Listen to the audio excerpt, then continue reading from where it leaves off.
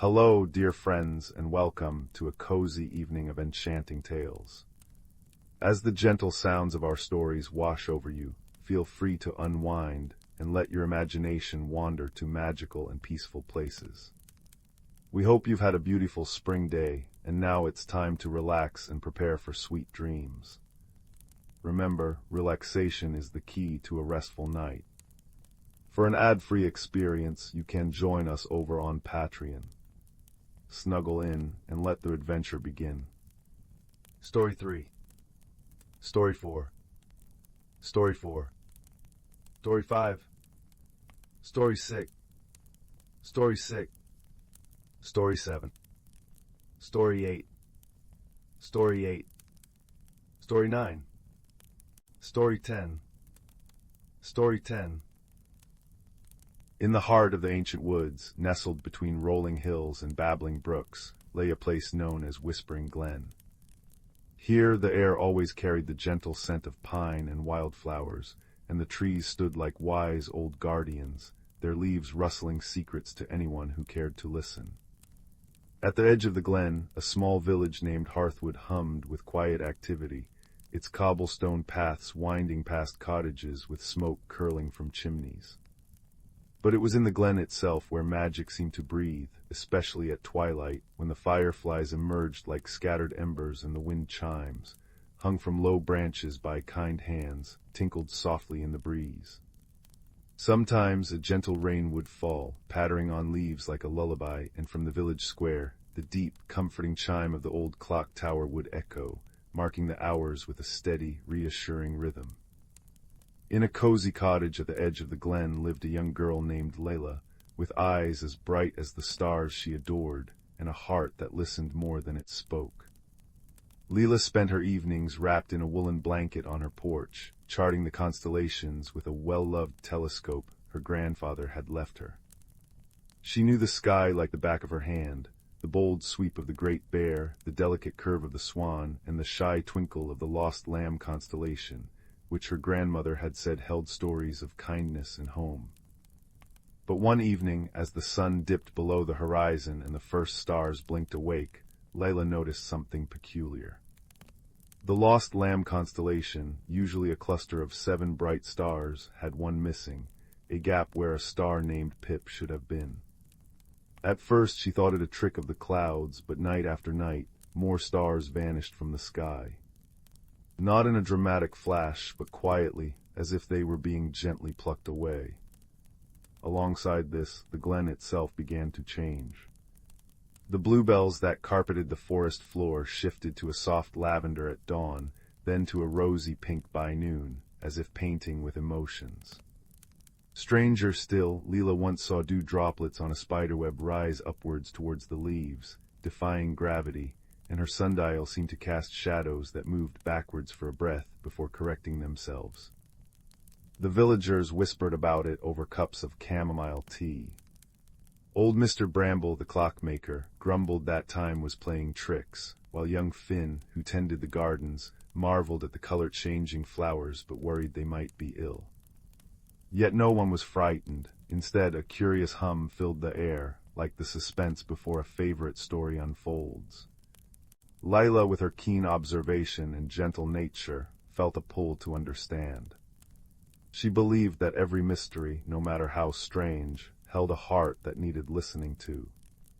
One rainy afternoon, as droplets tapped a gentle rhythm on the roof, Leela sat by the fireplace, tracing the patterns in an old book of nursery rhymes her grandmother had cherished. One rhyme, the Song of the Wandering Stars, caught her eye. When the lamb loses its way, and colors dance night into day, seek the map the sky has drawn, where time flows backwards to the dawn. Follow the path of empathy's light, to restore the stars and make things right. Leela's heart skipped a beat. This felt like a clue. She remembered her grandmother saying that the constellations were not just pictures, but maps of stories, guiding those who looked with kindness. The next morning, with the sun casting golden streaks through the mist, Layla decided to investigate.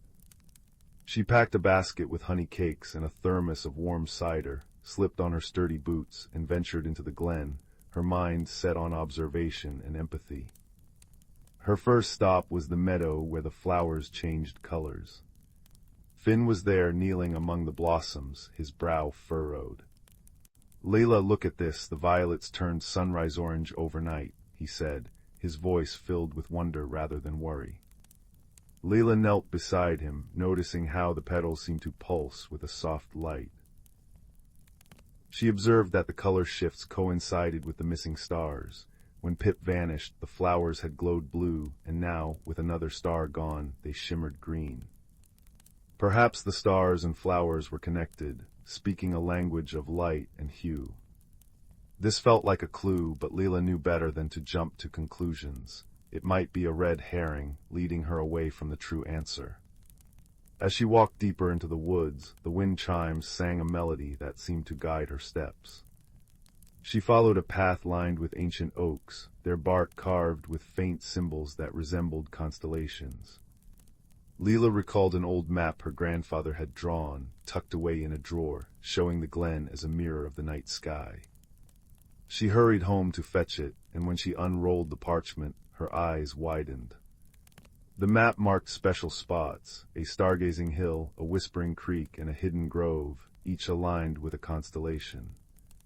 The lost lamb stars corresponded to places where kindness had been shown, like where villagers left food for woodland creatures. Layla decided to visit these spots, hoping to find answers. At the stargazing hill, she met an elderly woman named Maeve, who was feeding crumbs to the birds. Maeve spoke of a legend. Long ago, the stars would sometimes descend to earth to rest, taking the form of gentle lights, and if treated with empathy, they would share wisdom. But if ignored, they might fade. Leela wondered if the missing stars had come down, lost or tired. This seemed plausible, but Maeve also mentioned that mischievous forest sprites were known to play tricks, like making time wobble or colors shift. Could the sprites be behind it? Leela filed this away as a possible red herring, something to consider but not fear.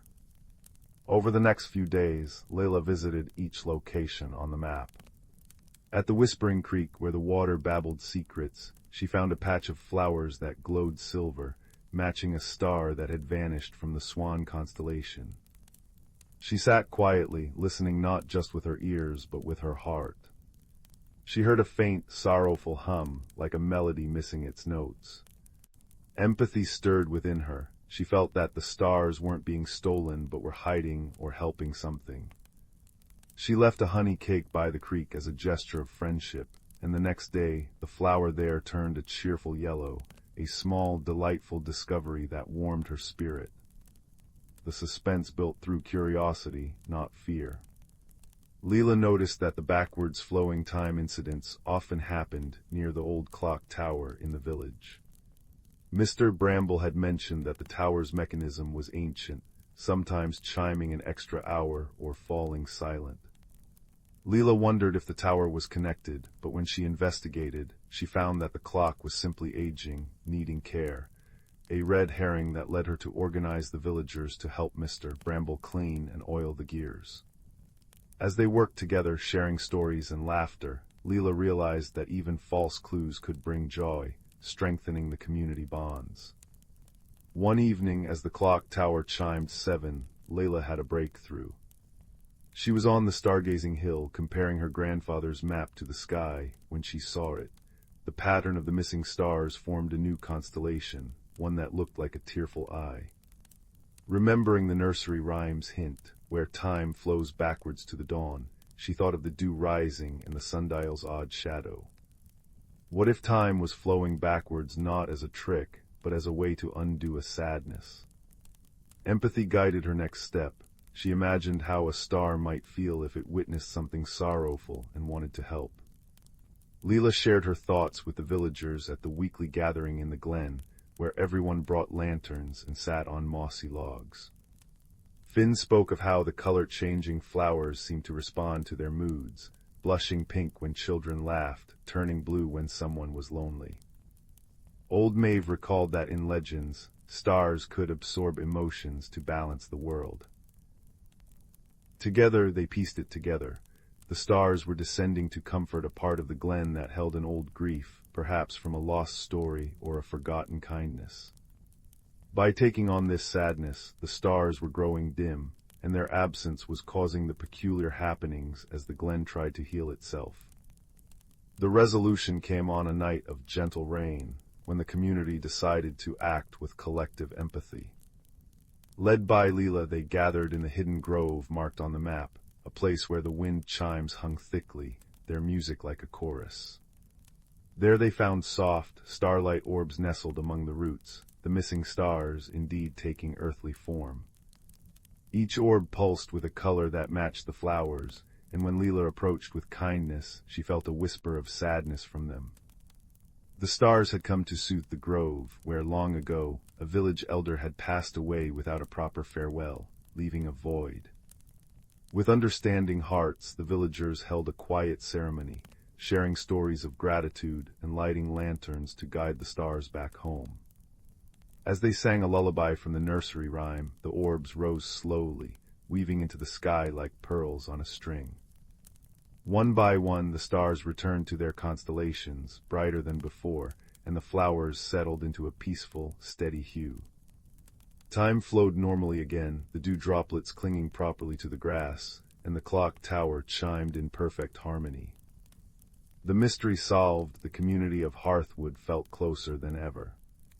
They decided to make the stargazing hill a regular meeting place, where they would share tales and watch the sky, reminding themselves that empathy could light even the darkest corners. Leela, curled on her porch once more, felt a deep comfort as the fireflies danced and the wind chimes sang their soft song.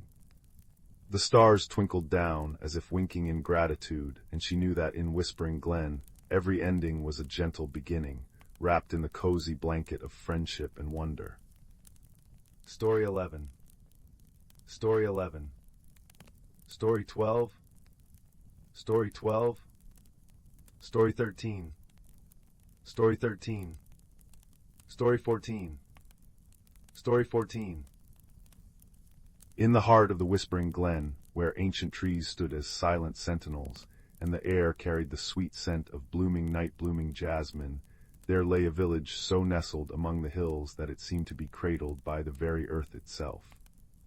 Here the days were painted with the gentle hues of sunlight filtering through leaves, and the nights were embroidered with a tapestry of stars so bright they felt close enough to touch. The villagers, a kind-hearted lot who tended to their gardens and shared stories by firelight, lived in harmony with the rhythms of nature. But lately a peculiar happening had begun to stir the glen with a whisper of mystery, one that tugged at the curiosity of all who dwelled there. It started on an evening when the sky was particularly clear, and the constellations hung like diamond dust scattered by a generous hand.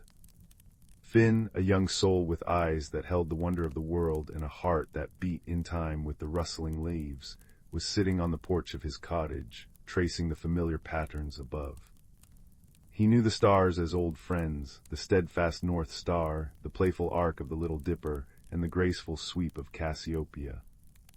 But that night, as the clock tower in the village square chimed 9 times with a deep, resonant tone that echoed through the glen, Finn noticed something amiss. A small, twinkling star from the constellation of Lyra, when he had always greeted with a smile, had vanished without a trace.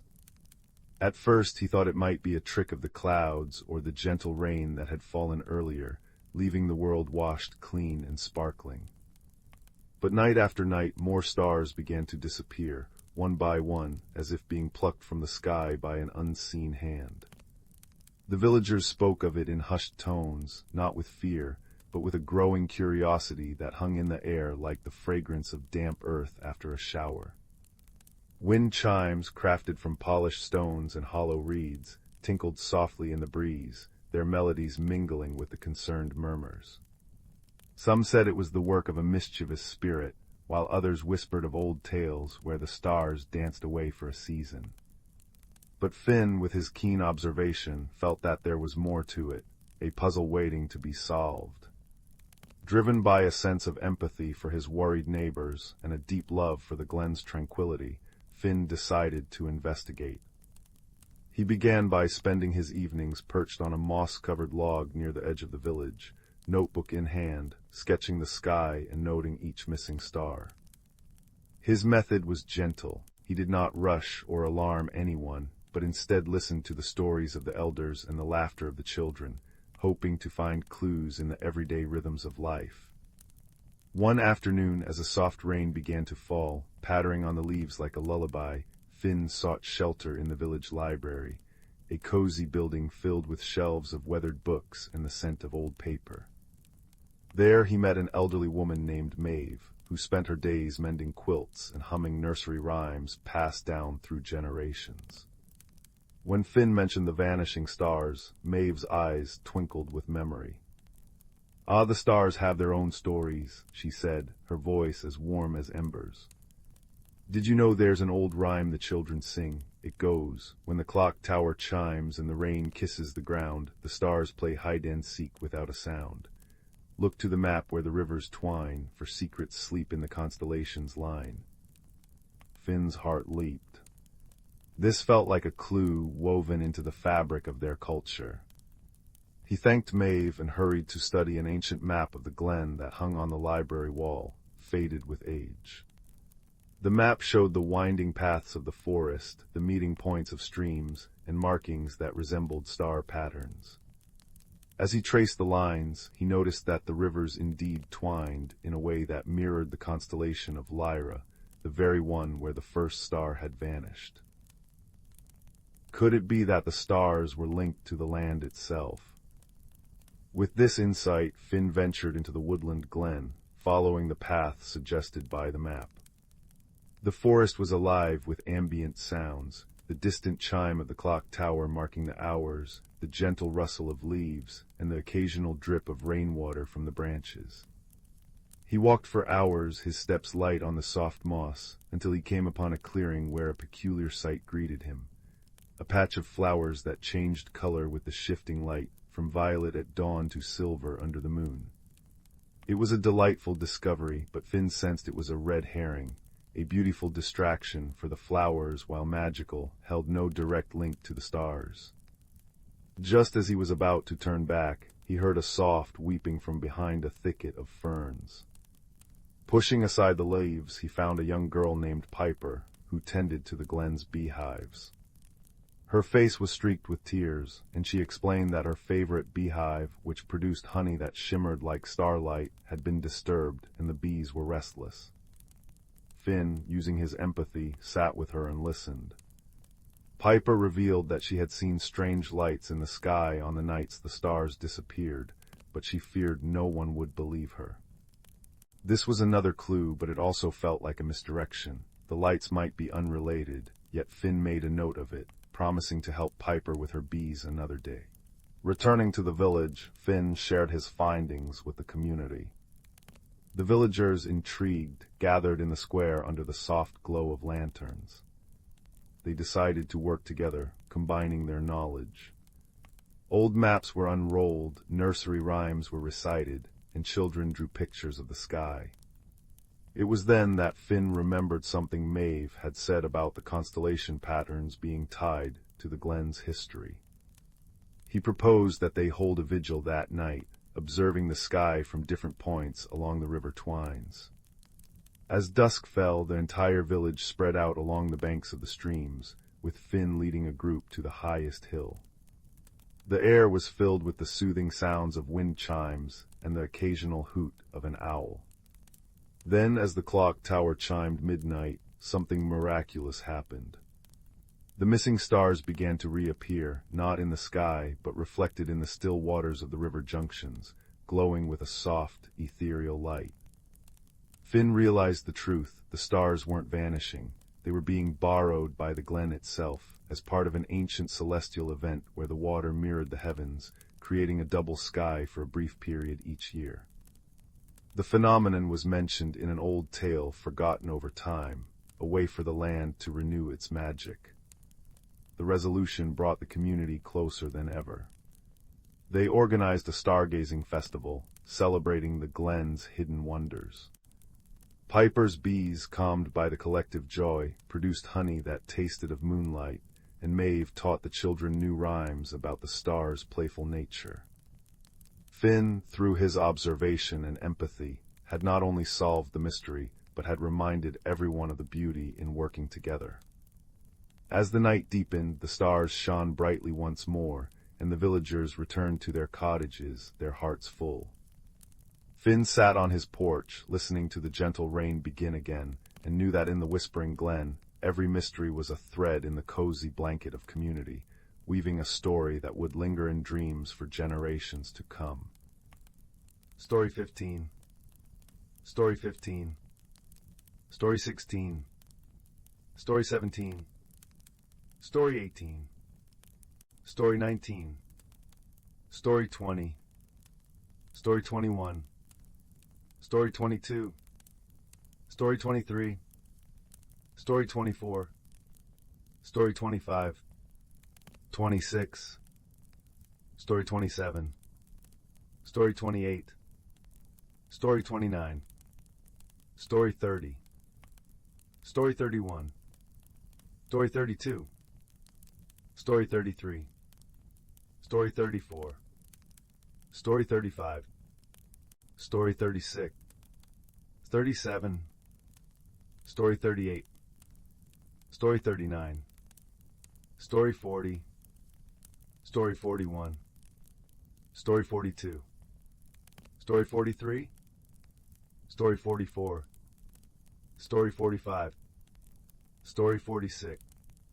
Story 47. Story 48. Story 49. Story 50. Story 51. Story 52. Story 53. Story 54. Story 55. Story 56. Story 50. Story 58. Story 59.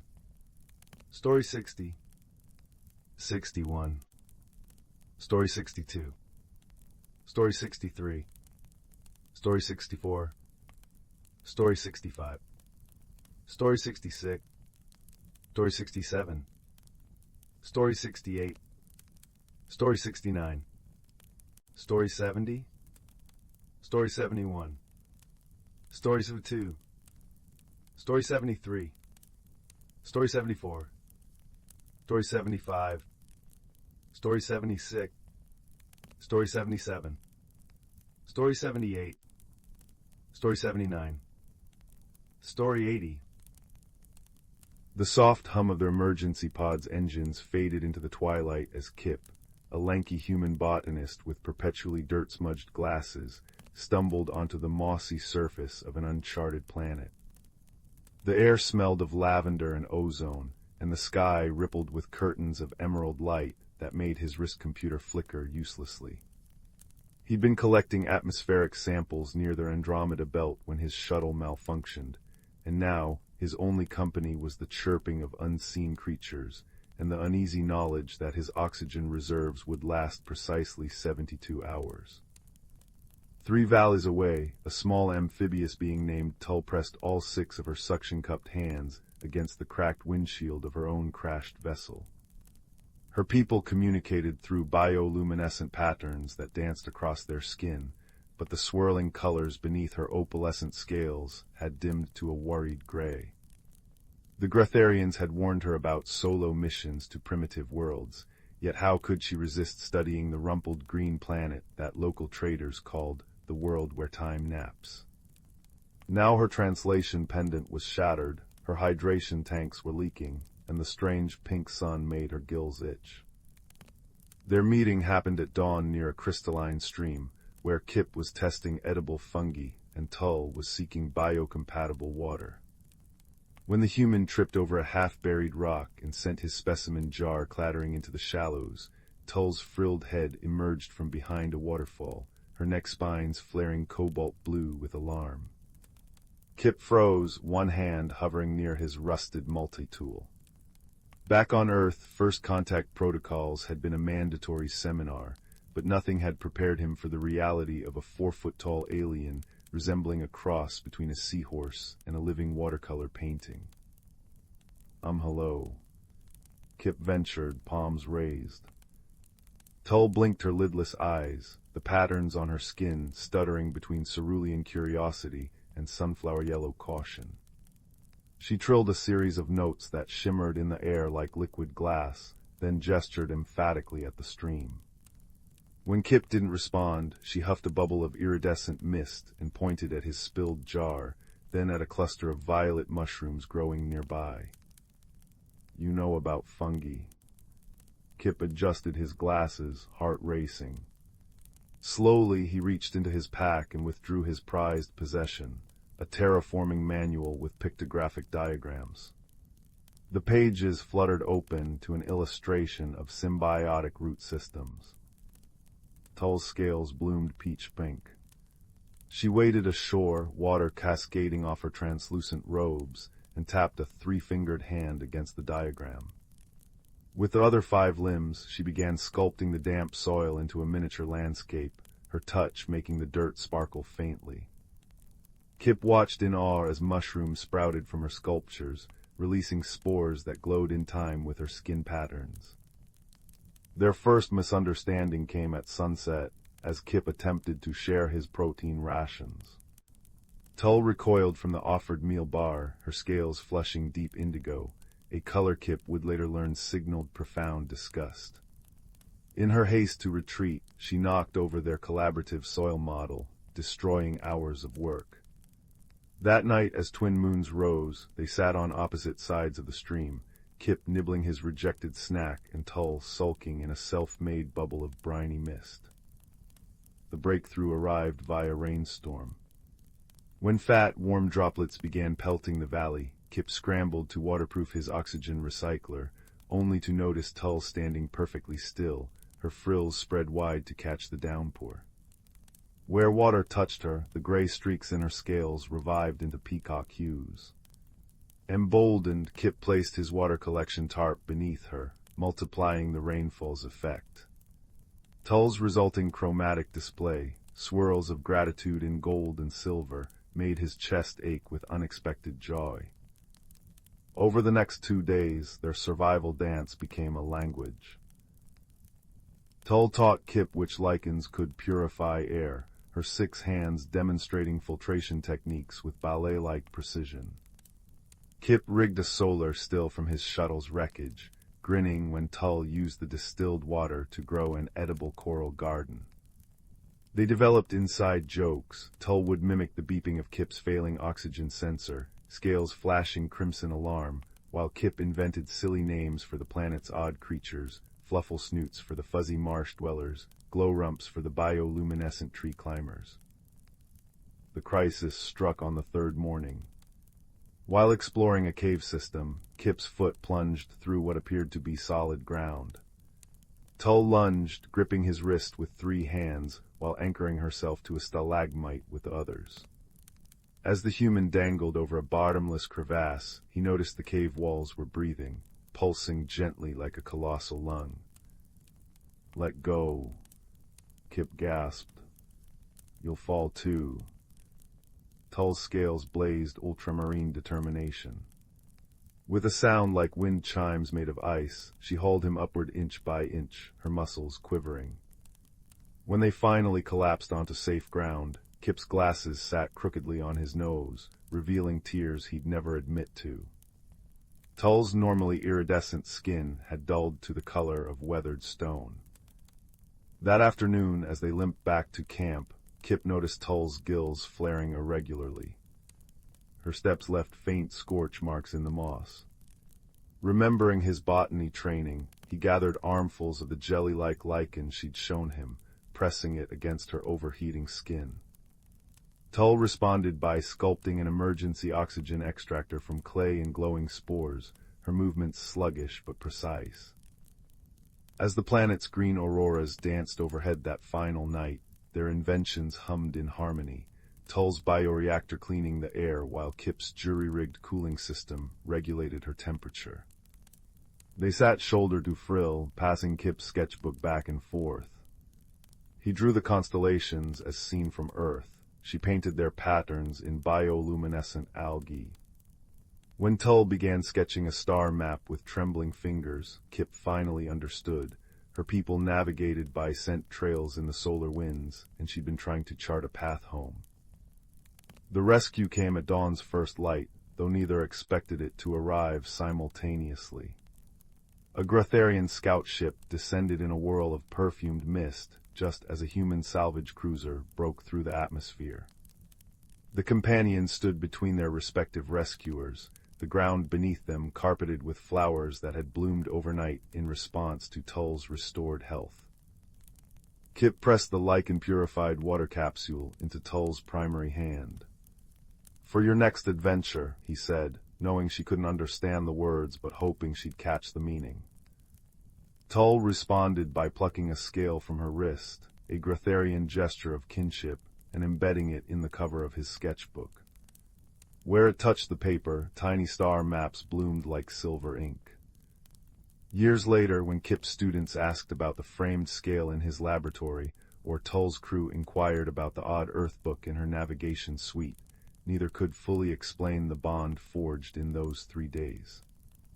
But every harvest moon, when Earth's atmosphere rippled with auroras and the Grotharian scent trails aligned, they'd meet on that repaired planet, now officially named Silentung's Bridge, to replenish the lichen gardens and add another page to their shared sketchbook beneath the naps of time.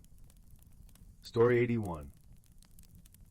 In a quiet corner of the spiral galaxy, where stardust gathered like frost on a window pane, there lived 2 beings from worlds so distant they should never have met. One was from the crystalline planet of Luminara, where inhabitants communicated through shifting hues that danced across their semi-transparent forms. The other hailed from the harmonic world of Melodia, where thoughts were expressed through gentle vibrations that hummed through the air like wind chimes. The Luminaran, whom we might call Glen, had found their small exploration vessel caught in the gravitational pull of a wandering asteroid field. Meanwhile, the Melodian, whom we might call Hum, had been drawn to the same sector by the peculiar musical resonance of the cosmic debris.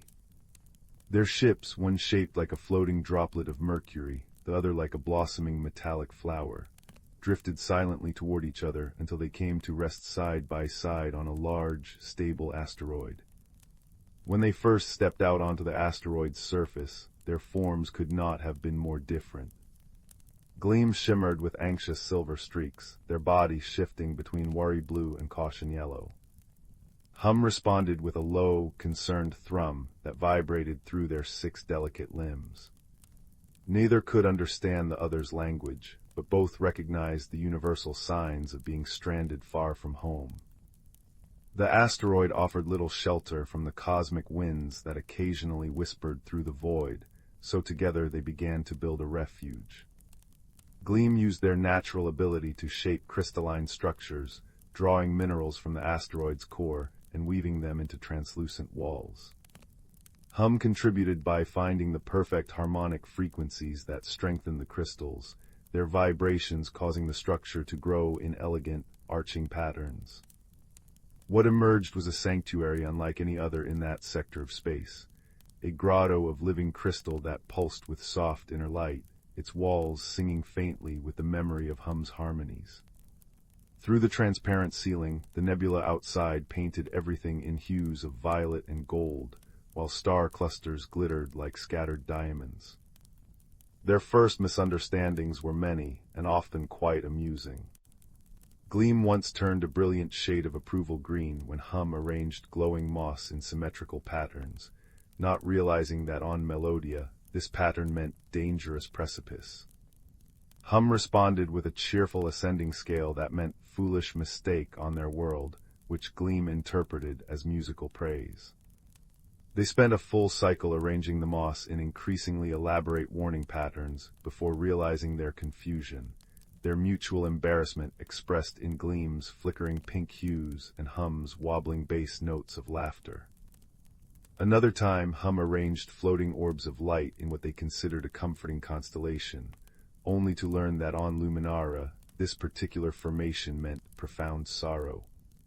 Gleam had spent hours trying to comfort their friend with sympathetic indigo patterns, wondering why Hum kept adding more orbs to the sad formation. Yet through these mishaps they learned.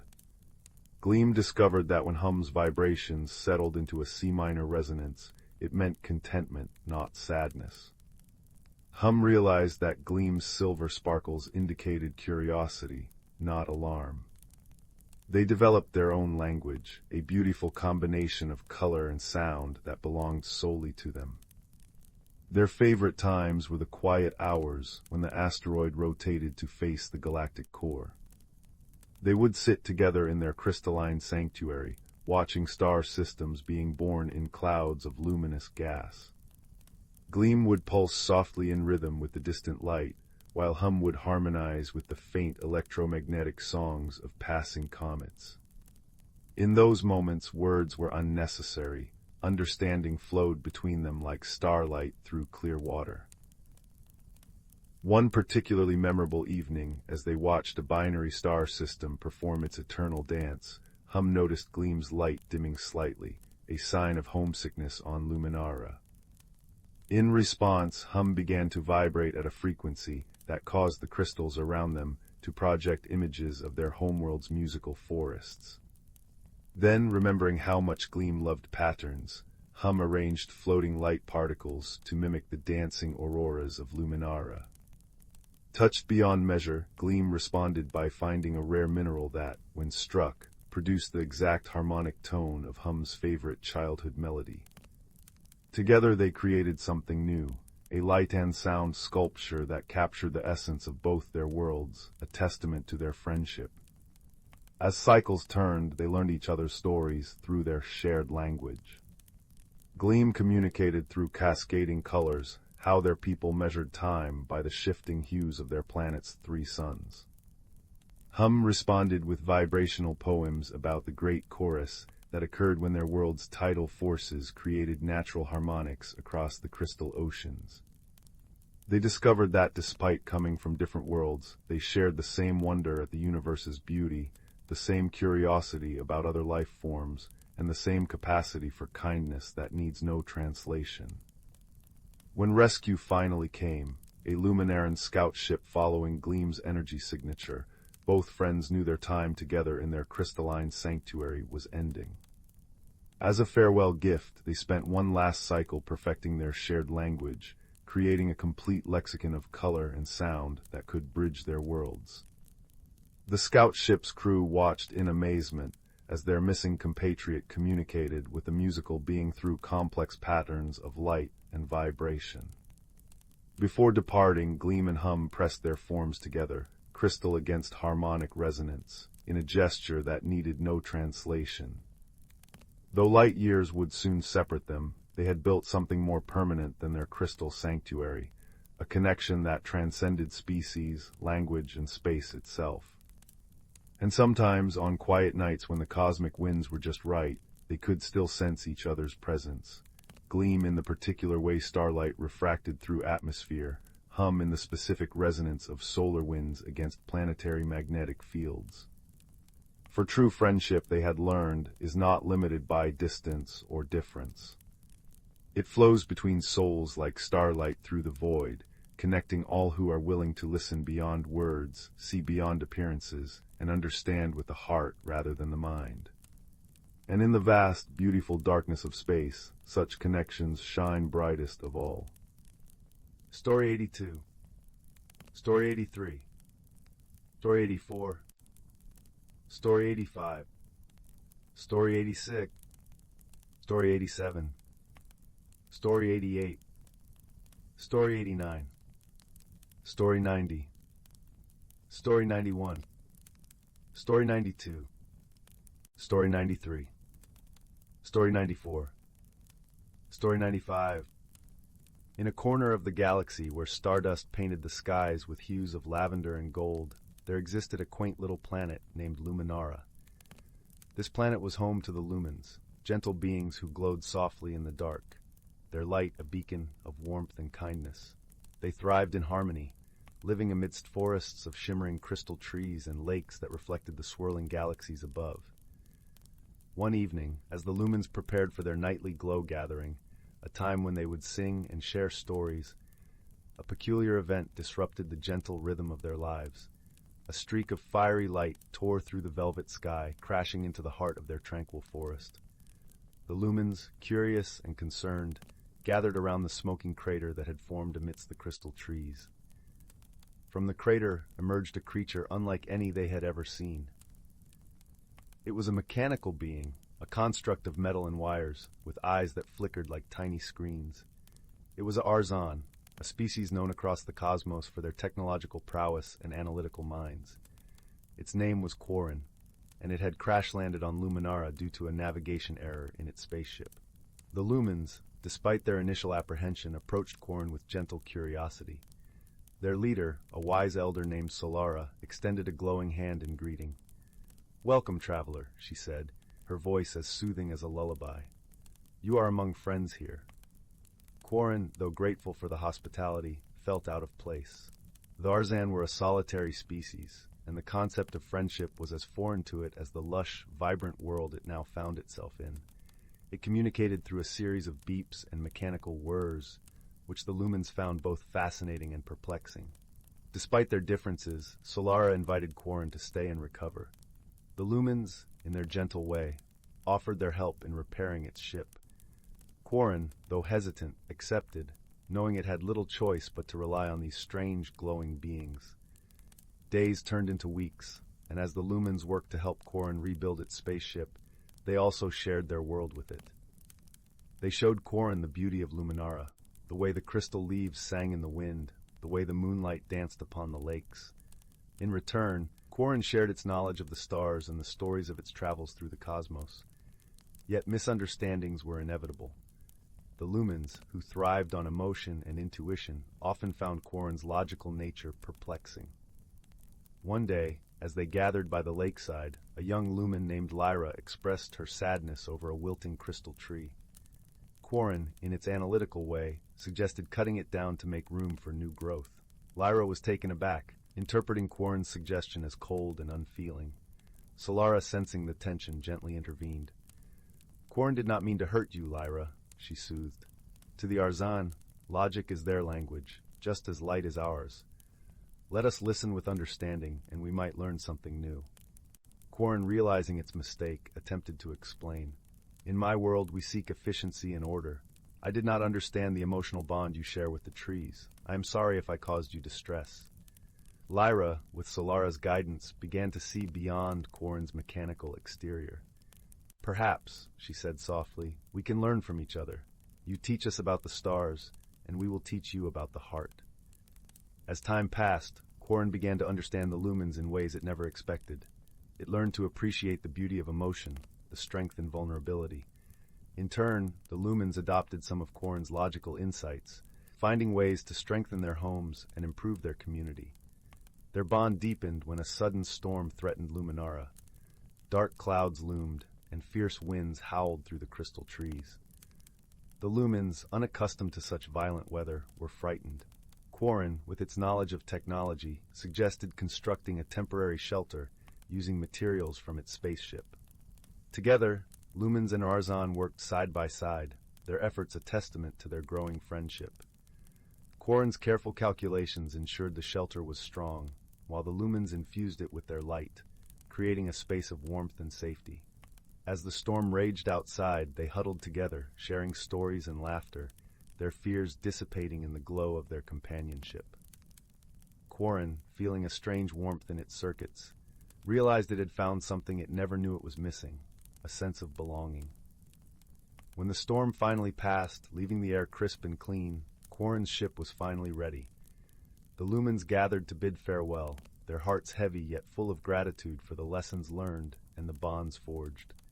Before departing, Quarren addressed the lumens, its voice filled with newfound emotion. "I came to your planet as a stranger, and I leave as a friend. You have taught me the beauty of connection, the power of understanding. For that, I am eternally grateful." Solara smiled, her light brighter than ever. "And you have shown us the stars, Quarren. May your journey be safe, and may you carry our light with you wherever you go."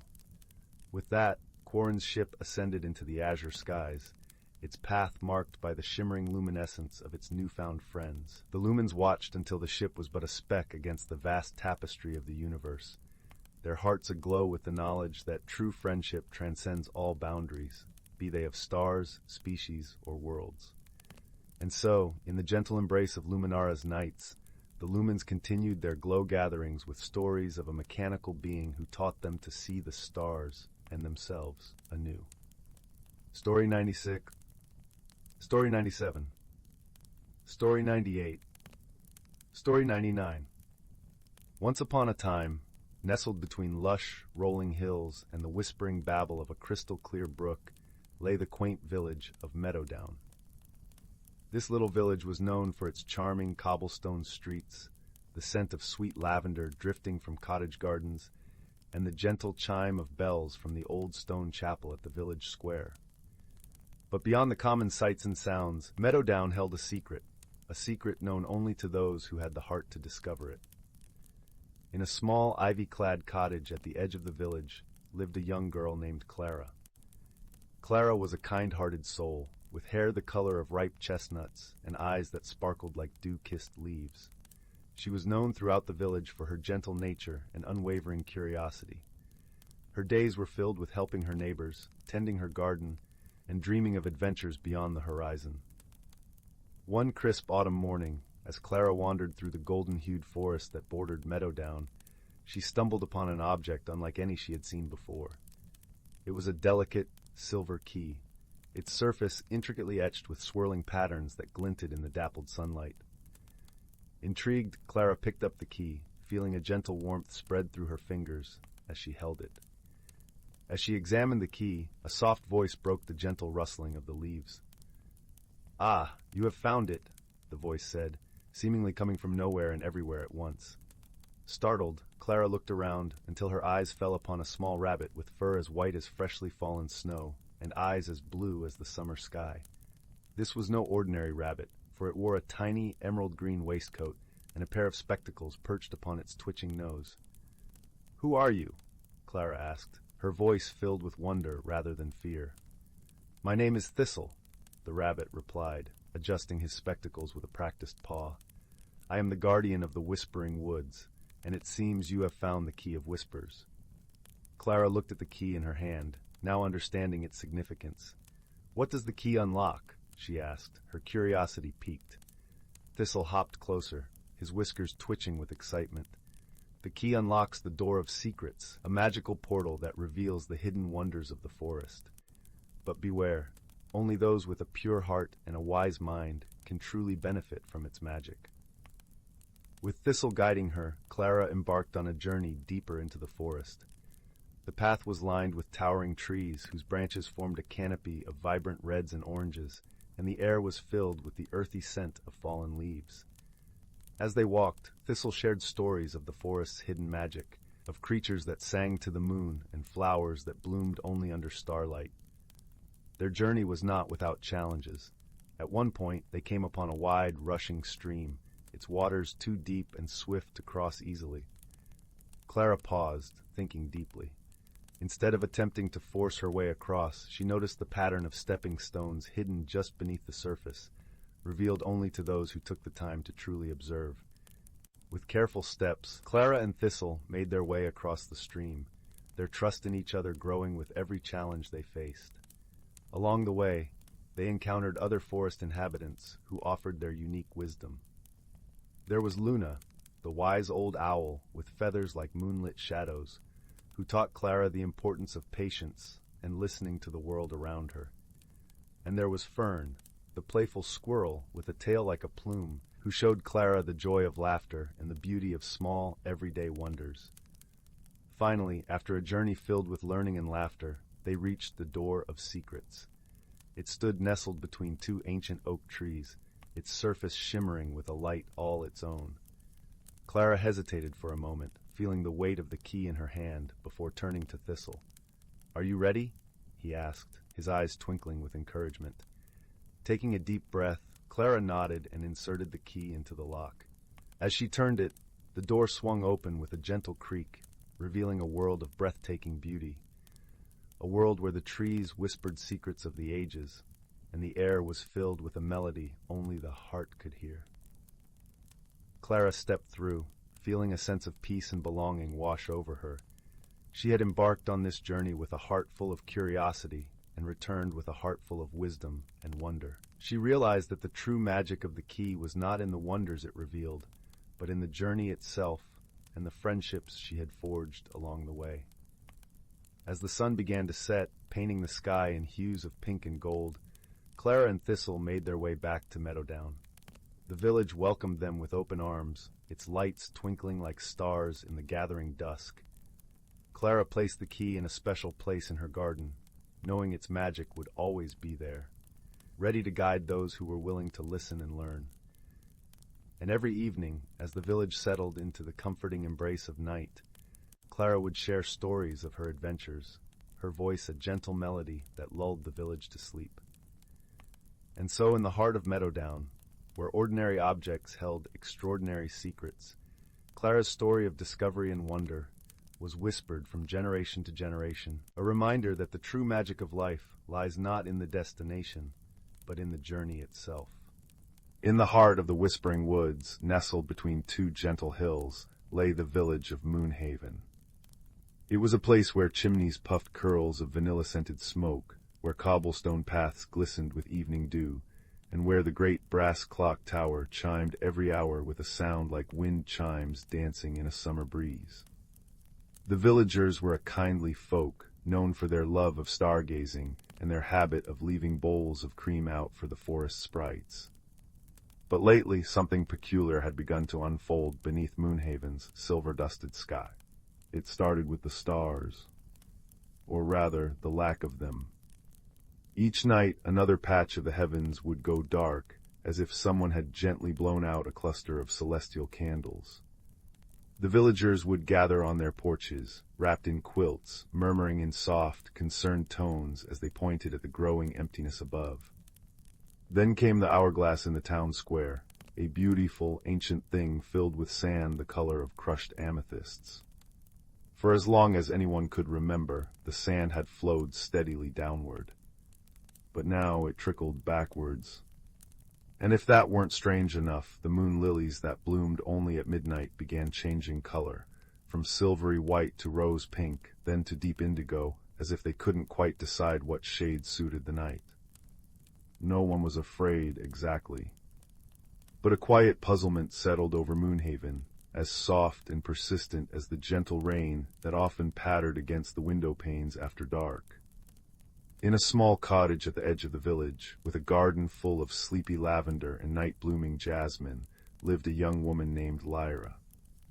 She was known for her kindness, her patience, and most of all, for how closely she noticed things. While others talked, Lyra listened. While others hurried, Lyra watched. She noticed the way the dew settled on a spider's web, the particular tune the wind played through the pine needles, and the secret language of the stars. One evening, as Lyra sat by her crackling fireplace, sipping chamomile tea, there came a soft knock at her door. It was old Finn, the keeper of the town archives, his spectacles perched on his nose and a worried frown creasing his brow. "Lyra, my dear," he said, stepping inside and shaking the rain from his cloak. "The stars, they're vanishing, and the hourglass, it's flowing the wrong way. The council is baffled. Some say it's a sign, others say it's magic gone weary. But I thought perhaps you might have noticed something the rest of us have missed." Lyra smiled gently and offered him a seat by the fire. "I've seen it, Finn, and I've been listening. There's a rhyme the children have been singing lately, a new one. It goes, when the clock tower chimes and the rain sings low, follow the path where the silver mushrooms grow. Find the key where the two rivers meet, to make the scattered stars complete." Finn adjusted his spectacles.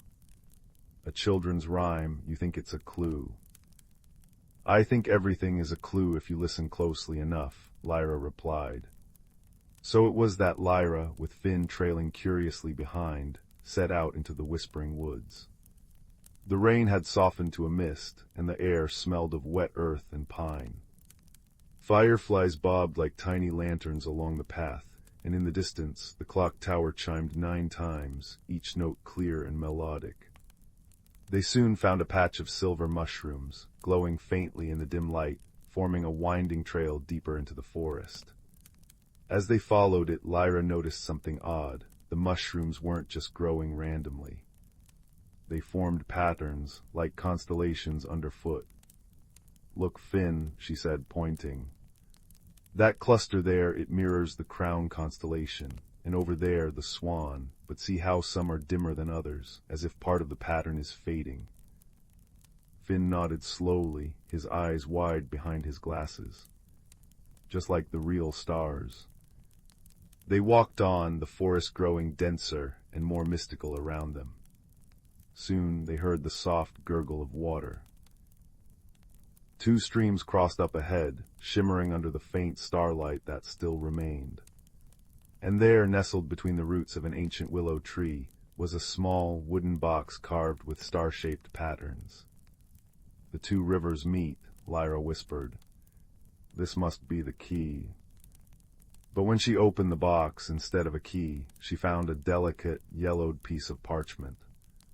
On it was drawn a map of the night sky, but with certain stars connected by lines that didn't match any known constellation. At the bottom, in elegant script, were the words, "Remember what you've forgotten." Finn scratched his head. A red herring or another piece of the puzzle. Lyra studied the map carefully. "I think it's both. Look, these lines don't show constellations. They show relationships, pathways, like the way we're all connected in Moonhaven." Just then, a soft rustling came from the bushes. Out stepped a flustered-looking badger wearing a tiny waistcoat and carrying a pocket watch. Oh dear," the badger muttered. "I'm late. I'm always late lately." Lyra knelt down. "Late for what, friend?" "For the star gathering," the badger exclaimed. "I'm Bernard, the keeper of celestial time, but ever since the hourglass started flowing backwards, my schedule has been all topsy-turvy. The stars wait for no one, you know." Bernard explained that once every century, the stars descended to drink from the mystical springs of Moonhaven, which kept them shining bright. But because the hourglass was broken, the stars didn't know when to appear, and Bernard didn't know when to guide them. "But why is the sand flowing backwards?" Lyra asked. Bernard sighed. "It's meant to measure not just time, but memory. The more the villagers forget the old stories, the tales that connect them to the stars and to each other, the more confused time becomes. The hourglass reflects that confusion." Lyra understood now. The vanishing stars, the backwards time, the color-changing flowers, all were signs that the community was losing touch with its shared stories, its history, its magic. She, Finn, and Bernard hurried back to the village, where the concerned murmurs had grown into a gentle hum of curiosity. Lyra climbed onto the base of the clock tower, the old map in hand. "Friends," she called out, her voice calm and clear. "The stars aren't disappearing, they're waiting for us to remember." She showed them the map, explaining that the lines between the stars represented the stories that bound them together, tales of kindness, cooperation, and wonder that had been passed down for generations, but had lately gone untold. One by one, the villagers began sharing stories. The baker remembered the tale of the first loaf ever baked in Moonhaven, which was said to have been blessed by a star. The woodcarver recounted how his grandfather learned his craft from a talking owl under a full moon. Children giggled as they shared whispered legends of friendly ghosts who helped find lost mittens. With each story told, a star above flickered back to life. Then little Alara, the youngest child in the village, tugged on Lyra's sleeve. "I know a rhyme, too," she said shyly. "My grandma taught me. When the clock strikes backwards and the stars hide away, gather the memories to brighten the day. Sing the old songs, tell the tales true, and the sky will remember its brilliant blue." As the villagers joined hands and sang the old songs under the slowly brightening sky, the hourglass in the square gave a soft shudder. The purple sand ceased its upward trickle and began flowing normally once more. The moon lilies settled into a tranquil, luminous silver. And high above the stars returned, not all at once, but one by one, each shining brighter than before, as if grateful to be remembered. Bernard the badger checked his pocket watch and beamed. "Right on time," he declared before scurrying off into the night. From that evening on, the people of Moonhaven made a new tradition. Every night they would gather, sometimes in the square, sometimes in cozy homes, and share stories. They laughed, they listened, and they remembered. And the stars, pleased by the revival of connection and wonder, shone down upon them with a gentle, constant light. As the clock tower chimed midnight, its wind chime melody softer now, Lyra stood on her porch, watching the restored heavens. The gentle rain began to fall again, a soothing patter on the rooftops and leaves. Somewhere in the distance, wind chimes tingled lightly. All was well in Moonhaven. The mystery was solved not by fear or haste, but by patience, empathy, and the simple, profound power of listening. And as the villagers drifted off to sleep that night, each knew that above them, the stars were winking down kindly, keeping watch over a community that had learned to treasure its light, both in the sky and in each other. In the quiet village of Starfall Hollow, nestled between whispering pines and a babbling brook, there lived a young stargazer named Finn. Every evening, as the clock tower chimed 7 times with its gentle bronze tones, Finn would climb to his rooftop observatory to chart the constellations. The village took great comfort in knowing their stars were being watched over, for the people of Starfall Hollow believed the stars above were woven into the very fabric of their dreams. But one autumn evening, as the first crisp winds began to play with the wind chimes hanging from every porch, Finn noticed something peculiar. The constellation called the Silver Swan, which normally shone with 7 bright stars, appeared to have only 6. At first he thought it might be a wisp of cloud obscuring his view, but as the nights passed, more stars began to vanish from the sky, always one from each constellation, leaving patterns incomplete like unfinished poems. The villagers began whispering about the missing stars as they gathered around their hearths.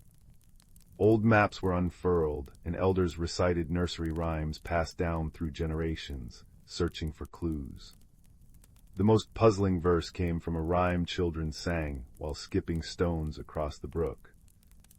When silver swans lose feathers bright, and dancing bears missteps at night, seek where time flows both back and forth, to find what's lost and prove its worth.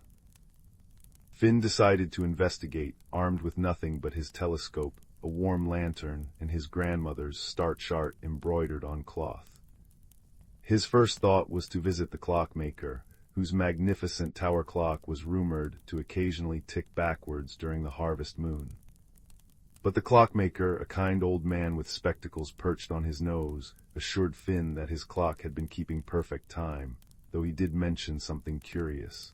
The wind chimes outside his workshop had been playing melodies backwards all week.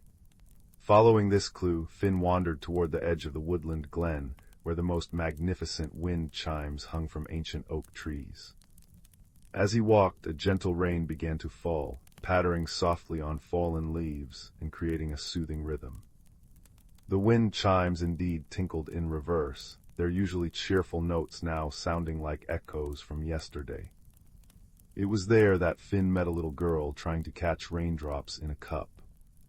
She explained that the flowers around her cottage had been changing colors, blue petals turning green, red blossoms shifting to violet, and that her favorite yellow daisies now glowed silver at night.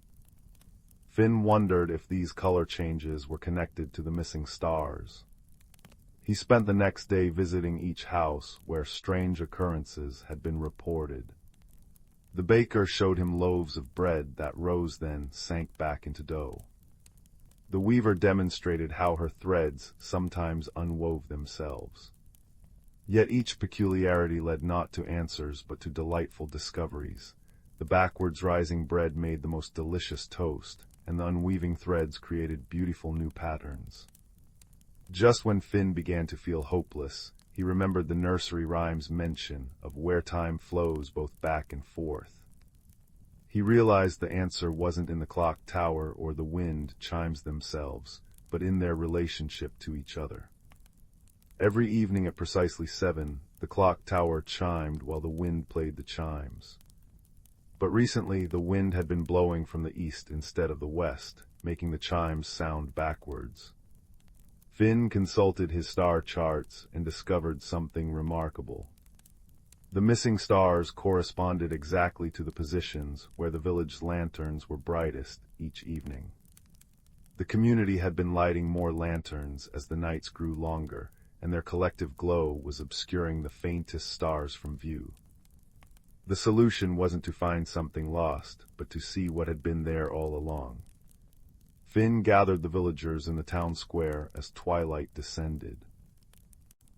He explained that the stars hadn't vanished, they were merely waiting patiently behind the veil of their own light.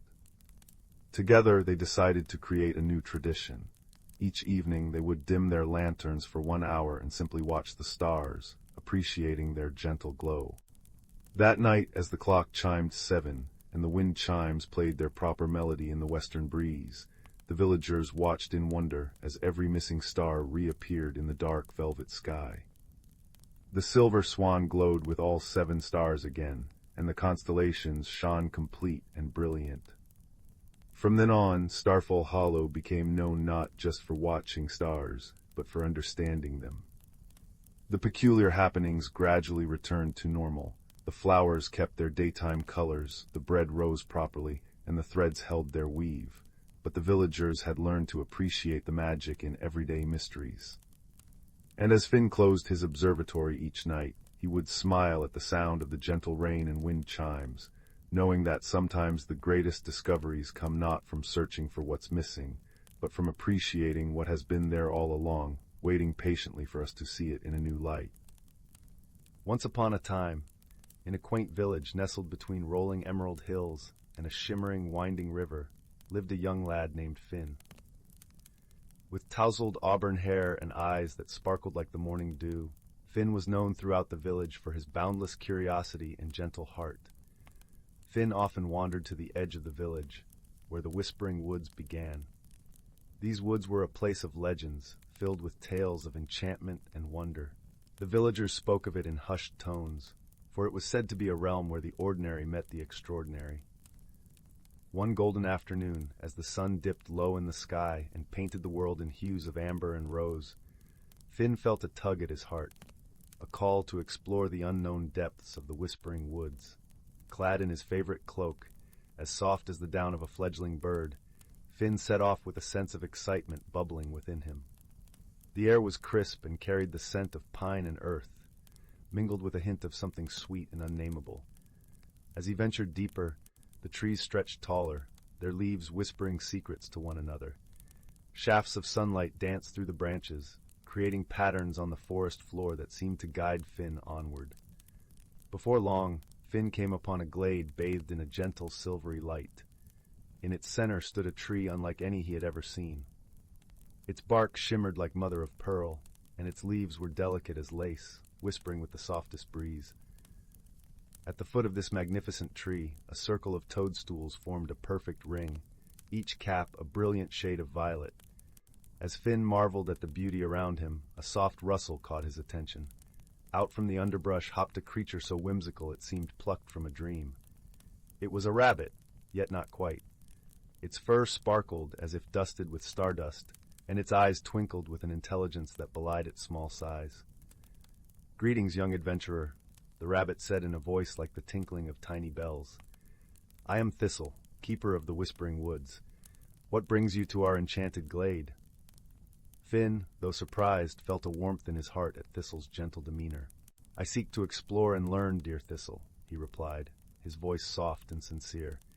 "I wish to understand the wonders of this place." Thistle nodded, his whiskers twitching with delight. "Then you shall," he said, "but remember, true exploration requires courage and a willingness to see with more than just the eyes." With that, Thistle bounded away, leaving a trail of twinkling lights in his wake. Finn followed, his heart beating with a mix of anticipation and joy. The path wound through the woods, leading Finn to a series of gentle challenges. First, he encountered a brook, where stepping stones gleamed like polished gems. As he crossed, each stone played a note, creating a melody that filled the air with a tranquility that soothed his soul. Next, a clearing opened up before him, where flowers of every hue swayed in a harmonious dance. Finn paused, admiring their beauty, when a breeze carried their soft voices to him. "To find your path, you must listen to the whispers of your heart," they chimed, their petals brushing against him like a comforting embrace.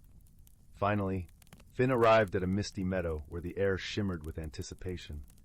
There he met an elder turtle named Sage, whose shell was etched with stories of time long past. "Ah, young Finn," Sage greeted, his voice deep and resonant as a distant drum. "You have journeyed far and learned much. But tell me, what is it you seek most?" Finn pondered Sage's question, feeling the warmth of the sun and the coolness of the grass. "I seek to understand the courage within me," he answered, realization dawning in his eyes like the first light of dawn. Sage nodded, a wise smile gracing his features. "Then know this, dear child," he said. "Courage is not the absence of fear, but the strength to face the unknown with an open heart." With those words, the meadow began to glow softly, as if the very earth was smiling upon Finn. He felt a sense of peace and fulfillment, knowing that his journey had revealed the courage that had always resided within him. As the sun dipped below the horizon, painting the sky with stars, Finn made his way back home, his heart a tapestry of wonder and newfound wisdom. The whispering woods had shared their magic with him, and he carried it in his heart, a gentle reminder of the beauty found in exploration and the courage to embrace the unknown. And so, under the watchful gaze of the moon, Finn drifted into a slumber as deep and serene as the night itself, dreaming of adventures yet to come and the friendships formed along the way. In the velvet-hued valley, where twilight lingered a little longer than anywhere else, there nestled a village called Willowbrook. Its cobblestone streets curved like a contented cat's tail, lined with cottages whose thatched roofs wore caps of moss, and gardens where sunflowers turned their faces to greet passers-by. Yet that autumn an oddness settled over the village, soft as cobweb, persistent as the tick of a clock. Teapots brewed chamomile without fire, quilts rearranged themselves into peculiar patterns overnight, and the village's single clock tower began chiming 13 times at midnight. "It's the work of the willow wind," declared old Mrs. Nettle, stirring her lavender honey tea with a cinnamon stick. "The same breeze that carries dandelion wishes, it's gotten curious about our doings." But 12-year-old Finn, whose freckles seemed to multiply when he was puzzled, noticed something the adults hadn't: tiny silver footprints, no larger than buttonholes, glimmering on windowsills. His best friend Mira, whose braids were forever coming undone, found strands of thread-thin moonlight caught in the branches of the ancient oak near the square. Together, they resolved to unravel the mystery. Their first clue came from the reclusive clockmaker, Mr. Thimble, who lived in a crooked tower at the village edge. His workshop smelled of oiled gears and gingerbread, and his spectacles magnified his eyes to owl-like proportions. 13 chimes, you say? He adjusted a pocket watch that ticked backward. "Time isn't broken, it's being borrowed. Look for what's between the ticks." Guided by Mr. Thimble's riddle, Finn and Mira spent moonlit hours tracing the silvery footprints. They led to the whispering woods, where trees hummed lullabies and fireflies pulsed in code. There, beneath a toadstool umbrella, they found a creature no taller than a teacup, a sprite with moth-wing ears and a cloak woven from starlight. She'd been quietly borrowing village items to fix a problem of her own. Her colony's moonstone, source of their magic, had cracked, scattering shards across Willowbrook. The teapots brewed alone to soothe the anxious earth. The quilt's patterns were maps to lost shards. The extra chime was a plea for help. But why not just ask? Mira whispered, offering the sprite a thimbleful of blackberry syrup. The sprite, whose name was Lumina, fluttered her wings in shame. "Moonstone cracks bring silence to our kind. We forgot how to speak your words," Finn, recalling Mr. Thimble's advice about between the ticks, realized the solution. They must listen not with ears, but with patience. For 3 days, the children and villagers followed the strange occurrences like breadcrumbs. A quilt's embroidered rabbit led to a moonstone shard buried in the carrot patch. A spontaneously knitted scarf pointed to a fragment lodged in a magpie's nest. As each shard returned to Lumina, her voice grew clearer, and the odd happenings gently ceased, except the clock tower, which now chimed 14 times, adding a note that sounded like laughter. On the final night, the village gathered under the clock tower as Lumina's colony emerged from the woods, riding on hedgehogs and crickets. With the restored moonstone, they spun a new kind of magic, a bridge of glowing cobweb between their world and Willowbrook. Now sprites help find lost mittens in exchange for sugar dust. The clock tower tells jokes at noon, and every 13th cookie baked vanishes, only to reappear as crumbs spelling thank you. Years later, when Mira's little brother worries about strange rustlings in the attic, she smiles. "Listen closely," she says, tucking him under a quilt stitched with constellations. "Sometimes mysteries are just friends waiting to be found." And as the clock chimes 14, they both swear they hear a tiny, sugar-sweet giggle riding the willow wind. The rain whispered against the window panes of Mr. Thistledown's clock shop, a soft, rhythmic patter that seemed to keep time with the gentle tick-tock of 100 clocks. Inside, the air smelled of warm wood oil, cinnamon tea, and the faintest trace of ozone that always lingered near the oldest timepieces. Young Leo, with his perpetually messy brown hair and eyes wide with curiosity, was polishing the brass face of a grandfather clock, his reflection warped and wobbly in its gleaming surface. He loved the shop, loved the comforting symphony of ticks and chimes, loved the way Mr. Thistledown's wrinkled hands moved with such certainty among the gears and springs. "Careful with that one, Leo," Mr. Thistledown murmured, his voice like rustling parchment. He was hunched over a delicate porcelain mantel clock, his magnifying glass perched precariously on his nose. "She's older than the cobblestones out front, sensitive soul." Leo nodded, buffing the brass with extra gentleness. His hand brushed against a small, dusty drawer tucked beneath the clock's pendulum case, a drawer he'd never noticed before. Intrigued, he eased it open. Inside, nestled on faded blue velvet, lay a pocket watch. It wasn't grand or jewel-encrusted. Its silver case was tarnished, its glass face scratched, and the chain was a simple, thin braid of metal. It looked utterly ordinary, forgotten. Curiosity prickling his fingertips, Leo picked it up. It felt cool and surprisingly heavy. He traced the worn etching on the back, a simple spiral like a coiled fern frond. As his finger touched the spiral, a faint warmth pulsed through the metal. Then, quite distinctly, he heard it. Not with his ears, but inside his mind. A soft, rhythmic thrum-thrum-thrum like a tiny heartbeat, and a feeling of deep, aching loneliness. Leo gasped, nearly dropping the watch. He looked quickly at Mr. Thistledown, but the old man was absorbed in his work. Holding the watch carefully in both hands, Leo focused. The thrum-thrum was steady, but the loneliness was a cold, gray fog swirling around it. He closed his eyes, picturing the warm shop, the smell of cinnamon, the comforting ticking. Slowly, tentatively, he pushed that feeling towards the watch. The cold gray fog seemed to shimmer, then thin just a little. The thrum-thrum felt a fraction stronger, a tiny bit warmer. Leo's eyes flew open. This wasn't just an old watch. It felt things. "Mr. Thistledown," Leo asked, his voice barely above a whisper.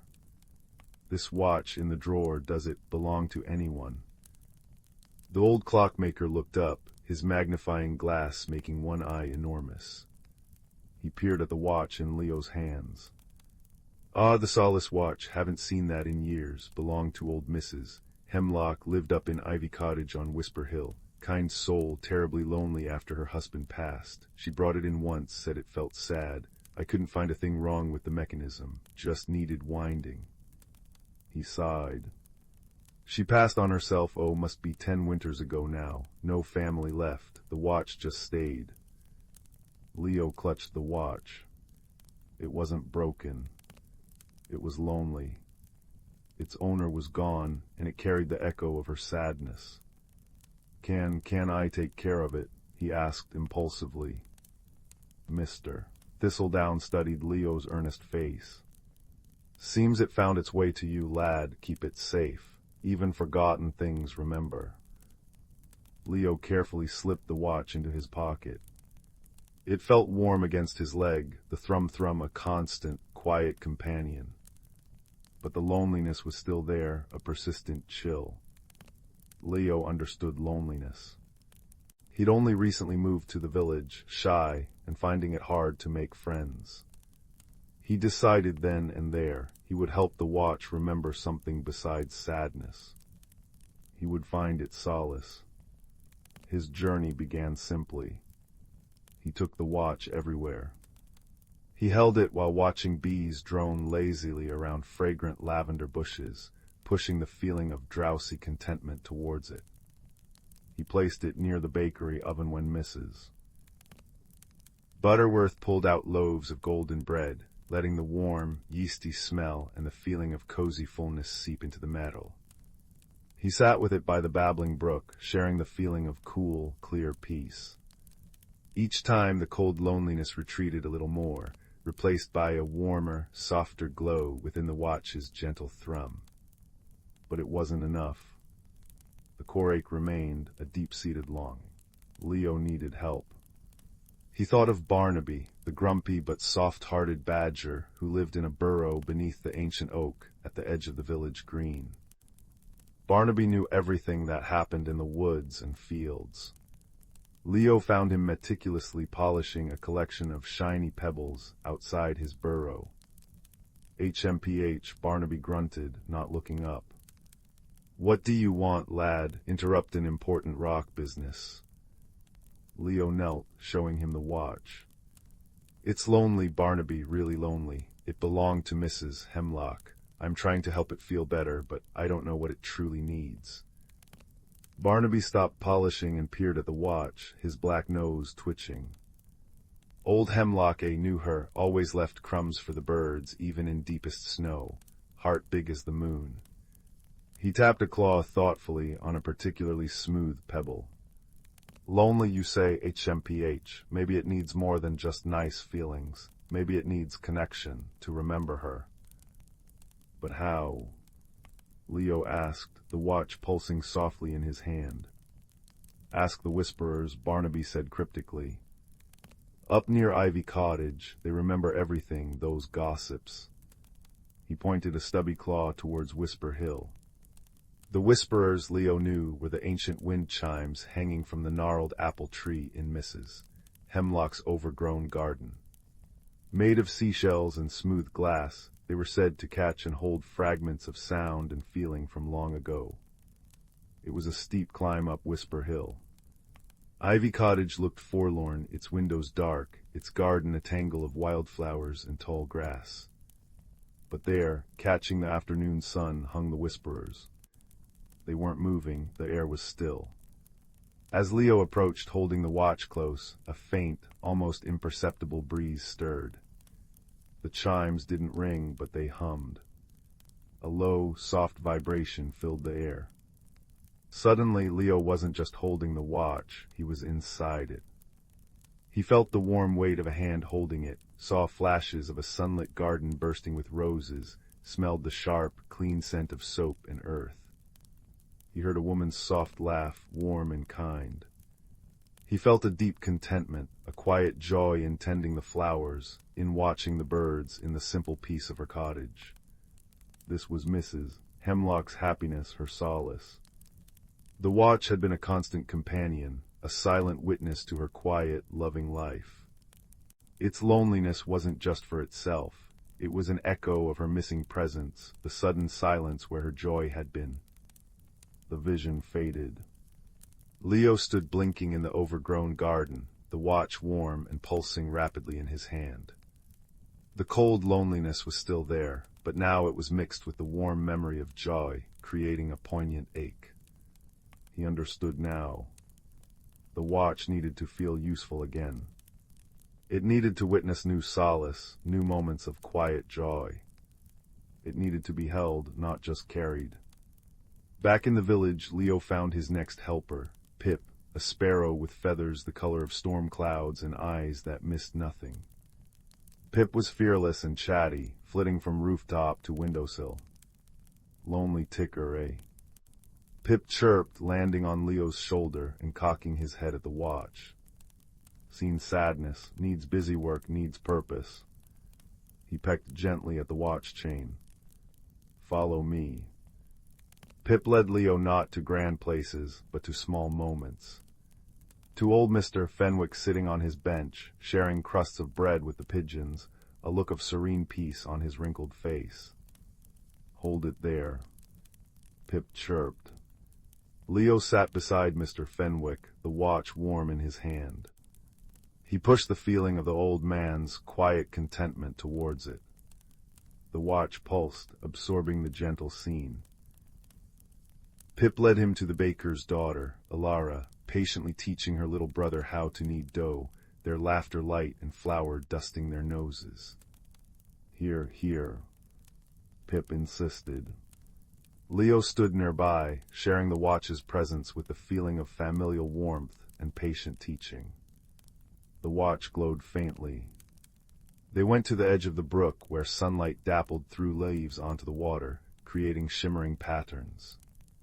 Just quiet, Pip whispered, unusually subdued. Leo sat, the watch resting on his knee, both of them soaking in the pure, peaceful beauty.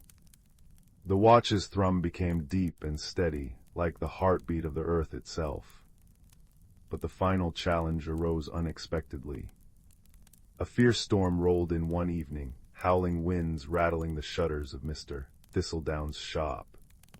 Leo was helping secure the windows when a frantic knocking came at the door. It was young Timothy, Mrs. Butterworth's son, tears streaking his face. It's Whiskers, he sobbed. My kitten, the wind blew the shed door open and she ran out. She's so scared of storms, I can't find her anywhere. Whiskers was tiny, a scrap of gray fluff easily lost and terrified. Searching in the howling dark and lashing rain seemed impossible. Fear clutched at Leo's heart. Then he felt the watch in his pocket. It wasn't pulsing its usual thrum-thrum. It felt focused, intent. And it was pulling him, a gentle, insistent tug towards the back door. Trusting the feeling, Leo grabbed a lantern. Come on, Timothy, I think I know where to look. He dashed into the storm, the watch a warm beacon against the cold rain. It pulled him not towards the open fields, but along the stone wall bordering the village green, towards a dense thicket of hawthorn bushes. The wind screamed, the rain stung, and the lantern light flickered wildly. Whiskers. Timothy cried, his voice thin against the gale. Leo held the watch tightly. He didn't try to push feelings at it. Instead, he asked it, silently, desperately, where is she? Help us find her. The watch grew warm, almost hot. Then a clear image flashed in Leo's mind, not a location, but a feeling. A tiny knot of pure, icy terror huddled deep within the thicket, behind the gnarled roots of the oldest hawthorn. It was so vivid, so precise. She's here. Leo shouted over the wind, pointing towards the roots. Timothy scrambled forward, pushing aside wet branches.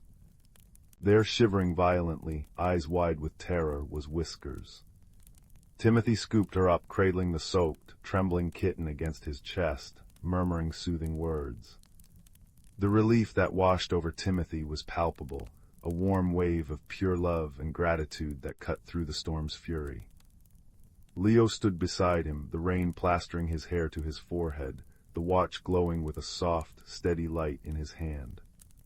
He let it feel Timothy's overwhelming relief and love for his found kitten. The watch didn't just absorb it, it seemed to resonate with it, its own lingering loneliness finally dissolving completely in the face of this powerful, selfless love and relief. The cold ache vanished, replaced by a deep, golden warmth that spread from the watch up Leo's arm, filling him with an incredible sense of peace and rightness. Back in the warm, dry shop, with Whiskers purring contentedly wrapped in a towel on Timothy's lap, Leo took out the watch. It gleamed softly in the firelight, the scratches on its glass face seeming less deep, the silver brighter. Its thrum-thrum was strong, steady, and radiated a gentle, comforting warmth, not just happiness, but deep contentment and purpose. It had witnessed fear, but also courage, love, and profound relief. It had been useful again. It had found solace not just in comfort, but in connection and the overcoming of adversity through kindness and care. Leo placed the solace watch on the mantelpiece above Mr. Thistledown's crackling fireplace. It didn't need to be carried anymore. Its journey was complete. Now its gentle thrum-thrum joined the symphony of the shop's clocks, a soft counterpoint that seemed to deepen the sense of peace.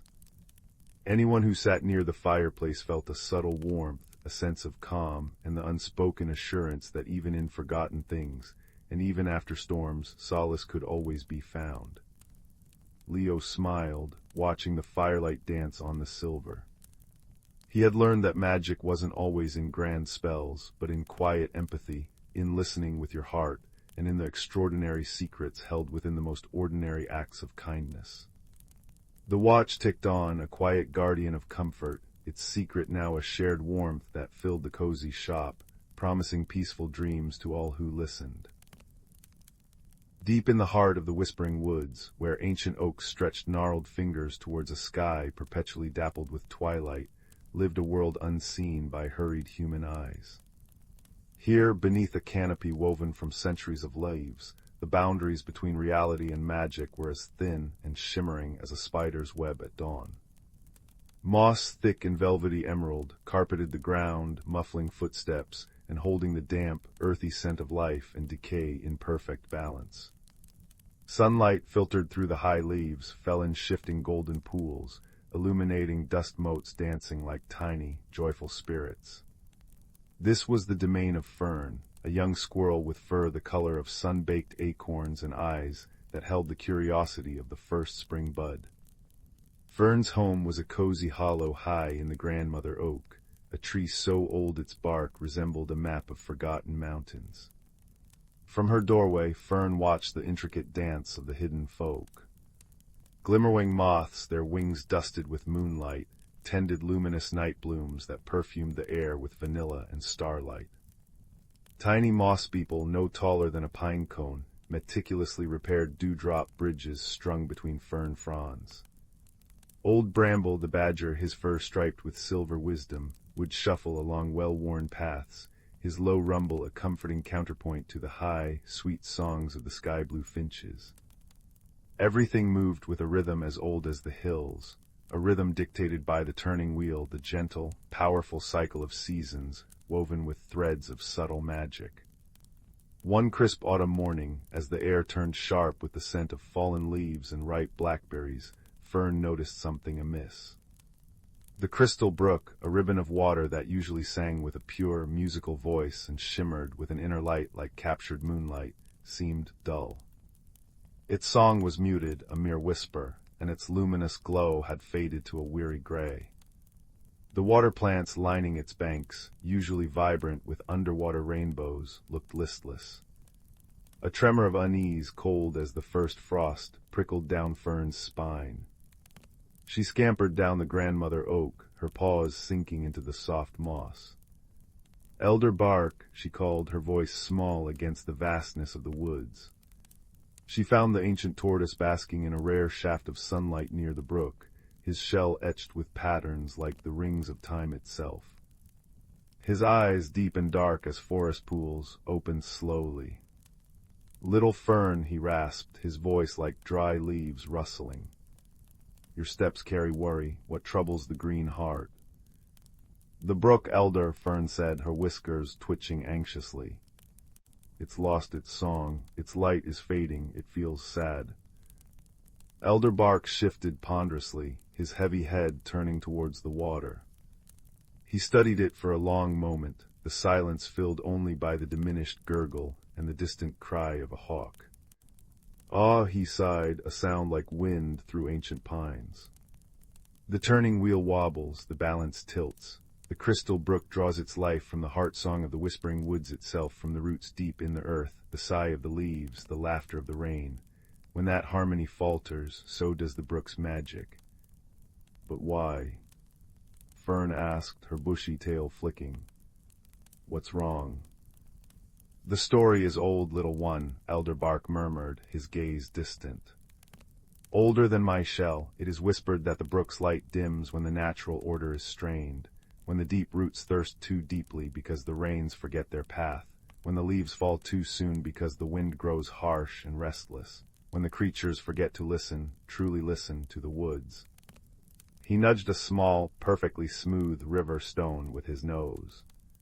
See this? Once stones like these glowed softly in the brook, guiding the night fish. Now they sleep. Fern felt a profound sense of responsibility settle upon her small shoulders. The magic wasn't just a pretty shimmer, it was the lifeblood of her home. What can we do, Elder? How do we mend the wheel? The old tortoise blinked slowly. The answer lies not in grand gestures, but in understanding the whispers. Seek the keeper of the veil. She watches the threads where weather and seasons meet magic. The keeper of the veil was Willow, a creature rarely sane but deeply felt. She was said to dwell where the mist clung longest, near the singing stones, ancient, moss-covered monoliths that hummed when the wind swept through them just right. Fern set off, her heart pounding like a woodpecker's drum. The journey took her deeper into the woods than she'd ever ventured.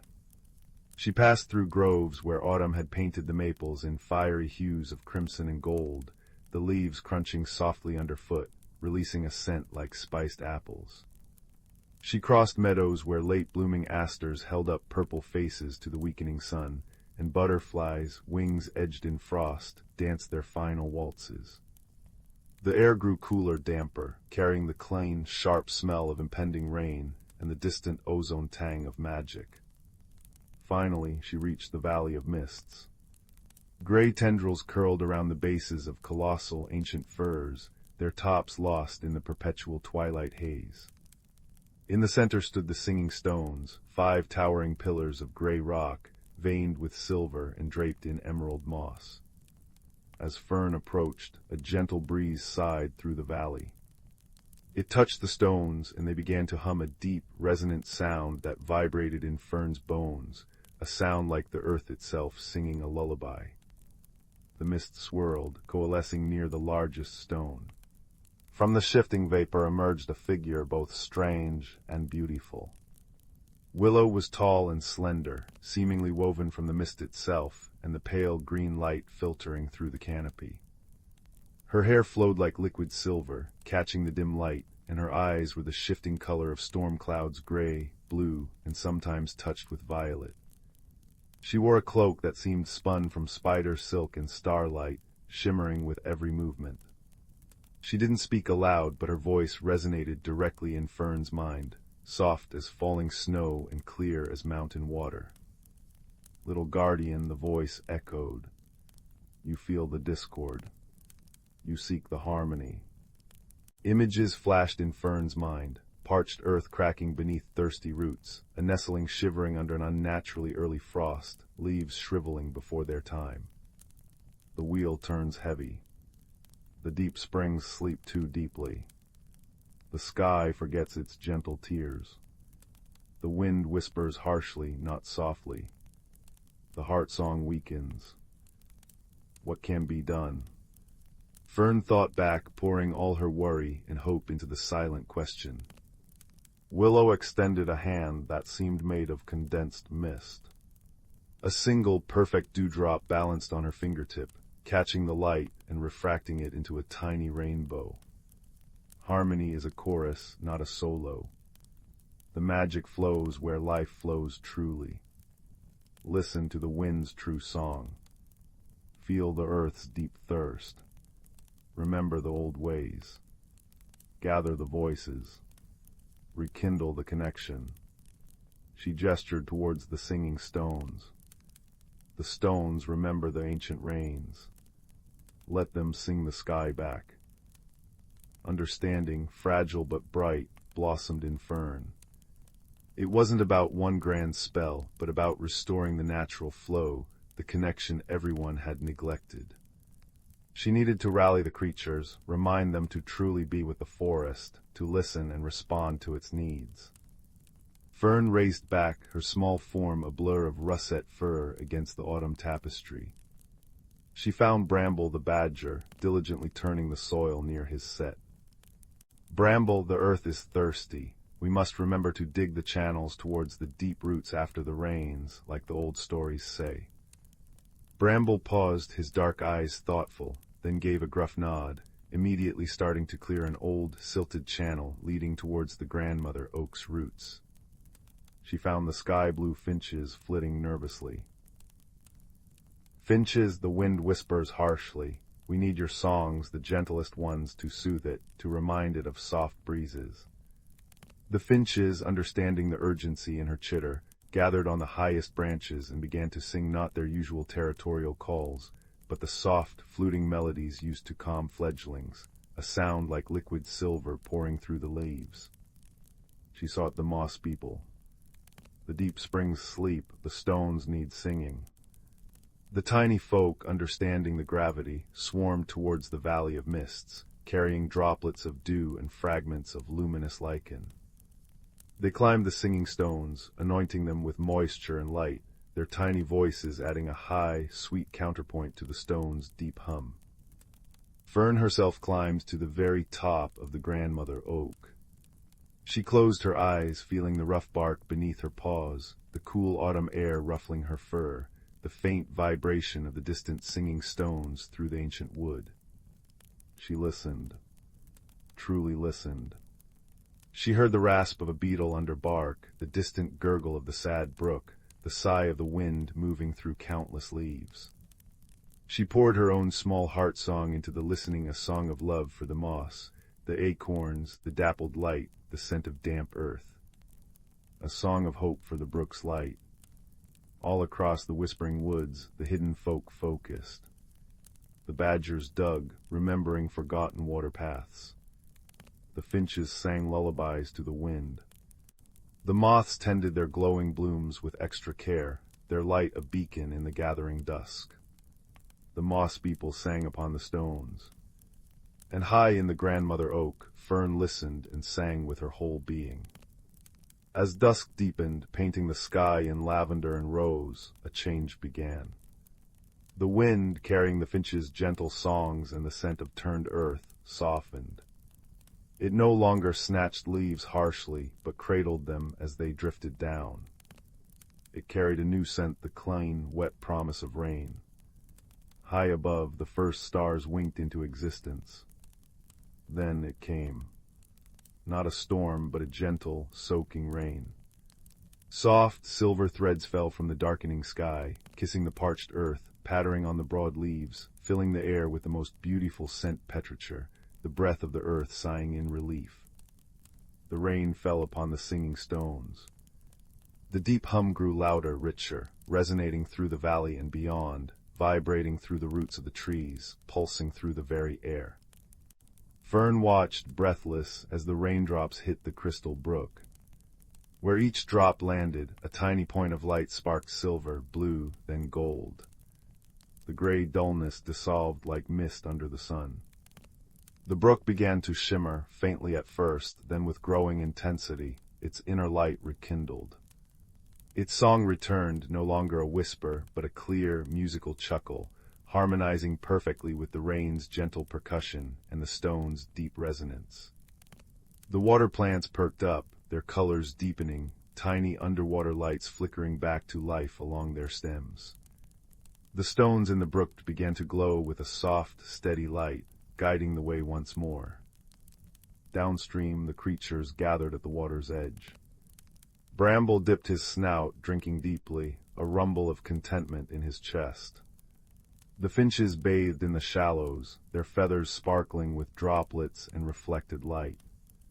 The moss people danced on lily pads, their tiny forms illuminated by the brook's renewed radiance. Elderbark watched from the bank, a profound peace in his ancient eyes. Fern scampered down and joined them, the cool, luminous water soothing her paws. The air hummed with restored magic, a tangible warmth like sunlight held in water. The turning wheel had righted itself not by force, but by the combined, conscious effort of every creature listening, remembering, and acting in harmony with the deep, natural rhythms. Willow watched from the edge of the mist, a faint smile touching her ephemeral lips. The threads of weather and season, life and magic were realigning, woven back together by the gentle strength of friendship, wisdom, and shared purpose. As the last raindrops fell and the full moon rose, casting the whispering woods in a silvery blue glow, the crystal brook flowed stronger and brighter than ever. Its light reflected in the eyes of the gathered creatures, a constellation of peaceful stars mirrored on earth. The ancient stones hummed their deep, satisfied song, the finches offered soft night-time carols, and the gentle gurgle of the brook wove through it all, a lullaby of perfect balance. Fern curled up on a smooth, sun-warmed rock by the water's edge, lulled by the symphony of her restored home. She knew the stories Elder Bark told were true. Magic lived in the listening, in the caring, in the harmony of countless small hearts beating in time with the great, green heart of the world. And with that comforting knowledge, wrapped in the soft light of the brook and the gentle sounds of the harmonious night, she drifted into a deep, peaceful sleep, safe within the ancient, whispering embrace of the woods. The fireflies, drawn by the renewed magic, danced above the water like living embers, completing the perfect, peaceful picture under the watchful, star-strewn sky. The salt-kissed wind whispered secrets through Finn's unruly brown hair as he shuffled along the damp sand. Dusk painted the sky in bruised purples and fiery oranges, reflecting on the retreating tide that left behind a glistening tapestry of treasures. Finn, a quiet boy with eyes the color of storm clouds, preferred the company of the sea's leavings to the boisterous games of the other village children. His pockets were always heavy with smooth stones, fragments of pearlescent shell, and the occasional piece of sea glass worn soft by the ocean's embrace. Today, however, felt different. An unusual stillness hung in the air, thick with the scent of kelp and distant rain. He paused, drawn by a faint, rhythmic humming that seemed to vibrate up through the soles of his worn boots. It wasn't the wind, nor the distant gulls. Kneeling, he brushed aside damp sand near a cluster of barnacle-crusted rocks. There, half-buried, pulsed a shell unlike any he'd ever seen. It was no larger than his palm, a spiral of deepest midnight blue, swirling with veins of shimmering silver that seemed to shift and dance like captured moonlight. As his fingers brushed its cool, impossibly smooth surface, the humming intensified, resonating deep within his chest. It felt warm, alive. He carefully pried it free, cradling it in his hands. The silver veins flared brightly for a moment, then settled into a soft, steady glow. Finn felt a strange pull, a magnetic yearning towards the vast, whispering expanse of the ocean. That night, tucked beneath his patchwork quilt with the shell resting on his bedside table, its soft glow painted shifting constellations on the ceiling. The rhythmic humming filled his small room, a lullaby sung by the sea itself.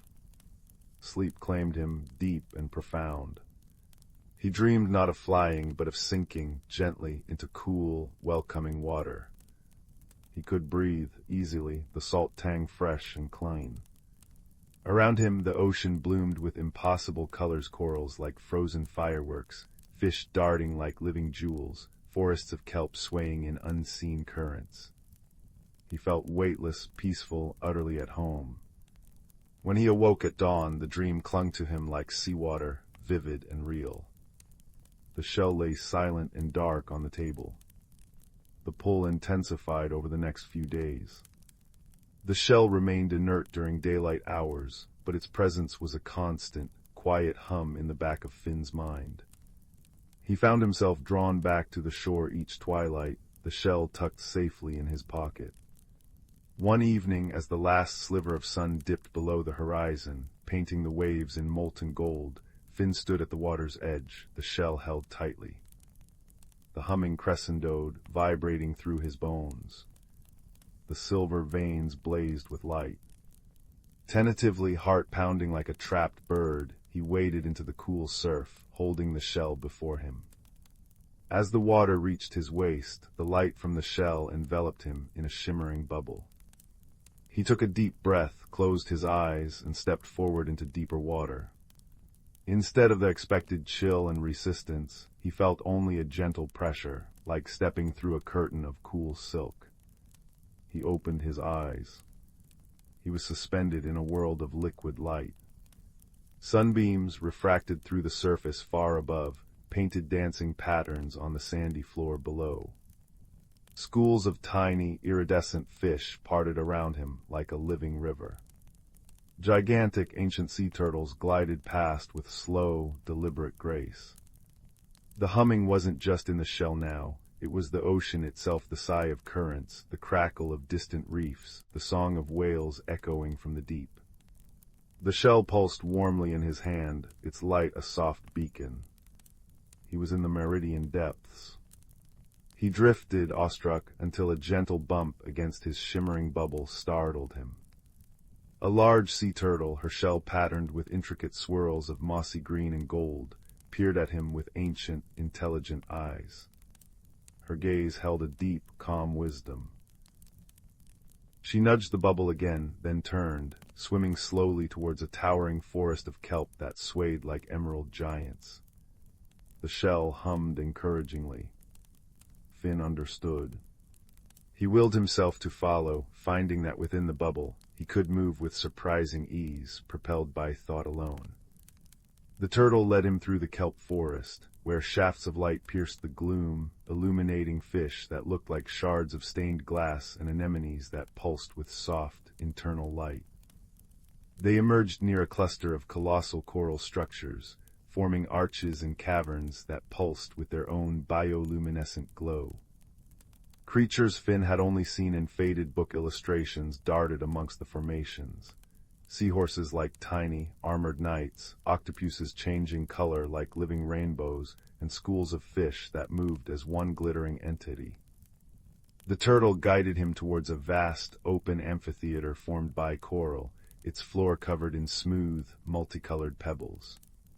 Here, nestled amongst giant clams that opened to reveal pearls glowing like captured moons, were the merfolk. They weren't the humans with fishtails of legend, but beings sculpted from the sea itself.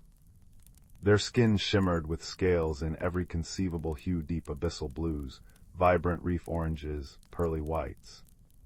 Their lower bodies flowed into powerful, elegant tails, while their upper bodies were more humanoid, adorned with intricate patterns of living coral and trailing strands of glowing seaweed. Large, luminous eyes, adapted to the dim light, regarded Finn with open curiosity and a hint of wariness. One merfolk larger than the others, with scales the deep indigo of the midnight ocean and a crown woven from phosphorescent kelp, swam forward. Her presence radiated calm authority. She placed a webbed hand against Finn's bubble. A warmth spread from the contact, and Finn felt a strange sense of understanding bloom in his mind, not words, but feelings and images. Welcome, shell-bearer. I am Queen Thalassa. We felt the deep stars awakening. Her thoughts flowed into his mind, clear and resonant like bells heard underwater. She gestured to the shell in his hand, the deep star.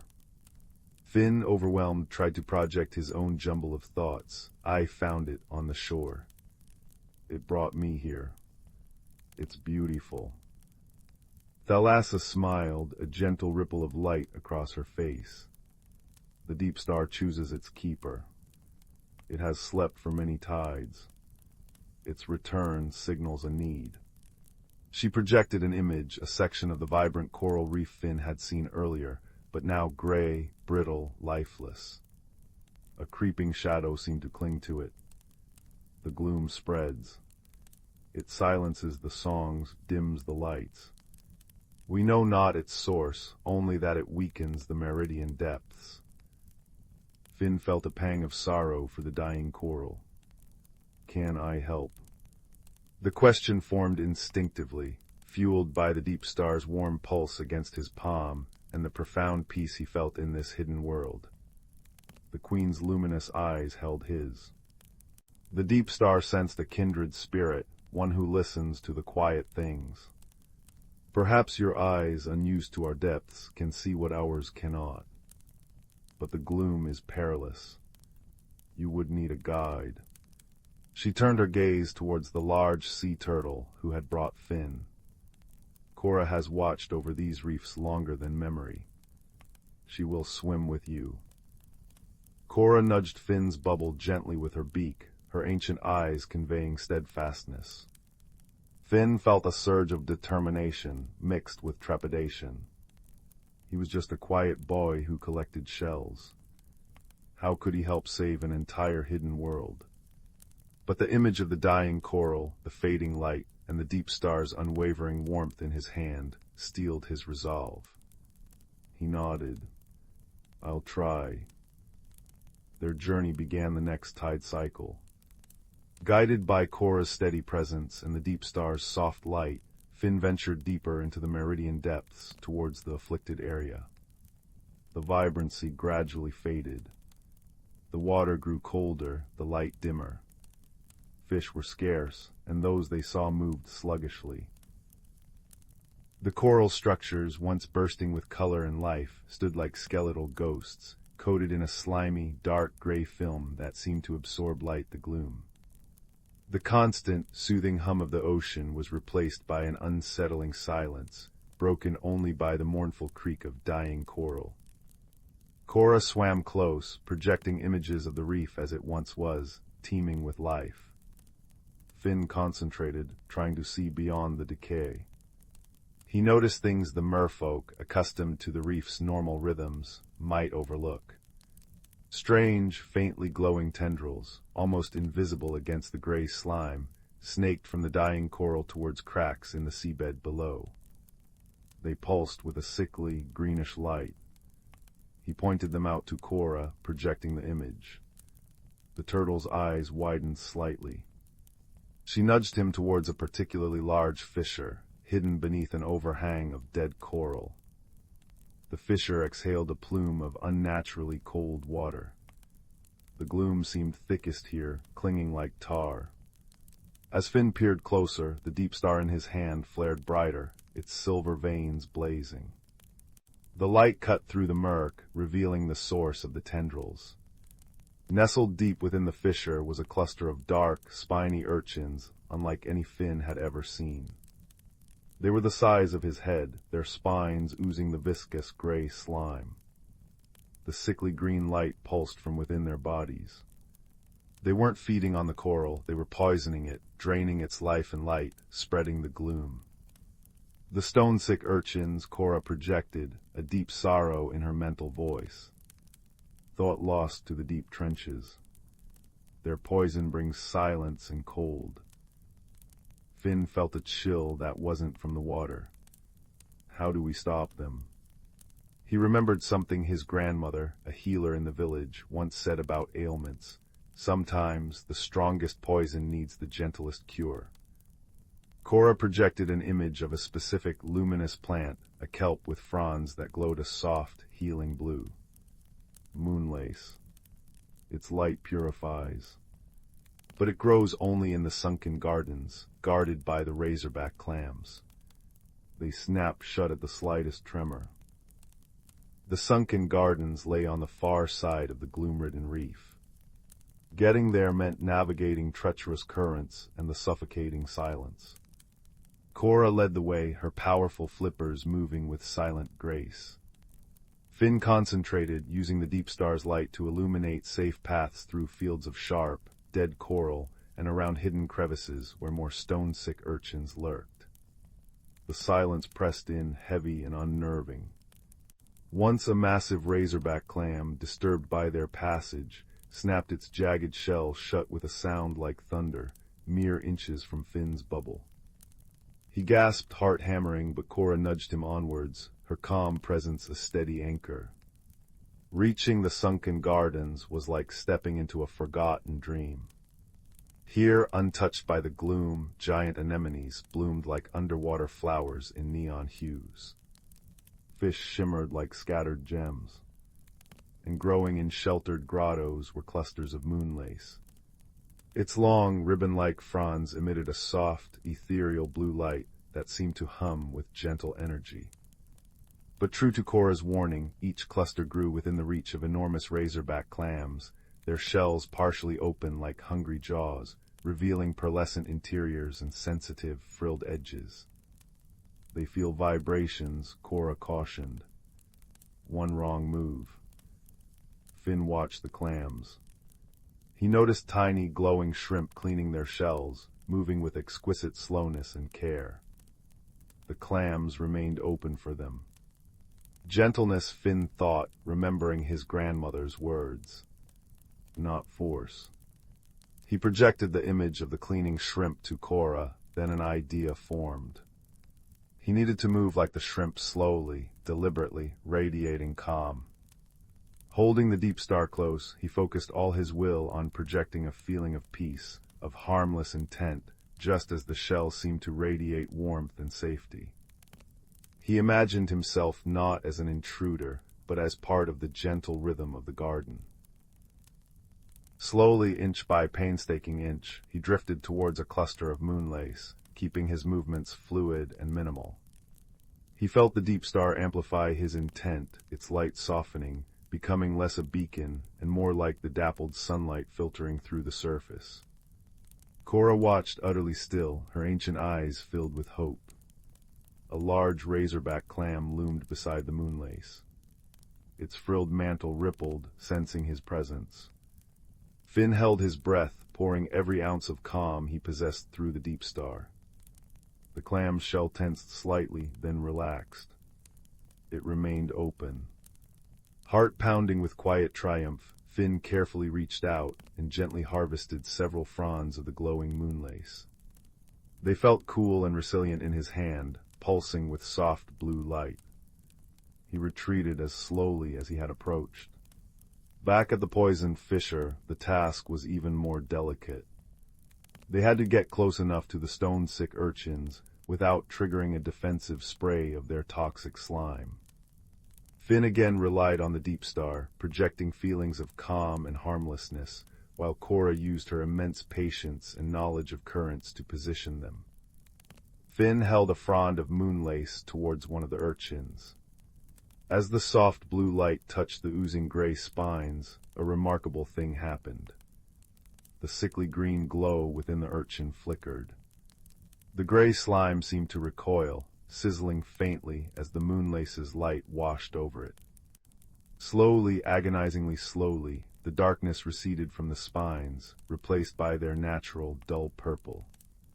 The urchin stopped pulsing its toxic light and became still and dormant. Working with painstaking care, Finn and Cora treated each stone-sick urchin in the cluster. The deep star warmed in Finn's hand, its light blending with the moonlace's blue glow, amplifying the cleansing effect. They worked until the fissure was clear, the cold plume ceased, and the last traces of the sickly green light vanished.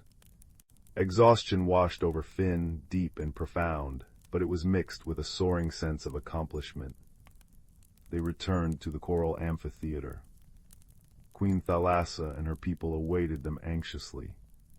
As Finn presented the remaining moonlace and projected images of their mission, the discovery of the urchins, the perilous journey, the gentle application of the cure, a wave of profound gratitude washed over him from the gathered merfolk.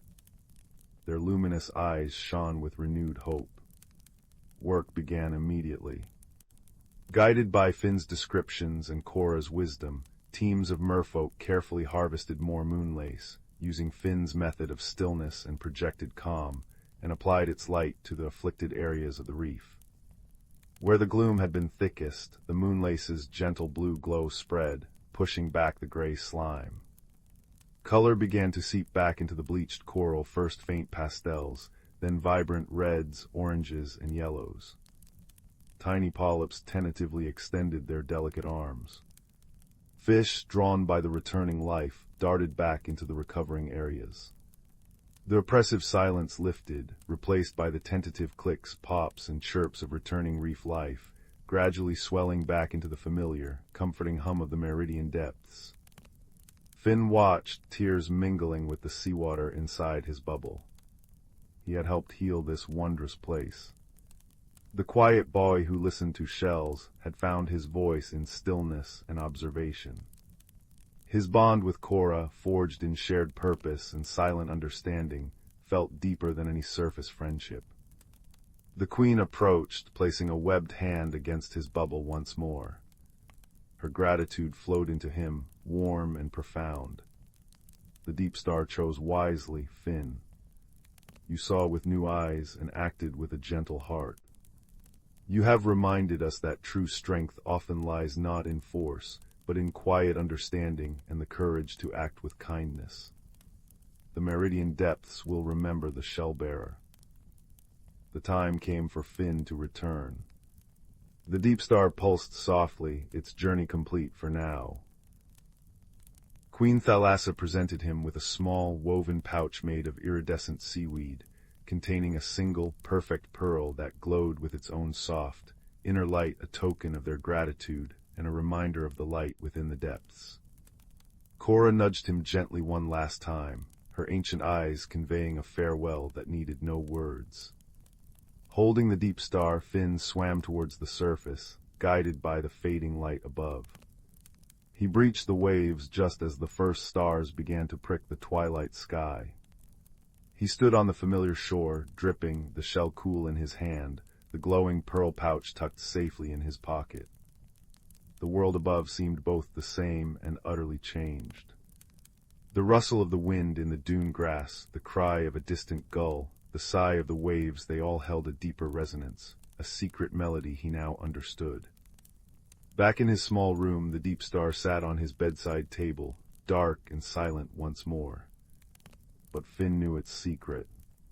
He held the glowing pearl, its soft light, a comforting echo of the meridian depths.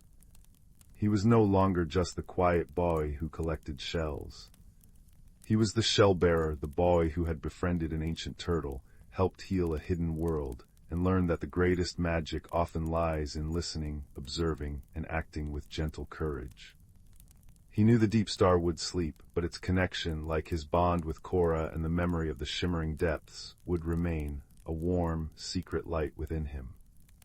As he drifted off to sleep, the rhythmic sigh of the ocean outside his window sounded like a lullaby sung just for him, a promise of hidden wonders and the enduring strength found in quiet friendship and a kind heart. The world was vast, filled with mysteries both above and below, and Finn, holding the glowing pearl, felt a profound sense of peace and belonging, cradled in the gentle embrace of the known and the wonderfully unknown. Deep within the whispering woods, where the moon poured its silver milk through the canopy of ancient pines and oaks, there lay a world that only the night knew. This was a realm of soft shadows and softer light, where the air hummed with a quiet, ancient magic. The forest floor was a tapestry of velvety moss and fallen leaves that crunched with a satisfying, gentle sigh under the lightest of footsteps. Here the nocturnal creatures held counsel not in words, but in the shared understanding of rustles, scents, and the subtle shifting of the air. On this particular night, a young hedgehog named Pip was feeling unusually restless.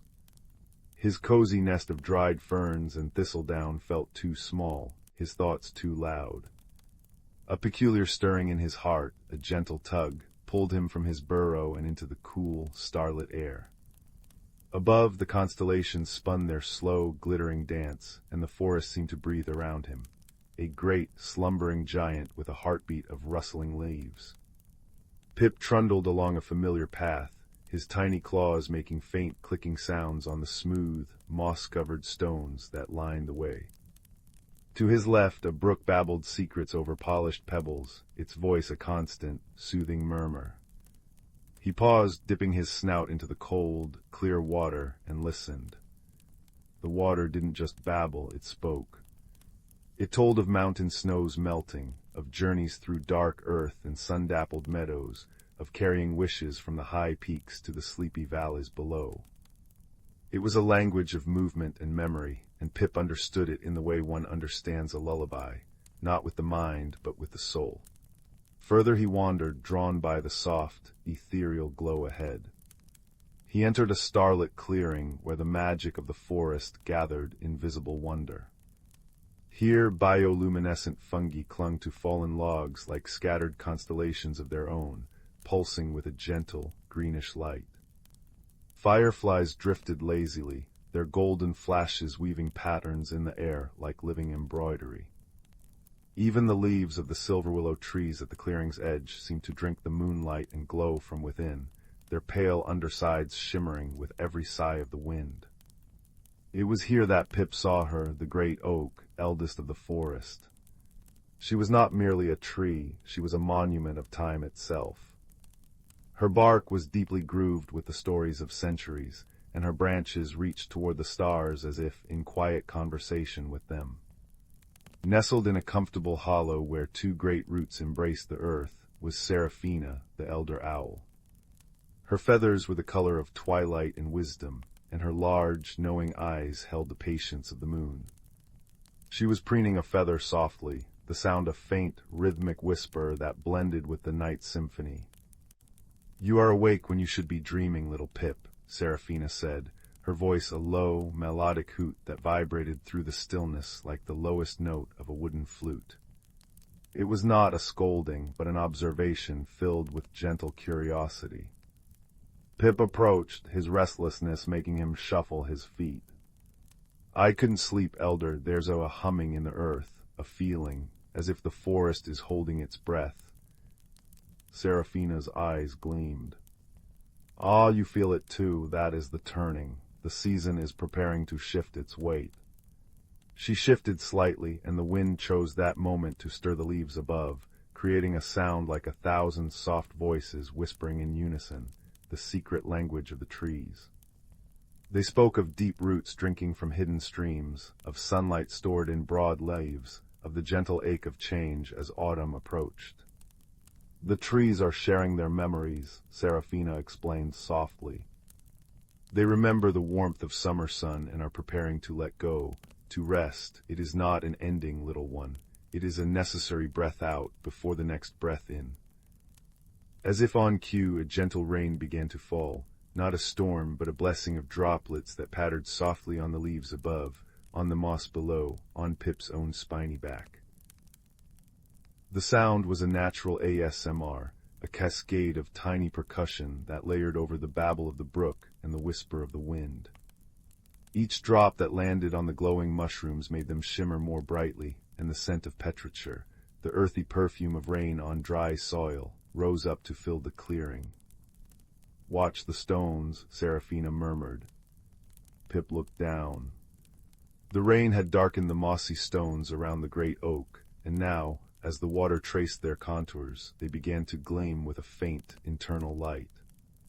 It was the magic of the quartz and mica within them, awakened by the water, speaking their ancient, silent language of patience and permanence. "They remember every step that has ever been taken upon them," the owl said. "Every creature, every season, they hold the memory of the forest in their cool, solid hearts. They teach us that to be still is not to be idle. It is to be deeply present." Pip felt his restlessness begin to melt away, replaced by a profound sense of wonder. He was part of this great, breathing, whispering tapestry. His tiny life was a thread in the grand story of the Whispering Woods. "What is my part in the turning?" he asked, his voice small. Seraphina blinked slowly. "Your part is to listen, to feel, to trust the cycles. Just as the stream trusts its path to the sea, and the leaf trusts its fall to the earth, you must trust that your restlessness is not without purpose. It is the forest speaking through you, reminding you that you, too, are part of the great cycle of rest and renewal." She then told him a story woven from the very sounds around them. She spoke of the first autumn when the forest learned to let go, and how the bioluminescent fungi first bloomed to light the way for the creatures who mourned the loss of the sun's long hours. She described the winter not as a time of emptiness, but as a time of dreams sleeping beneath the frost, waiting for the spring's gentle call. Her words were not a lecture, but a weaving, blending with the patter of rain and the rustle of leaves, until Pip could hardly tell where the story ended and the night began. As the moon began its slow descent, painting the clearing in long, silver streaks, Pip's eyelids grew heavy. The humming in the earth had not ceased, but now it felt like a lullaby, a promise that change was natural, beautiful, and safe. "Remember, little one," Seraphina said as Pip prepared to return to his burrow, her voice now barely a whisper. "Magic is not always a flash of light or a powerful spell. Often it is the quiet understanding between the stream and the stone. It is the trust of the leaf as it falls. It is the courage to rest so you may grow again." Pip nodded, his heart full and peaceful. He trundled back through the clearing, now watching the forest with new eyes. He heard the secret language everywhere, in the drip of water from a leaf, in the crunch of a twig, in the distant hoot of another owl answering Seraphina's. The forest was alive with conversation, with story, with magic. He reached his burrow just as the rain softened to a mist. Curling into his nest of ferns, he listened to the final drops tapping on the earth above, a gentle, rhythmic good night. The bioluminescent glow of the clearing seemed to linger behind his eyes, and the wisdom of the ancient oak felt like a warm blanket around his spirit. Outside, the whispering woods settled into a contented sigh. The stream continued its endless story, the stones held their silent vigil, and the trees whispered dreams to one another in the language of rustling leaves. High in her hollow, Seraphina closed her eyes, a faint smile on her beak. Another soul had learned to listen. And in the gentle, magical darkness, the cycle of rest began anew, cradled by the moon and the endless, loving patience of the ancient forest. Deep within the whispering woods, where ancient oaks stretched gnarled fingers toward a sky veined with starlight, lived a world unseen by human eyes. Here the mossy earth breathed secrets, and the boundary between earth and enchantment shimmered like heat haze. Young Pip, a hedgehog whose quills still held the softness of youth, burrowed beneath the frost-kissed roots of Grandmother Willow. Her trunk, wide as a cottage, pulsed with the slow heartbeat of the forest. "Listen, little thorn," murmured Fern, an elderly badger whose silver-streaked fur mirrored moonlit snow. Her claws traced patterns in the loam, a map of seasons. When winter overstays its welcome, the heartstone slumbers too deeply. She pointed toward the glimmering glade, where the first crocuses should have pierced the snow weeks ago. Instead, an unnatural chill clung, silencing brooks and frosting spiderwebs into crystal lace. The seasonal dance was faltering. Pip shivered not from cold, but from the forest's unease. He felt it in his paws, the stifled hum of roots craving thaw, the drowsy frustration of squirrels whose nut caches dwindled. But why, Fern? The frostfire moths always wake the heartstone. Each winter's end, these iridescent insects emerged, their wings shedding ember-bright dust to melt the glacial seal guarding the forest's magical core. This year their cocoons remained frozen in ice-locked birches. Fern's nose twitched, catching the metallic tang of lingering frost. The balance is askew, old tales whisper of this. When snow drowns spring's song, courage must thaw what magic cannot. She nudged a withered acorn toward Pip. Seek Thistle the hare, her ears hear the wind's oldest stories. Thus began Pip's pilgrimage beneath a sky bruised purple with unseasonable cold. Crunching through snow like shattered quartz, he passed ice-encased ferns that tinkled like wind chimes. He inhaled the crisp scent of pine sap bleeding from frozen bark and touched hoarfrost that melted into dew on his paw pads. Near Mistfall Creek, now a ribbon of black ice, he found Thistle, her fur puffed against the chill. "The north wind gossips," she whispered, ears pivoting toward distant mountains. A rock slide buried the sunstone caves. No dawn warmth reaches the frostfire cocoons. Her eyes, liquid amber in the gloom, held generations of weather wisdom. Only warmth born within the woods can rouse them now. Pip's heart sank. How could tiny creatures stir such cold? Yet Thistle nudged him onward. Find Bramble the bear, his den holds the emberblooms. In a honeycomb cave veiled by icicles, Bramble snored amidst dried herbs. Pip hesitated before the mountain of fur, then sneezed from the dust of crushed petals, imbursant, smelling of cinnamon and sunlight. Bramble's rumble shook the earth. Emberblooms. He yawned, revealing teeth like ancient standing stones. Aye, they store summer's fire, but their glow fades without. He lumbered to a clay pot brimming with luminous orange petals. Song the frostfires hatch to cricket choruses, silence starves them. Threefold wisdom now braided in Pip's mind. Thaw the cocoons with inner warmth, revive them with song, guide them with emberbloom light. But who could sing in this frozen hush? Pip remembered the fireflies, minstrels of the midsummer nights, dormant in their root-cellar haven. Digging through snowdrifts with Bramble's help, Pip reached the firefly grotto. Inside, 1,000 tiny bodies glittered like captive stars. Wake, Pip pleaded, placing emberblooms among them. The petals pulsed, casting coppery light on translucent wings. One firefly, Zelda, flickered awake. The long dark, she buzzed weakly. Pip explained, his breath fogging the air. Sing spring back, for the crickets sleep too deeply. Zelda rallied her kin. Soon the cavern shimmered with bioluminescent music, a chorus of clicks and hums that vibrated through stone, up roots into the frozen birches. Pip led them out, carrying emberbloom bouquets in Bramble's woven grass satchel. Their combined light painted the snow in molten gold. At the cocoon grove, Pip pressed his small body against the ice-clad trunks. He thought of fern stories, sun-dappled ferns, the kiss of rain on petals. Warmth bloomed in his chest, radiating through his quills. Ice wept. Cocoons split like ripe fruit. Frostfire moths struggled free, wings crumpled and damp. Zelda's choir swelled. The moths trembled, antennae lifting to the sound. Pip scattered emberbloom dust over them. It fused with their wings, igniting veins of liquid topaz.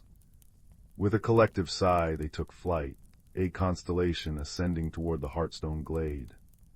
Pip followed their comet trails. In the glade, the Heartstone, a monolith of mossy quartz, lay entombed in glacial blue ice. The moths circled it, shedding glowing dust that hissed where it touched frost. Pip joined them, pressing his paws to the ice, pouring every memory of warm earth and wildflower perfume into the stone. Cracks spiderwebbed. Light erupted, not blinding, but a gentle effulgence like dawn breaking underwater. Ice melted into rivulets that sang as they flowed. Snowdrifts sighed into moss. Crocuses erupted like violet applause. Fern arrived with thistle and bramble, their eyes reflecting the rekindled Heartstone. Well done, little thorn, Fern rumbled, nuzzling Pip's head. You wove many threads into one tapestry.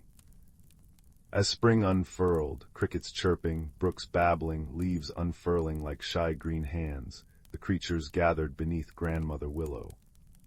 Pip nestled against Fern's flank, watching fireflies paint the dusk. Balance isn't stillness, Fern murmured to all, but the courage to mend what's broken. Remember, the forest's song needs every voice, the moth's glow, the firefly's tune, the hedgehog's warmth, even an old badger's tales. Stars blossomed overhead, their light filtered through newborn leaves. Pip closed his eyes, lulled by the symphony of peepers and rustling ferns. The Heartstone pulsed softly, its rhythm syncing with his breaths, a promise that in the whispering woods, harmony would always find its way home, season after season, as long as kindness kept watch beneath the ancient trees. And in that certainty, deeper than roots, sweeter than wild honey, every creature drifted into dreams woven with the quiet magic of renewal. The village of Bramblebrook nestled in a valley where chimney smoke curled like sleepy cats into the twilight sky. It was a place of quiet routines and familiar comforts where everyone knew Mrs. Higglebottom's prize-winning marmalade recipe and old Mr. Thistlewick could predict rain by the ache in his left knee. Yet beneath the surface of cobblestone streets and blooming window boxes, whispered tales lingered of objects holding secrets: a grandfather clock that chimed forgotten tunes, a garden spade that unearthed shimmering stones. Few truly believed, except perhaps Oliver. Oliver was the quiet assistant to the village librarian, Mrs. Pennyworth. He preferred the dusty silence of the stacks to boisterous games, finding companionship in the whispers of pages turning and the scent of old paper. His most treasured possession wasn't a book, however, but a simple, chipped teacup. It had belonged to his grandmother, its porcelain painted with faded forget-me-nots. It felt warm somehow, even when the room was cold. One drizzly Tuesday, while reshelving a heavy volume on cloud formations, Oliver fumbled. The book tumbled, knocking the teacup from its usual perch on his desk. It didn't shatter, but landed with a soft thump on the worn rug. As Oliver knelt to retrieve it, a gasp escaped him. Where the cup had struck the floor, a tiny pool of shimmering, lavender-colored light pulsed gently, like liquid starlight. It wasn't water, and it smelled faintly of rain-kissed violets. Hesitantly, Oliver touched the rim of the cup. It hummed softly, and a voice, thin and wispy as a cobweb, drifted into his mind. "Oh dear, that was quite a tumble. My secrets are spilling." Oliver froze. "Secrets," he whispered aloud, his heart hammering against his ribs. "Why, yes," the teacup's voice chimed, clearer now. "I am a keeper cup. I hold the gentle secrets whispered into me, secrets of kindness, of hidden worries, of tiny joys. But when I'm knocked, well, sometimes they leak." The lavender puddle shimmered, showing a fleeting image, Mrs. Higglebottom, looking unusually sad, staring at an empty jar where her marmalade label should have been. Oliver understood. The marmalade recipe was missing. That was the secret worry spilling out. He carefully righted the cup. "How do I help?" "Secrets long to be heard, truly heard with kindness," the cup murmured. "But some secrets are lost, carried away on sighs or tears. Those need finding. There's a great sorrow brewing near the whispering peaks. It dims all the gentle secrets. Perhaps you could help mend it." And so Oliver's journey began. He packed a small satchel, a crust of bread, a wedge of cheese, his warmest scarf, and the keeper cup, carefully wrapped in soft cloth. He left a note for Mrs. Pennyworth, gone to find a lost whisper, back soon. The path beyond Bramblebrook wound upwards into the whispering peaks, where ancient pines sighed secrets to the wind. The air grew crisper, smelling of pine resin and damp earth. Oliver felt small beneath the towering trees. Doubt crept in. Who was he, a quiet librarian's assistant, to mend a great sorrow? He hadn't walked far when a rustle came from the ferns. A small, bright-eyed field mouse with a tiny acorn cap perched jauntily on its head scampered out. "Lost whispers, you say?" It squeaked, whiskers twitching. "Name's Pip, saw the lavender light spill earlier. Keeper cup business, tricky, but I know the paths. The wind tells me things."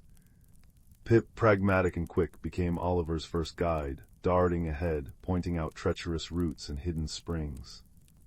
Higher up, the path became shrouded in mist. Oliver shivered. A soft sigh echoed around him, and the mist seemed to coalesce into a shape, a small, wispy cloud with eyes like dewdrops. Heavy thoughts weighed down the air, the cloud murmured, its voice like distant wind chimes. "I am Cirrus. I drift where sighs go. A great sadness gathers near the high tor. It tastes like salt and loneliness." Cirrus, dreamy and observant, floated beside them, its misty form occasionally revealing glimpses of the path ahead or a hidden cluster of berries. Finally, as the trees thinned near the rocky summit known as the High Tor, they found Badger. Not just any badger, but Bartholomew, a large, solid creature with fur like silvered moss and eyes that held the depth of weathered stones. He was digging patiently near a cluster of bluebells. "Trouble brewing," he rumbled, his voice a comforting bass. "The mountain weeps, springs run slow, flowers droop, sorrow has taken root." Bartholomew, wise and grounded, joined them, his steady presence a rock against the growing sense of melancholy. They reached the High Tor, a vast, wind-scoured plateau. In its center lay a deep, still pool, usually the source of the freshest mountain streams. Now it was dark and silent, choked with gray, slimy weeds. A low, mournful sound vibrated through the stone beneath their feet, the weeping mountain Bartholomew had spoken of. Standing by the pool, radiating waves of palpable sadness, was a figure made of shifting, gray stones, the mountain spirit. "Who disturbs my sorrow?" The spirit's voice grated like boulders grinding together. Tears, like liquid granite, rolled down its stony cheeks and dripped into the pool, feeding the choking weeds. Oliver's instinct was to flee, but the keeper cup hummed warmly against his chest. Pip nudged his ankle. Cirrus sighed softly. Bartholomew placed a steadying paw near him. Taking a deep breath, Oliver stepped forward, carefully unwrapping the cup. He held it out, not as a weapon, but as an offering. We came because we felt your sadness. We want to listen." The spirit's grinding voice faltered. "Listen, no one listens. They take the water, the stone, the beauty. They forget the mountain has a heart. My dearest friend is gone." More stony tears fell. "Ask about the friend," the keeper cup whispered gently in Oliver's mind. "Your friend." Oliver asked softly, "What happened?" A tremor shook the spirit. "The silver brook, it sang to me for centuries, sparkled in my crags, then silence, gone dry, stolen away or forgotten. Without its song, I am only stone." Oliver looked at his companions. Pip scampered to the pool's edge, sniffing. Dry, underground maybe, pipelines. Bartholomew studied the rock formations. The source shifted, see the crack, earth groaned, changed the path. Cirrus drifted over the desolate pool. "I taste old metal and dust far below, not natural. Wisdom, not force." The problem wasn't malice, but neglect and change. The silver brook hadn't been stolen. Its path had been blocked, perhaps by an old, forgotten mine tunnel that collapsed during a tremor. The village below, unknowingly, had diverted its source years ago for a new well, silencing the mountain's song. Oliver spoke gently to the spirit, explaining what they'd pieced together. "The brook isn't gone, it's lost, trapped underground. Its silence isn't forgetting you, it's imprisoned." The spirit's stony features shifted, the grinding sorrow easing into confusion, then a flicker of fragile hope. "Imprisoned, not forgotten." "No," Oliver said firmly. "We can't help find its voice again." Bartholomew knew the old mine entrances. Pip, small and quick, could scout the collapsed tunnels. Cirrus could drift through crevices, sensing moisture and the faintest echo of flowing water. Oliver, guided by the keeper cup's gentle hum, which grew stronger near the hidden water, listened for the brook's trapped song, a faint, desperate trickle beneath the rock. It took days. Pip squeezed through impossibly small gaps. Bartholomew used his powerful claws to carefully shift debris where safe. Cirrus flowed through fissures, reporting back. Oliver, his hands scraped but his spirit alight, pressed his ear to cold stone, the keeper cup amplifying the brook's faint, silvery murmur. Finally they found it, a strong flow of pure water, trapped behind a thick wall of fallen rock and an old, rusted sluice gate jammed shut. The challenge wasn't breaking the rock that might cause a flood or another collapse. It was the gate. Rusted solid. Bartholomew couldn't budge it. Pip was too small. Force wouldn't work. Oliver sat by the jammed mechanism, despair creeping in. Then the keeper cup hummed. Secrets of metal, long sleep, needs waking, Oliver remembered Mrs. Pennyworth's old book on mountain springs. There was a page about iron sickness, needing oil and patience. He had a small flask of lamp oil in his satchel. Patiently, drop by drop, he applied it to the rusted hinges and the stiff lever of the sluice gate. He talked to it absurdly as he worked. Come on now, old fellow, time to wake up. The brook misses its mountain. The spirit misses its song. He poured kindness into the task, as if coaxing a shy creature. Pip brought tiny pebbles to wedge under the lever for better purchase. Bartholomew applied slow, steady pressure where Oliver directed. Cirrus whispered cool encouragement. With a groan that echoed through the tunnel, then a triumphant screech, the ancient lever moved. The sluice gate creaked open, inch by stubborn inch. A gush of clear, cold, singing water burst forth, smelling of snowmelt and deep earth. It rushed past them, finding its old course, trickling, then babbling, then roaring joyfully towards the surface. Back on the high tor, the transformation was magical. The dark pool shimmered and cleared as the fresh, singing water surged into it, dissolving the choking weeds. The mountain spirit stood transfixed. The grating sorrow vanished from its voice, replaced by a deep, resonant chime like struck crystal. Color seeped into its stones, mossy green, sky blue, warm ochre. The song, my brook's song, you heard, you listened, you helped. The spirit touched the pool with a stony finger. The water glowed with a soft, golden light. A single perfect dewdrop, shimmering with all the colors of dawn, rose from the surface and floated gently towards Oliver. It landed softly in the keeper cup with a tiny plink. A secret of pure joy, the cup sighed contentedly. The journey back to Bramblebrook was filled with light. Springs flowed freely. Flowers lifted their faces to the sun. Pip chattered excitedly about the adventure. Cirrus drifted happily, reflecting rainbows. Bartholomew walked with a satisfied rumble. Oliver carried the keeper cup, now holding the dewdrop of joy, feeling a quiet confidence bloom within him, warmer than any hearth fire. He returned the lost marmalade recipe to Mrs. Higglebottom, found tucked inside a book on preserving techniques, her smile brighter than her golden jars. He told Mrs. Pennyworth a softened version of his adventure, emphasizing listening and kindness. The keeper cup sat back on his desk, looking perfectly ordinary. But sometimes, when the fire crackled low in the library hearth and moonlight streamed through the window, Oliver would see a faint, lavender glow emanating from it. And he knew the world was full of gentle secrets waiting to be heard, problems waiting for wisdom and friendship to mend them, and extraordinary magic hidden within the most ordinary things, especially a quiet heart willing to listen. He sipped his tea, the warmth spreading through him, a comforting echo of the mountain's restored song, a lullaby of kindness that promised sweet dreams.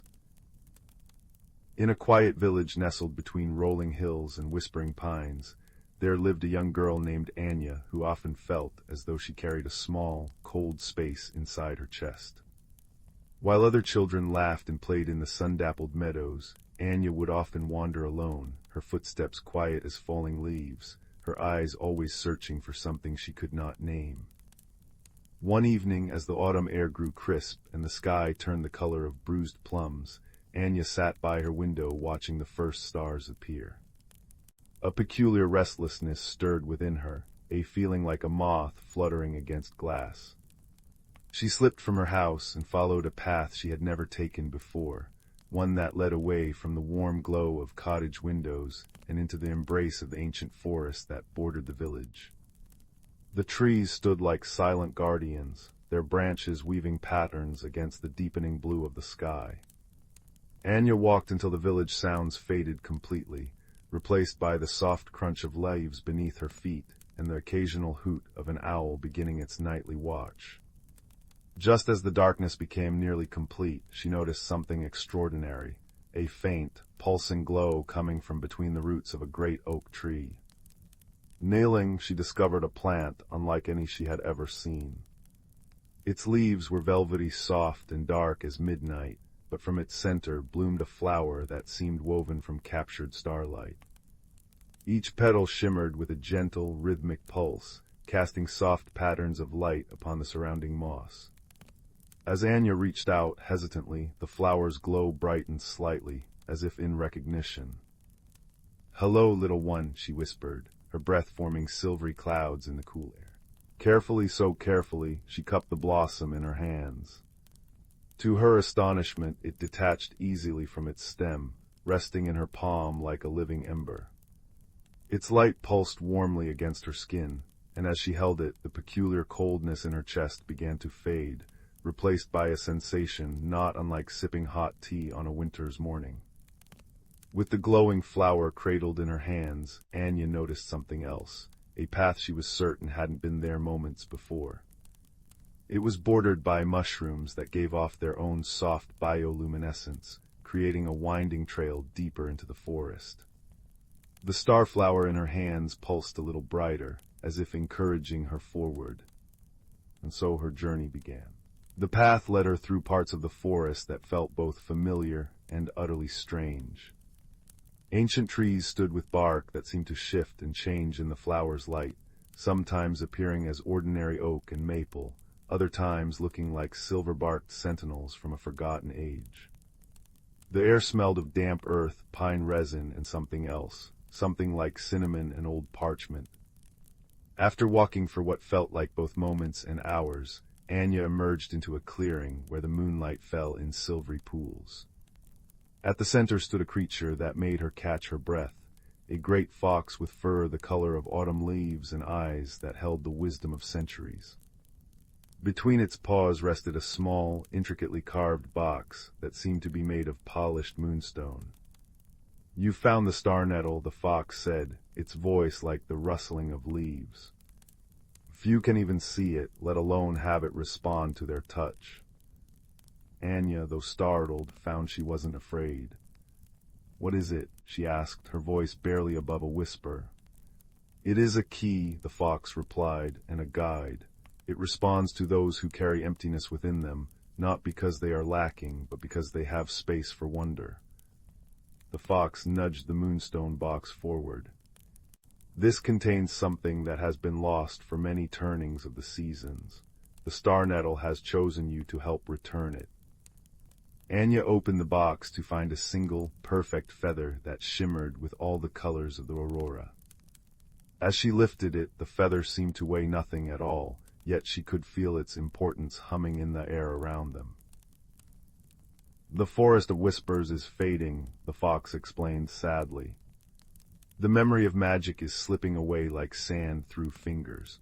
This feather belongs to the guardian of the northern lights who has slept too long. Without its return, the balance between worlds will tip, and this forest, and all the magic it contains, will fade into ordinary woods." The fox explained that the journey would take her to the northern meadows, where the sky touched the earth. She would need to follow the star nettle's glow, which would brighten as she drew closer to her destination. There would be challenges, the fox warned, not of monsters or dark forces, but of doubt and loneliness. And so Anya set out, the star nettle pulsing in one hand, the feather resting safely in her pocket. The forest seemed to shift around her, paths appearing and disappearing according to some ancient design known only to the woods themselves. The first night, as she curled beneath the roots of a sheltering tree, Anya discovered the star nettle's second gift. When held close, it emitted a warmth that kept the autumn chill at bay. As she drifted to sleep, the flower's light played across her closed eyelids, and she dreamed of dancing lights in faraway skies. Her journey continued through landscapes that blurred the line between dream and reality. She crossed streams where the water sang soft lullabies as it flowed over smooth stones. She passed through groves where the trees whispered stories of ages long past, their voices like the creaking of old rocking chairs. Sometimes the path would fade and doubt would creep into Anya's mind.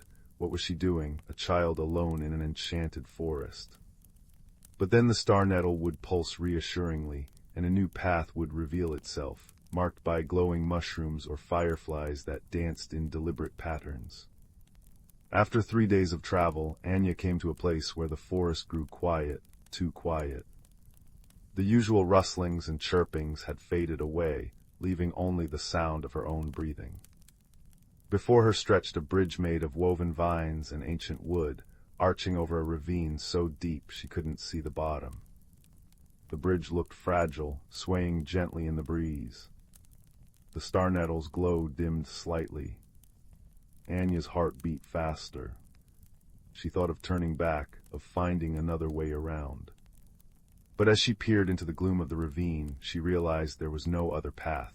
The forest pressed in tightly on both sides, leaving the bridge as the only way forward. Taking a deep breath, she placed one foot on the bridge. It creaked ominously but held.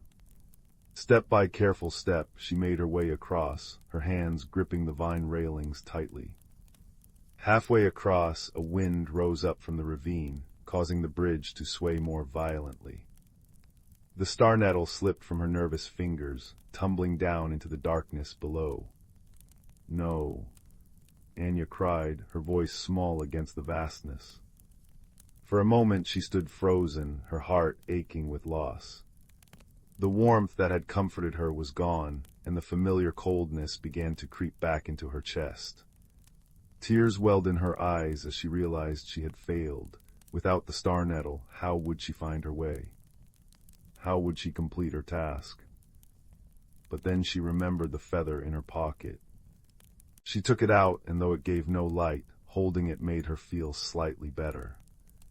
She thought of the great fox's words, that the star nettle had chosen her not because she was fearless, but because she had space for wonder. Perhaps it had chosen her because she knew what it was to feel loss, and thus understood the importance of what she was trying to restore. Steeling herself, Anya continued across the bridge, one careful step at a time. When she finally reached the other side, she collapsed onto the soft moss, breathing heavily. She was safe, but alone in the deepening dark without her guiding light. As night fell completely, Anya noticed something. Though the star nettle was gone, the memory of its warmth lingered in her hands. And when she held the feather to her heart, she realized that the courage she had found to cross the bridge had come from within herself, not from the magical flower. It was then that she heard a soft sound, a faint pulsing glow coming from further down the path.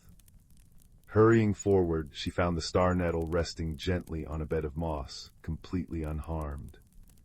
It glowed brighter than ever as she approached, as if it had known she would find her way to it. Tears of relief filled Anya's eyes as she carefully picked up the flower. "You came back," she whispered.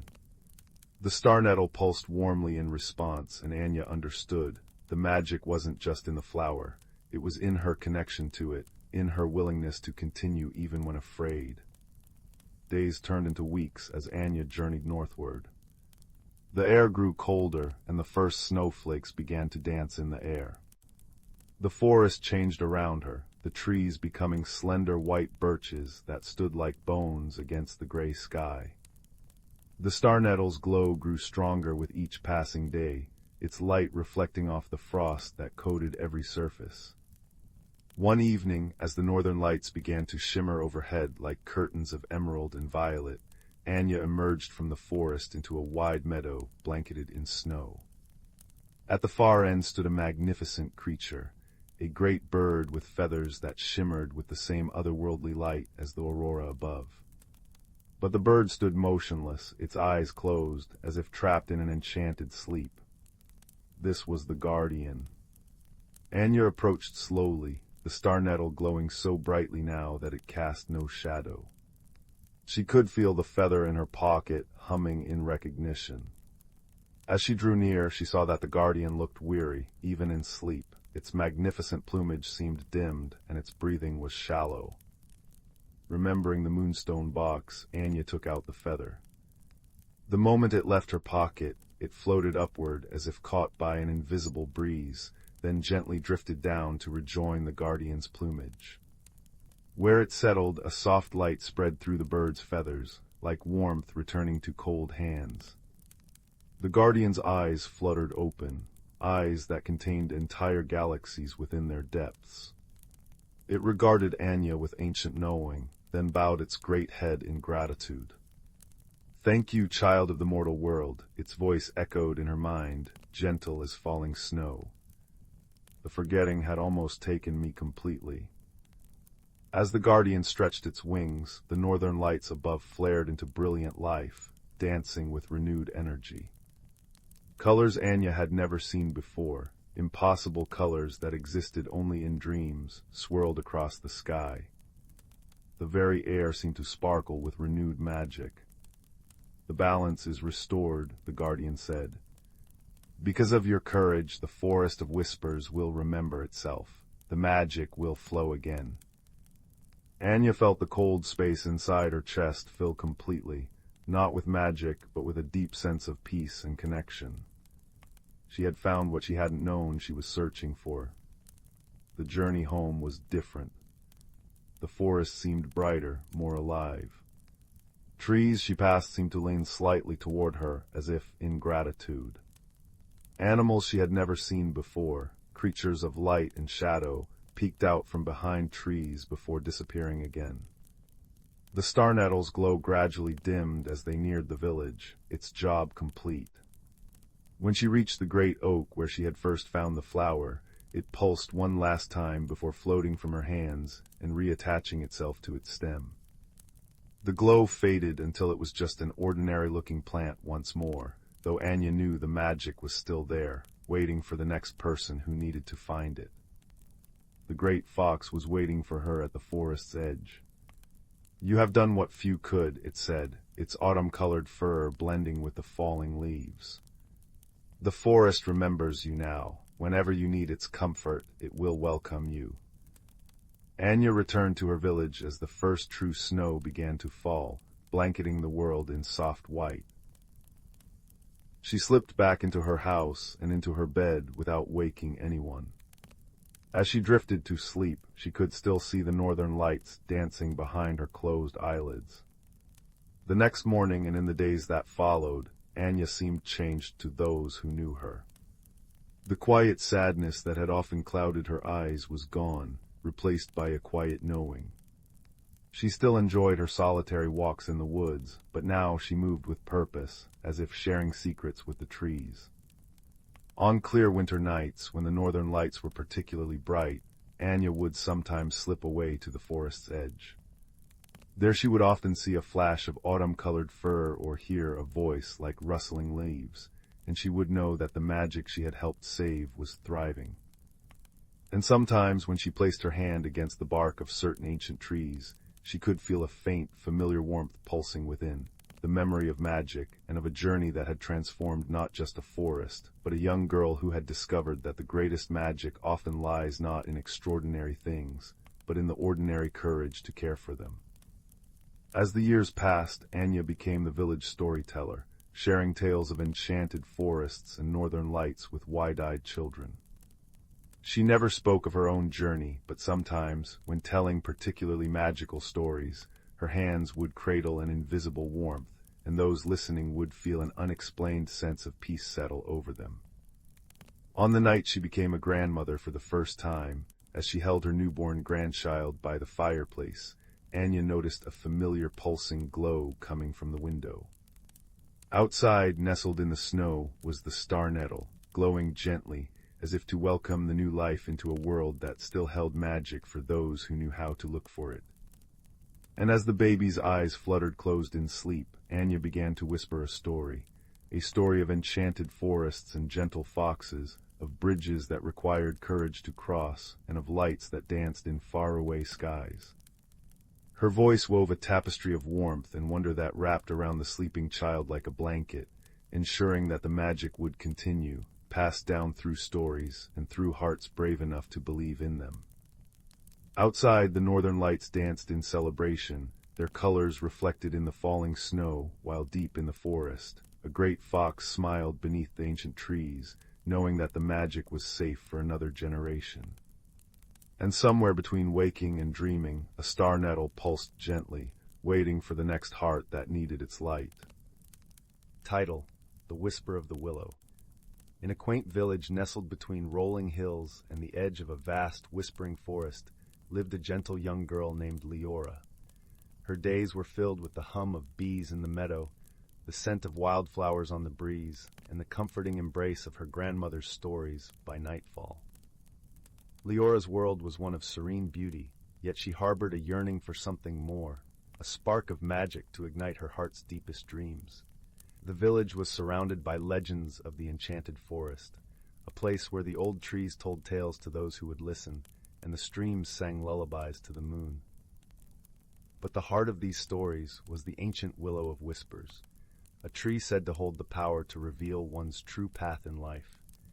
Many sought its wisdom, but few returned unchanged, for the forest had a way of showing each visitor not only who they were, but who they could become. Leora often wandered to the forest's edge, her fingers brushing the soft moss that clung to the trunks of the trees. Her grandmother's stories painted images in her mind, of brave explorers and wise creatures, but the Willow of Whispers remained an enigma, a mystery she longed to unravel. It was on one such day, with the sun dappling through the leaves and a gentle breeze rustling the branches, that Leora felt the forest calling to her more strongly than ever before. With a heart full of anticipation and a small satchel packed with essentials, bread, cheese, and her grandmother's knitted shawl, Leora stepped into the forest.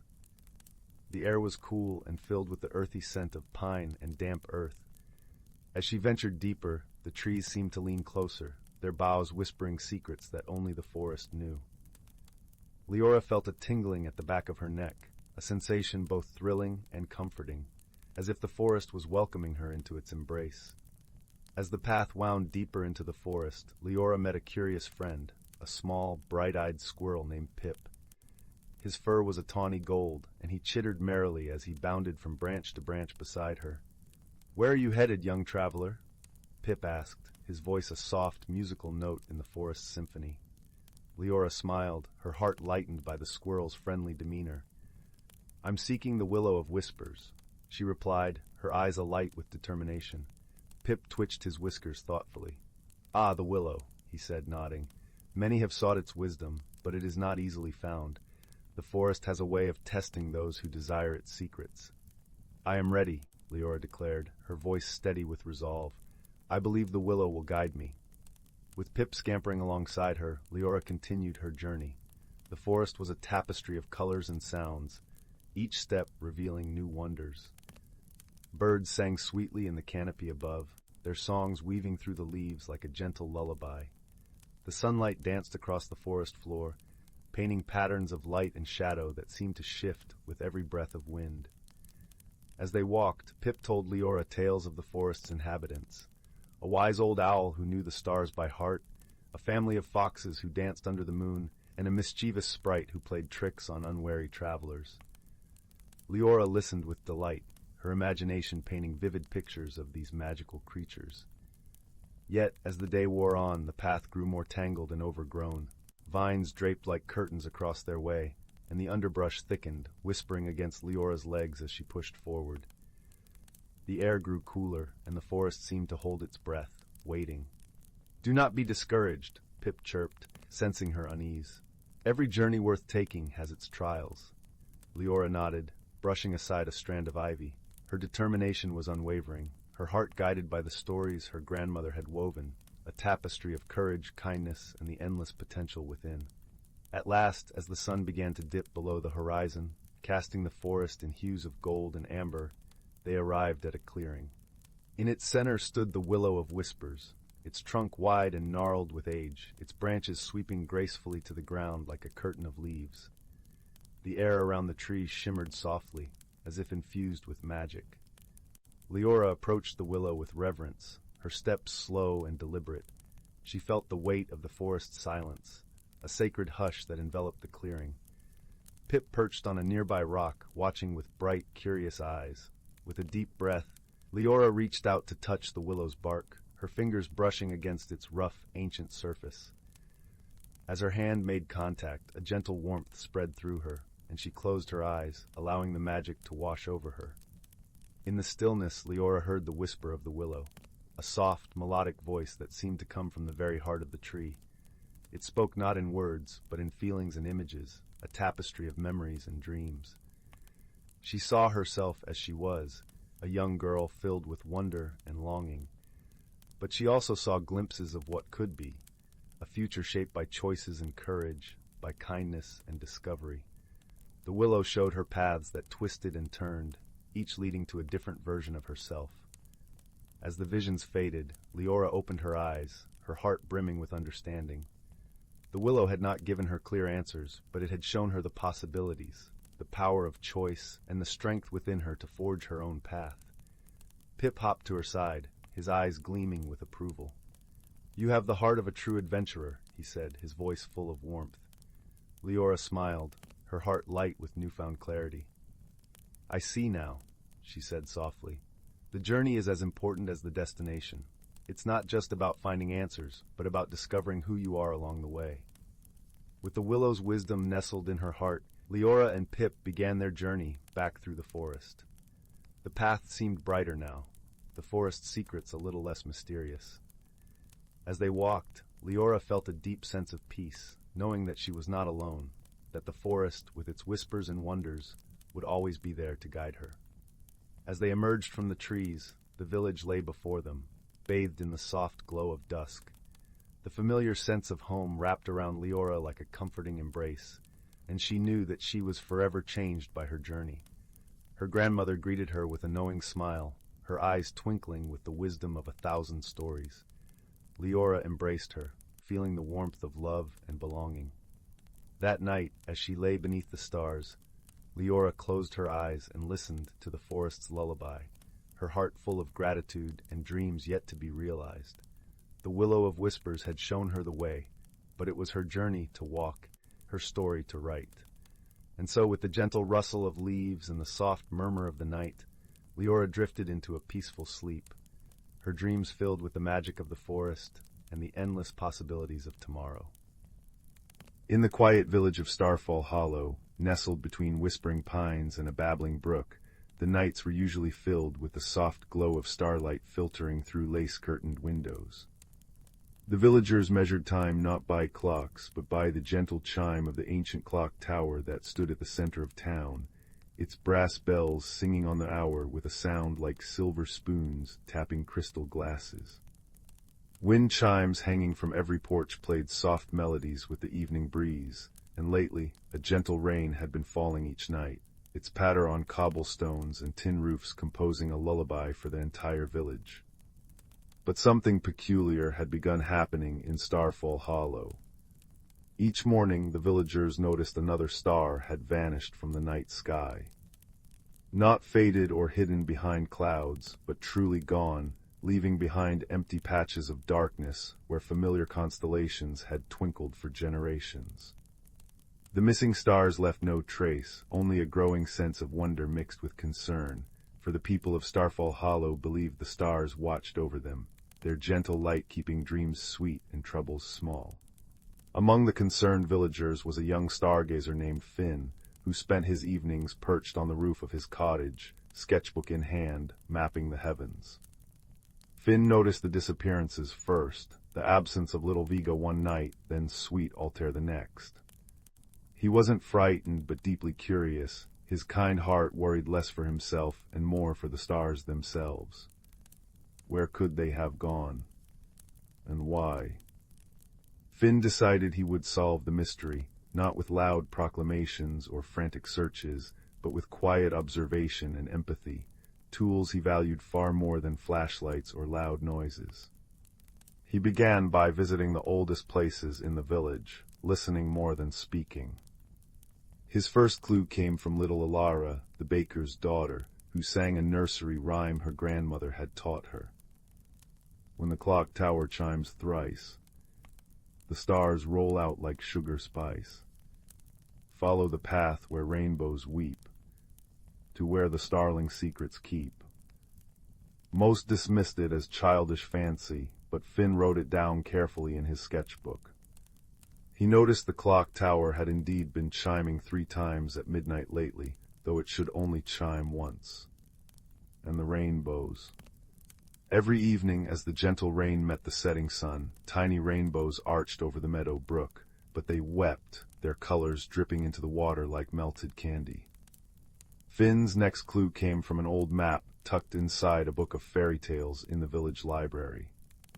The map showed Starfall Hollow as it was centuries ago, with a dotted path leading to Starlight Meadow, a place no one remembered.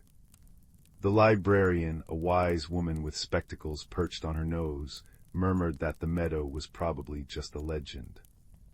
But Finn noticed the path aligned perfectly with the current rainbow arc over the brook.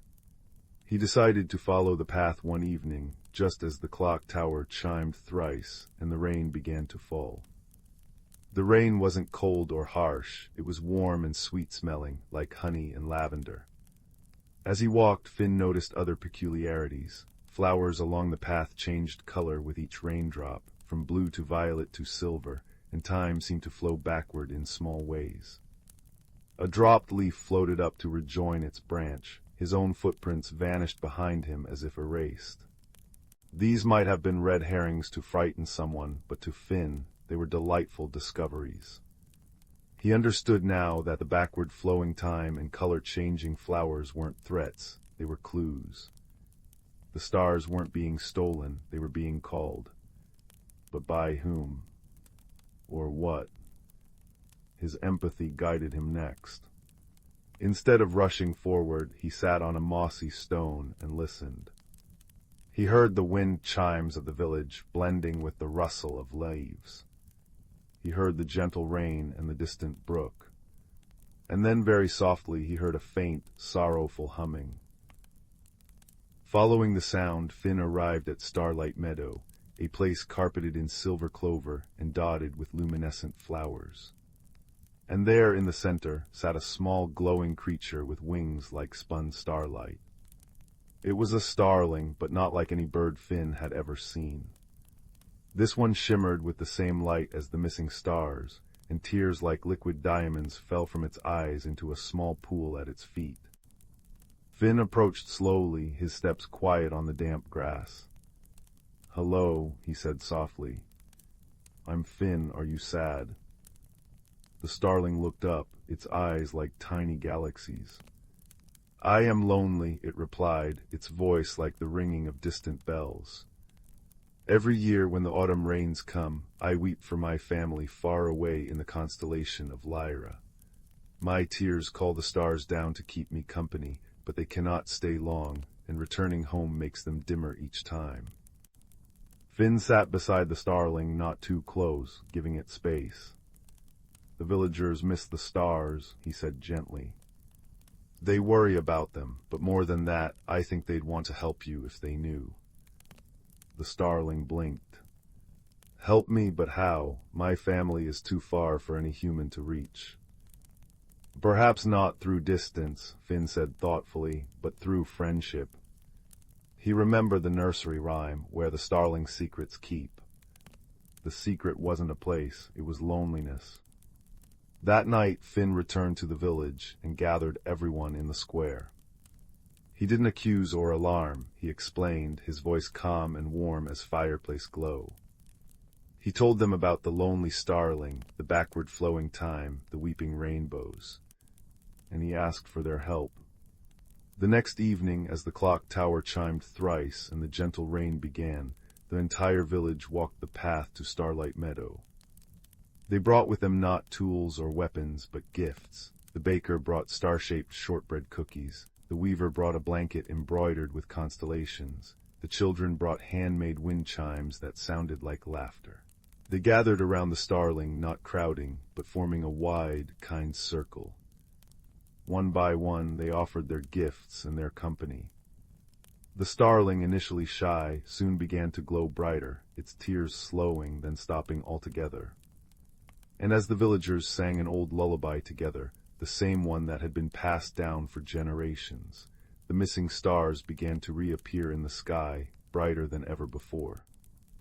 They hadn't been diminished, they had been replenished by the starling's joy. The starling wasn't lonely anymore. It had a new family in Starfall Hollow. And every year when the autumn rains came, the villagers would join it in Starlight Meadow, sharing stories and songs under a sky now filled with extra brilliance. The clock tower chimed normally again, the wind chipes played sweeter melodies, and the gentle rain continued to fall each night, its sound a reminder that even the saddest tears can water the seeds of new friendships. Finn still sat on his roof each evening, sketching the stars. But now his drawings included a tiny, glowing bird flying among them, and he smiled, knowing that some mysteries aren't meant to be solved alone, but shared, like warm blankets on a cool night or stories told beside a crackling fire. Deep in the heart of the Whisperwood, where ancient trees stood as sentinels of time and moonlight pooled like liquid silver on mossy clearings, the boundaries between the ordinary and the magical dissolved like sugar in tea. Here the rustle of leaves carried secrets older than rivers, and the air hummed with the quiet harmony of unseen lives. On this particular evening, as autumn's amber light faded into twilight, a young hedgehog named Pippin scurried along a root-ribboned path. His spines glistened with dew, and his nose twitched at the earthy perfume of decaying leaves and sweet, damp soil. He was late for his lesson with Elder Rowan, the great oak whose bark was etched with centuries of wisdom. Pip, pip, pip, chirped a voice from above. Bramble, a squirrel with fur the color of toasted acorns, leaped from a sycamore branch, landing softly beside him. Elder Rowan's waiting said it's about the frost whisper, the first winter wind that's late this year. Bramble's tail flicked anxiously. The forest feels too still. Pippin nodded, his small paws crunching through fallen maple keys. I know, the cricket stopped singing days ago, and the river's voice is thinner than spider silk. He paused, sniffing the air. Beneath the familiar scents of pine and loam, something cold and sharp lingered, a scent like frozen starlight. It was unnatural, a discordant note in the forest's symphony. They found Elder Rowan in a moon-drenched clearing, where the oak's gnarled roots cradled a circle of velvety moss. Fern, a sturdy badger with gentle eyes, already sat listening, her striped fur silvered by the moonlight. The great oak's voice rumbled like stones tumbling in a distant brook. Children, he began, leaves rustling softly, tonight we speak of the heartstone, the gem of seasons buried deep beneath our roots. It spins the wheel of the year, spring's bloom, summer's warmth, autumn's sigh, and winter's rest, but the frost whisper has not come. The heartstone sleeps too deeply, trapped by ice that should not be. As Elder Rowan spoke, Pippin closed his eyes, imagining the heartstone, a luminous crystal pulsing with the colors of cherry blossoms, sunflowers, maple flames, and snowdrifts. He felt its rhythm in his own heartbeat, a steady drum echoing through the soil. Long ago, the oak murmured, when the world was young, the forest's creatures learned that balance is held by harmony. If one season overstays, the others weaken. This endless autumn, it starves the roots of rest. The berries shrivel, the burrows grow cold, and the magic fades. Suddenly, a shiver ran through the earth. Frost flowers bloomed across the moss, sparkling like shattered glass. The air grew biting, and the moon's glow dimmed as if veiled. The ice spreads, Fern whispered, her breath misting. It's reaching for the heartstone. Pippin's spines bristled. What can we do? The legends say, Elder Rowan replied, his voice a low, steady anchor, that three things can melt unnatural ice, the warmth of friendship, the light of courage, and the memory of summer's song. You must journey to the stone's chamber beneath the crystal falls. But beware, the path is guarded by the shiverwillows, trees that feed on fear. With Bramble's nimbleness, Fern's strength, and Pippin's keen senses, they set off at dawn. The forest, once vibrant, now felt hushed and watchful. Leaves, frozen mid-fall, hung like amber tears. They followed the river upstream, where water murmured beneath a brittle skin of ice. Pippin led them through thickets of frost-rimed ferns, their fronds chiming like tiny bells when touched. "Smell that," he whispered, "like cold metal and lost things." The scent grew stronger near the falls, a cascade frozen mid-plunge, its icicles gleaming like dragon's teeth. Beneath the falls lay a hidden entrance, veiled by curtains of ice. As they approached, the shiverwillows awoke. Their branches, bone-white and leafless, creaked as they bent low, whispering voices like wind through cracks. "Turn back," they hissed. "The cold is kind. It stills the pain of growing, the ache of changing." Fear prickled Pippin's paws, turning them heavy as stone. Fern stepped forward, her voice steady. "But without change there is no bloom, without rest, no awakening." She hummed a low, resonant sound her grandmother had taught her, the song badgers used to soothe their cubs in deepest winter. The willows shuddered, their whispers softening. Bramble darted up a frozen trunk, scattering hoarded nuts like tiny suns. "Remember summer," he called. "Warm rain on your leaves, bees in the clover." The nuts glowed faintly, casting buttery pools of light. Pippin closed his eyes. He thought of Elder Rowan's stories, of fireflies waltzing in June meadows, of sun-warmed earth under his paws. He thought of Bramble's laughter as they raced through bluebell carpets, of Fern sharing honeycomb in her cozy den. A warmth kindled in his chest, fierce and bright. "We carry summer inside us," he said softly. His spines began to glow, a soft, golden radiance that spread like dandelion fluff. The shiverwillows sighed. Their branches uncurled, forming an archway. "Pass," they whispered, now sounding weary, almost sad. "Remember us when the thaw comes." Inside the cavern, the air was still and crystalline. At its center, on a pedestal of roots, sat the heartstone. But it was encased in ice thicker than oak bark, its light smothered to a feeble flicker. Frost crackled over the walls, and the cold bit deep, stealing their breath. "Now what?" Bramble chattered, his fur frosted white. "The legends spoke of a song," Fern said. "But how do we sing for summer?" Pippin touched the ice. It burned with cold, but beneath it he felt the heartstone's faint pulse, a memory of heat. "Together," he whispered, like Elder Rowan said. He began to hum Fern's lullaby, low and steady. Bramble joined, his voice a bright chitter like sun on streams. Fern rumbled the deep notes of the earth. Their voices wove together, rising and falling like the forest's own breath. Pippin poured his warmth into the song, his glowing spines reflecting in the ice like captured sunlight. Slowly the ice wept. Drips became trickles, then streams. The heartstone's light swelled, first a blush of dawn, then the gold of noon, finally the fiery crimson of autumn's last leaf. With a soft chime the ice shattered, falling like diamond rain. The stone pulsed once powerfully, and warmth bloomed through the cavern. Above, the frozen falls groaned. Ice cracked and fell in great sheets, and water roared free, tumbling into the river below. Sunlight, true buttery sunlight, pierced the cavern entrance. Outside, the forest sighed. Frost melted from leaves, revealing emerald beneath. Snowdrops pushed through the soil, and somewhere a cricket tentatively chirped. They returned to Elder Rowan as heroes. The great oak's leaves shimmered with dew, not ice. "You've done more than mend the seasons," he rumbled, his voice rich with pride. "You've woven your courage into the forest's memory. Now rest." That night, as the first true snowflakes of winter drifted down, soft, fat, and gentle, the creatures gathered. Pippin, Bramble, and Fern curled in the mossy hollow beneath Elder Rowan. The snow muffled the world, wrapping them in a blanket of silence. Fireflies, woken by the heartstone's warmth, danced in the pines like living stars. Pippin breathed in the scent of wood smoke from distant burrows and cold, clean snow. He felt the forest's heartbeat in the earth beneath him, steady and strong.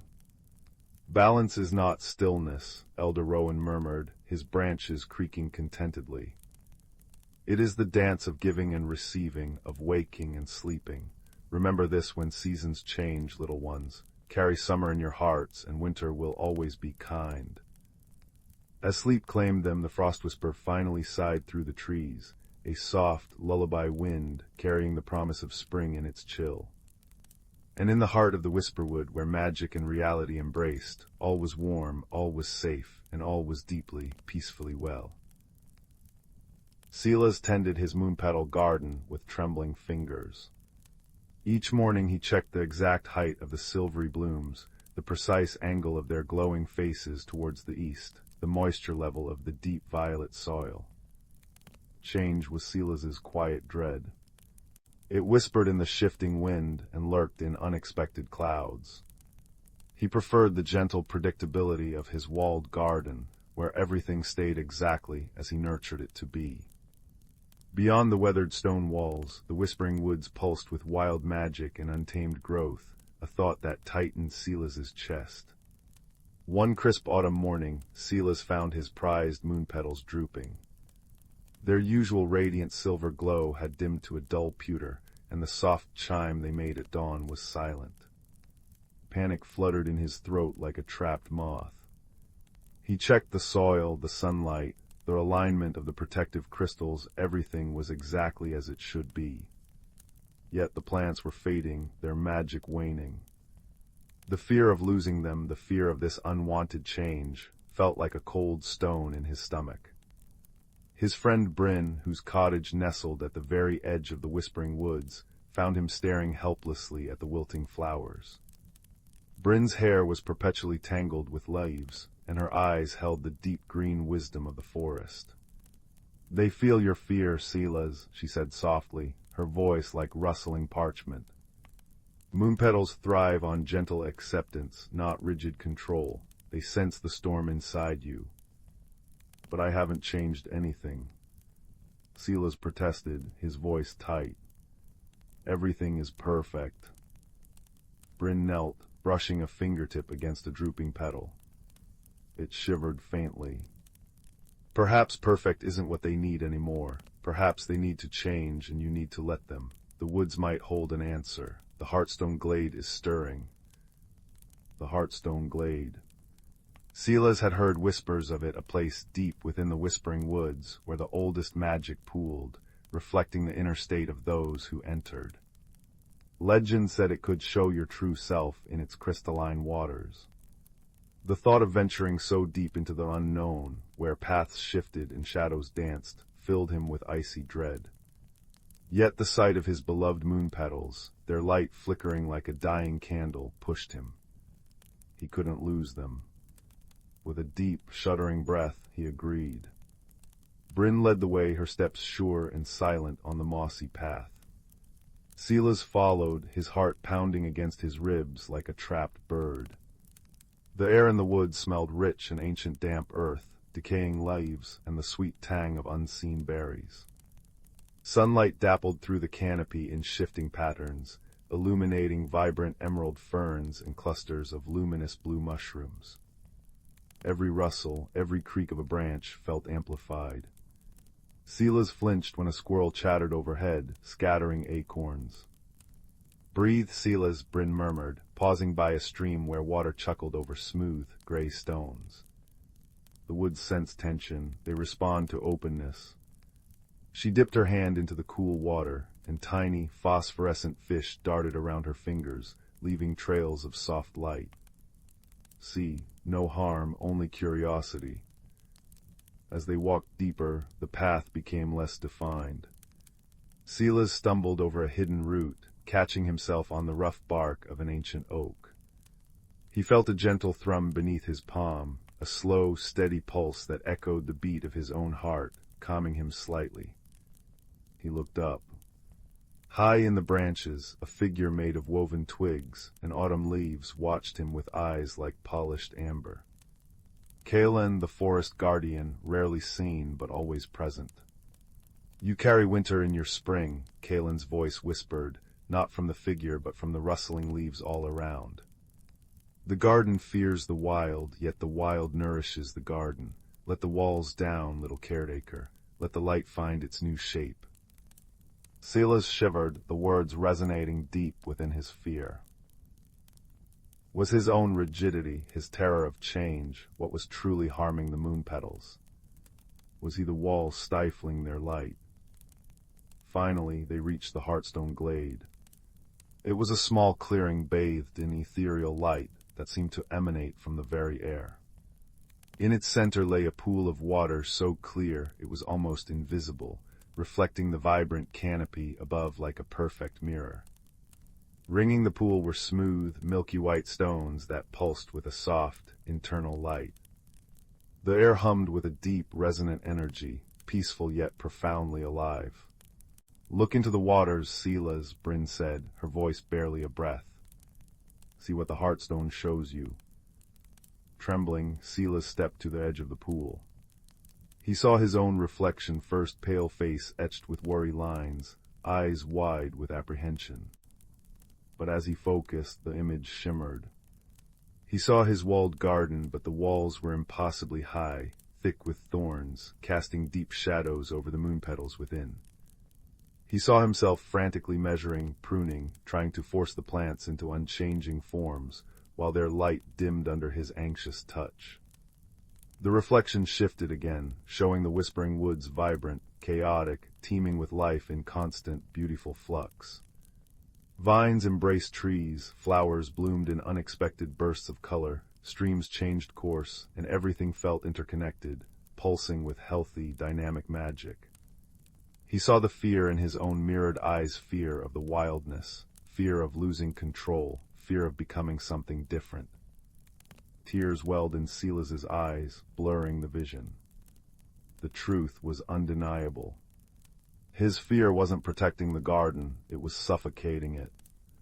He had built walls not just of stone, but of rigid expectation, shutting out the very elements of growth and renewal. He sank to his knees beside the pool, the cool moss soft beneath him. "I'm afraid," he whispered, the admission carried away by the glade's gentle hum. "I'm afraid of what happens when things change, when I might need to change." As he spoke his fear aloud, something remarkable happened. A single tear fell from his cheek into the crystalline water. Where it landed, a tiny, perfect silver flower bloomed instantly on the surface, a miniature moon petal, glowing with pure, soft light. It floated for a moment, then dissolved into shimmering motes that drifted upwards like fireflies. The water rippled. Silas's reflection shimmered once more. This time he saw the garden walls crumble gently, not into ruin, but into low, moss-covered borders. Sunlight streamed freely onto the moon petals. He saw himself not rigidly measuring, but sitting peacefully among the plants, observing them with wonder as they stretched towards the light, their shapes slightly different, uniquely beautiful. He saw vines from the whispering woods curling over the low walls, bearing unfamiliar, star-shaped blossoms that complemented the moon petals' silver glow. He saw himself smiling, a quiet joy replacing the anxious lines on his face. He saw Bryn and Glen nearby, their presence a steady, supportive warmth. The reflection radiated peace and acceptance. A profound sense of calm washed over Silas, deeper than any he had ever known. It wasn't the absence of fear, but the understanding that change wasn't an enemy. It was the rhythm of life itself, the very force that allowed growth and beauty. He felt the rigid knot inside his chest loosen and dissolve, replaced by a gentle warmth, like the first rays of dawn after a long night. He looked up at Bryn, his eyes clear. "They need to grow," he said, his voice steady now, filled with a quiet wonder. "And so do I." Bryn smiled, a sunrise spreading across her face. "Then let's go home." The journey back felt different. The shifting shadows no longer seemed threatening, but playful. The rustling leaves sounded like welcoming whispers. Silas noticed details he'd missed before: the intricate pattern of frost on a spiderweb, the vibrant red flash of a cardinal's wing, the sweet scent of decaying wood nurturing new fungi. He felt connected, part of the vast, changing tapestry, not separate from it. Kalen's twig and leaf figure watched them pass from a high branch, its amber eyes gleaming with quiet approval. When they reached the walled garden, Silas didn't rush to the moon petals. He stood before the heavy wooden gate, placing his palm flat against the weathered wood.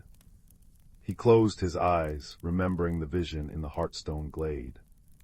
He thought not of control but of trust, not of rigidity but of flow, not of fear but of possibility. He pushed the gate open. The change was immediate, magical.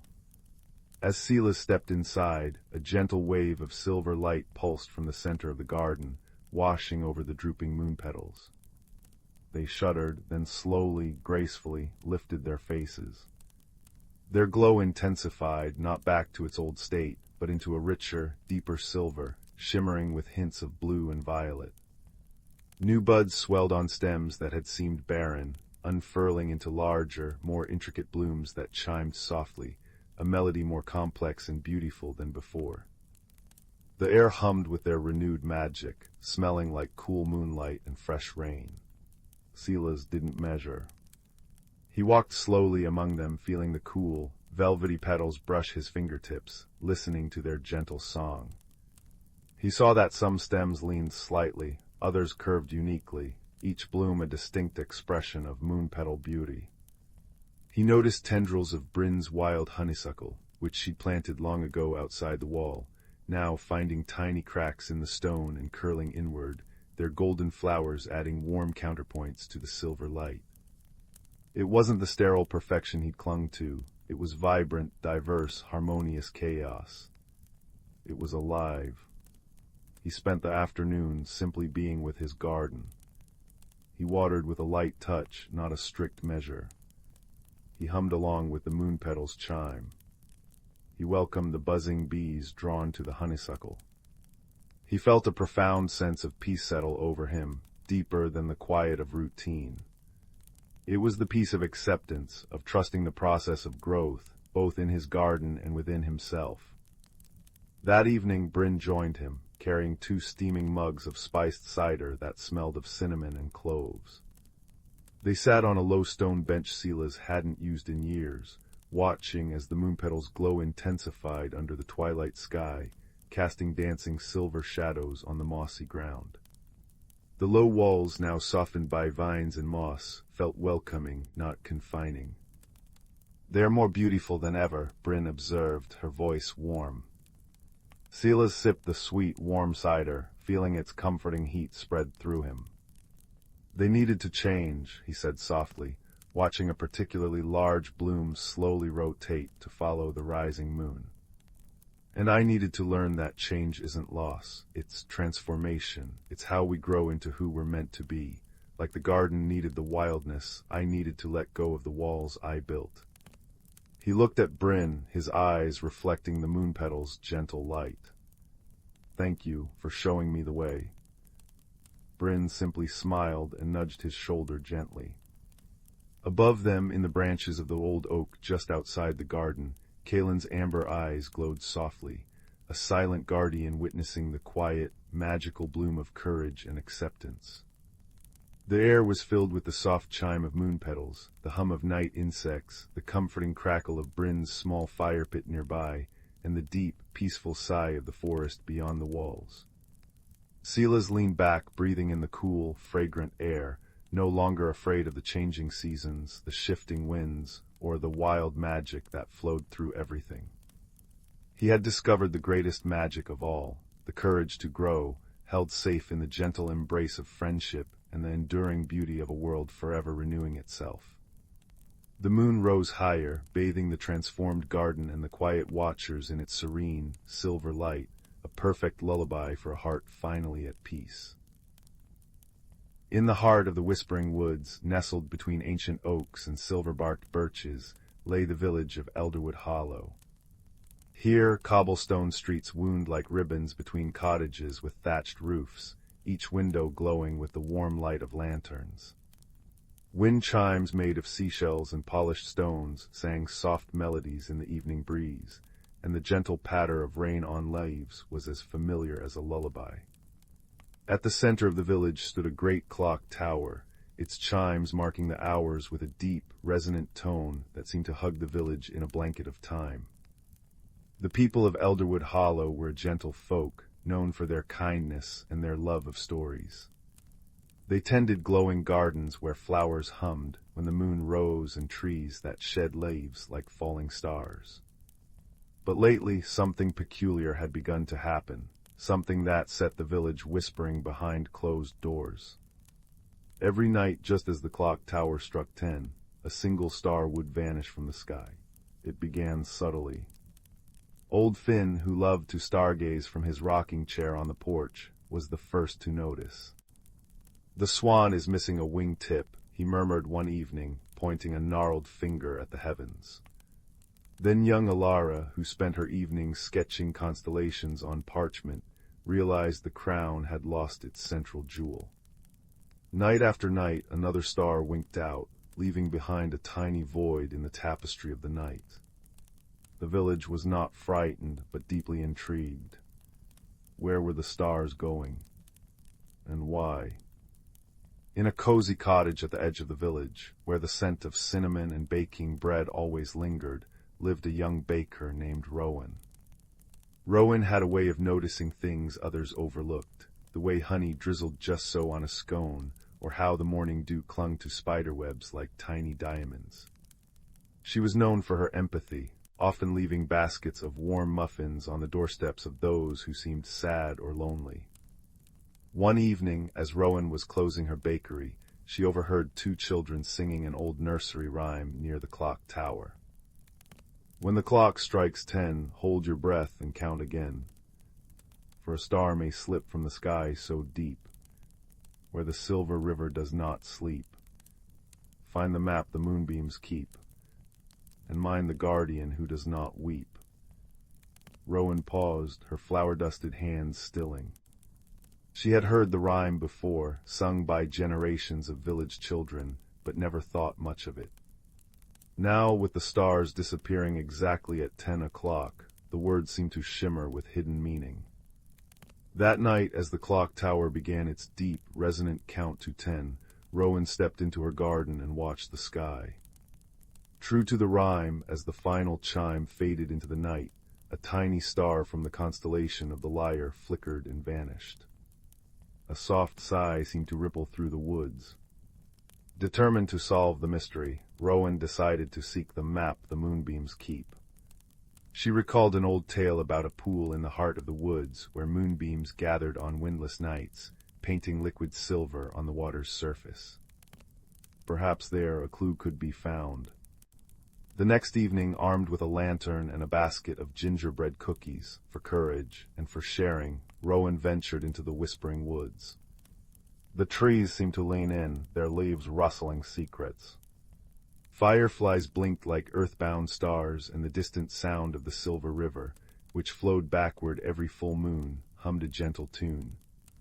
After a time, she found the pool, its surface so still it looked like a mirror to another world. As the moon rose, beams of light drifted down, settling on the water until it glowed. And there, on the shimmering surface, patterns emerged, not a map of places, but of stars, swirling and shifting as if drawn by an invisible hand. Rowan knelt, studying the patterns. They resembled the missing constellations, but with lines connecting them in ways she had never seen.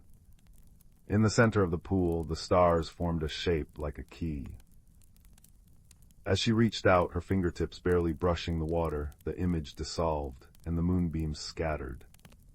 Puzzled but hopeful, she made her way back to the village, the clock tower chiming midnight as she arrived. The next day, Rowan shared her discovery with the villagers.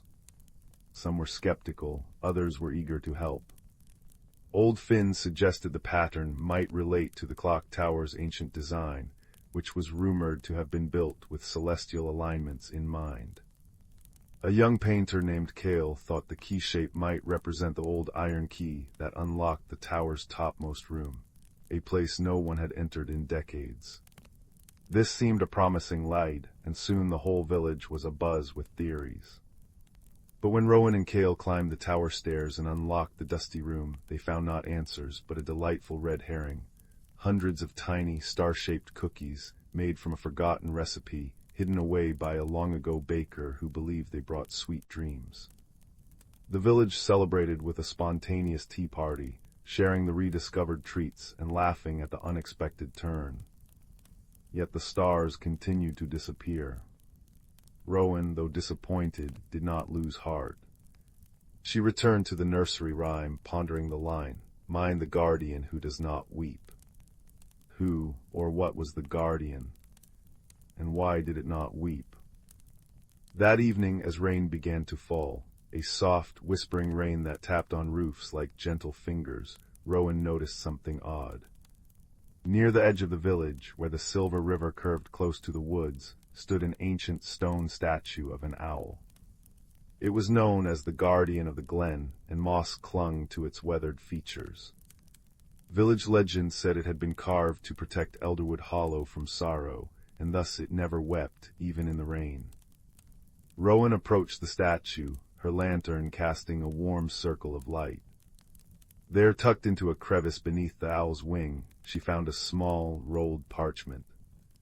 With careful hands, she unrolled it. It was a star chart, beautifully illustrated, with tiny notes in elegant script. One note beside the lyre read, "When harmony fades, a star must fall to restore the balance." Suddenly, the pieces began to fit together. The stars were not being stolen, they were being given. But why? Following the chart, Rowan saw that the missing stars corresponded to places in the village where sadness had recently lingered: the garden of old Mrs. Nettle, who had lost her songbird; the workshop of Elias the woodcarver, who had been too ill to create; the little bridge where children no longer played because a plank was loose. That night, as the clock struck 10, Rowan stood by the silver river and watched. Instead of a star vanishing, she saw a tiny light drift down from the sky like a feather, settling into the waters of the river, which glowed briefly before returning to its gentle flow.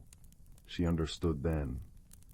The stars were falling to mend places where joy had faded, sinking into the earth or water to restore warmth and light. But the balance was off, too much sadness had gathered, and the stars were leaving the sky too quickly. The next morning, Rowan gathered the villagers in the square near the clock tower. She explained her discovery, her voice gentle but firm. "The stars are trying to help us," she said, "but they cannot do it alone. We must restore the harmony ourselves." Inspired, the village set to work. Children repaired the bridge with help from Elias, who felt well enough to offer guidance. They sang songs with Mrs. Nettle, filling her garden with music again. Rowan baked special starlight cookies, shaped like the missing stars, and shared them with everyone, weaving warmth back into the heart of the village. That evening, as the clock tower chimed 10, the villagers gathered together, holding hands and looking up at the sky. But this time no star vanished. Instead, one by one, the missing stars reappeared, burning a little brighter than before, as if filled with the village's renewed joy. And from that night on, the people of Elderwood Hollow remembered that even the smallest act of kindness could keep the stars in their sky. The gentle rain continued to fall, the wind chimes sang, and the clock tower chimed the hours, each one a reminder that they were a community, bound by empathy and wonder. Rowan smiled, her heart as warm as the lantern light in her cottage window.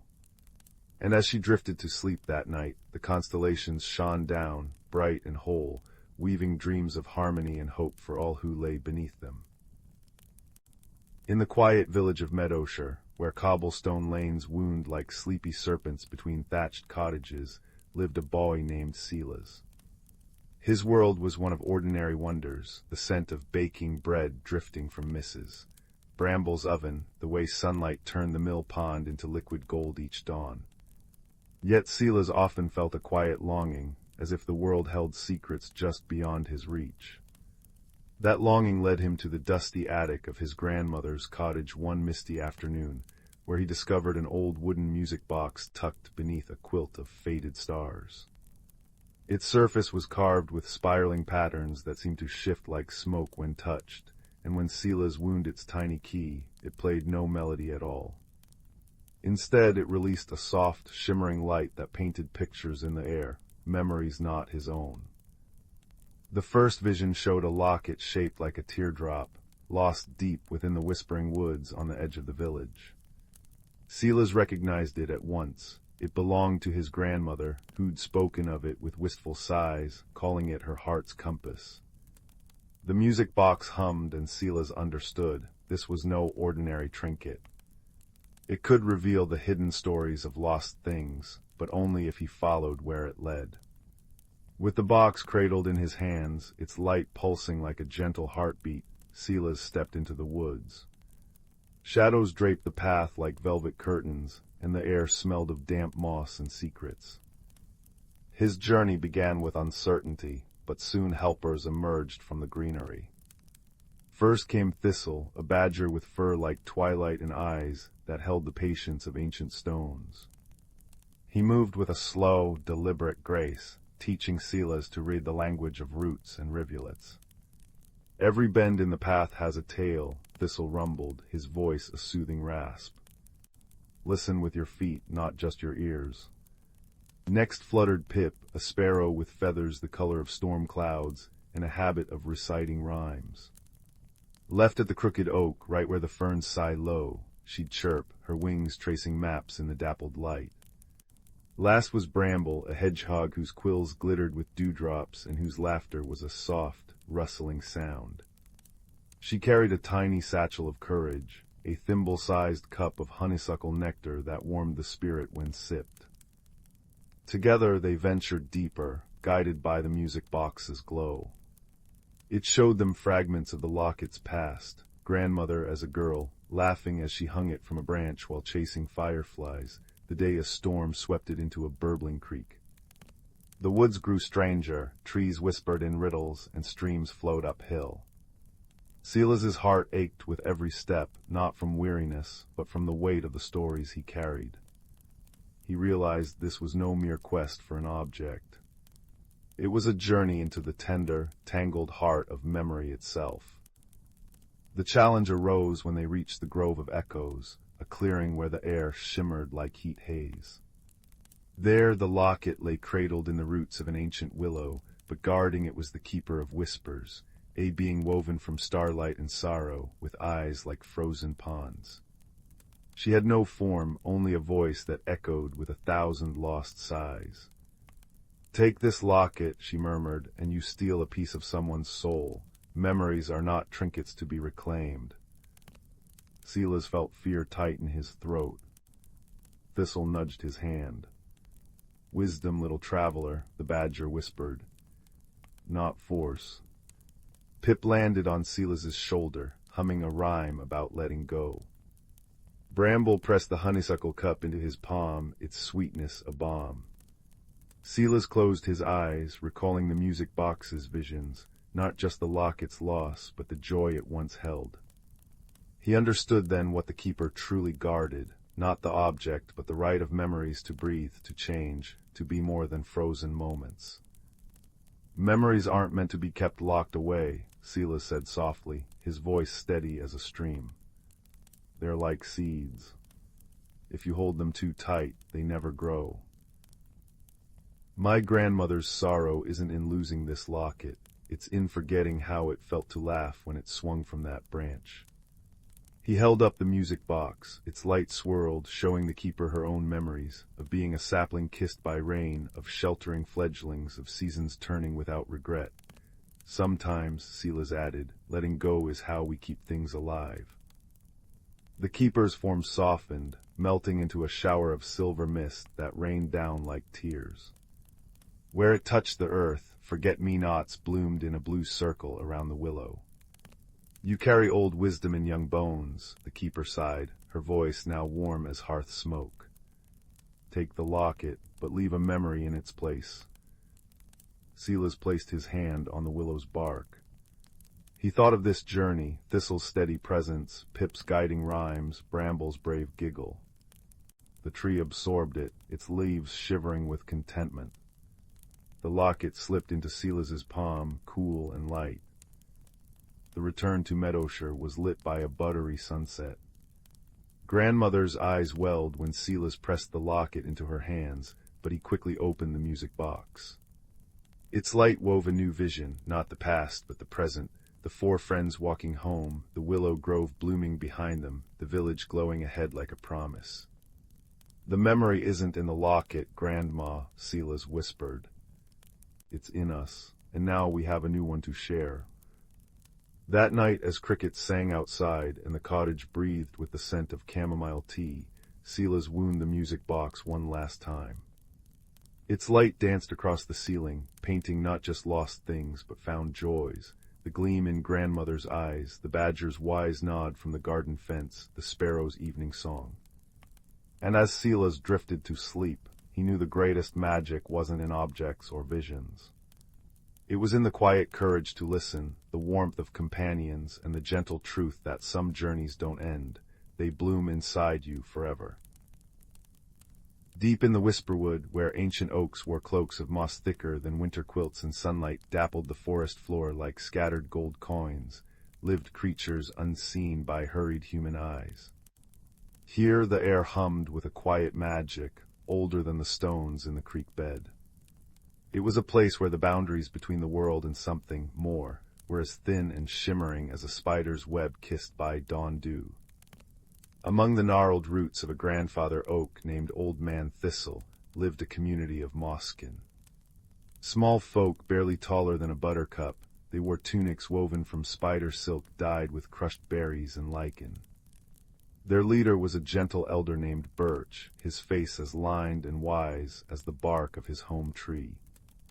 Birch's granddaughter, a bright-eyed sprite named Fern with hair the color of sun-dappled ferns, was known for her boundless curiosity about the Whisperwood's deepest secrets. The Whisperwood thrived on a delicate balance, a symphony conducted by the seasons. In spring the lumina petals bloomed, their soft, internal light painting the forest floor with constellations that mirrored the sky above. Their sweet, honeyed scent summoned the dreamwing butterflies, whose iridescent wings scattered pollen carrying whispered wishes and gentle dreams. Summer brought the rain singers, tiny frog-like beings who lived in the crystal-clear pools. When clouds gathered, they climbed onto lily pads and sang complex, rhythmic songs that coaxed the rain down gently, drop by drop, ensuring no seedling thirsted. Autumn saw the leaf weavers, industrious squirrels with coats the color of russet leaves, meticulously guiding each falling leaf to blanket the earth, insulating roots and nurturing the soil with their decay. Winter belonged to the frost sprites, ethereal beings formed from the first breath of cold air. They danced silently on the frozen streams, tracing intricate, glittering patterns that held the promise of spring's return deep within their icy hearts. Fern loved listening to Birch recount the old ways beside their glowing hearth mushroom. The warm, earthy smell of the mushroom mingled with the comforting scent of cedar bark burning low. Birch's voice, soft as rustling leaves, wove tales of the great heartwood tree, rumored to stand at the very center of the Whisperwood. It was said to be the source of the forest's magic, its roots drinking deep from hidden springs of starlight, its leaves capturing the moon's silver song. The heartwood's rhythm pulsed through the forest, unseen but felt in the thrum of life, the unfurling of a bud, the steady beat of a woodpecker's drum. "Balance, little Fern," Birch would murmur, the firelight dancing in his kind eyes, is the forest's truest magic. Each creature, each season, each drop of rain and ray of sun plays its part. We listen, we respect, and we give back. That is the wisdom carried on the wind through countless turnings of the seasons.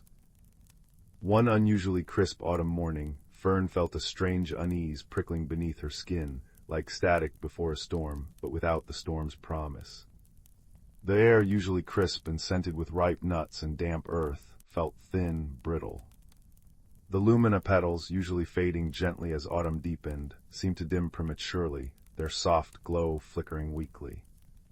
Worse, the rain singer's songs, normally a comforting counterpoint to the rustling leaves, sounded thin and faltering. The streams, fed by their magic, ran lower than they should. "Grandfather," Fern whispered, her voice small against the sudden quiet of the woods, "something feels wrong. The magic feels thin, like stretched spider silk."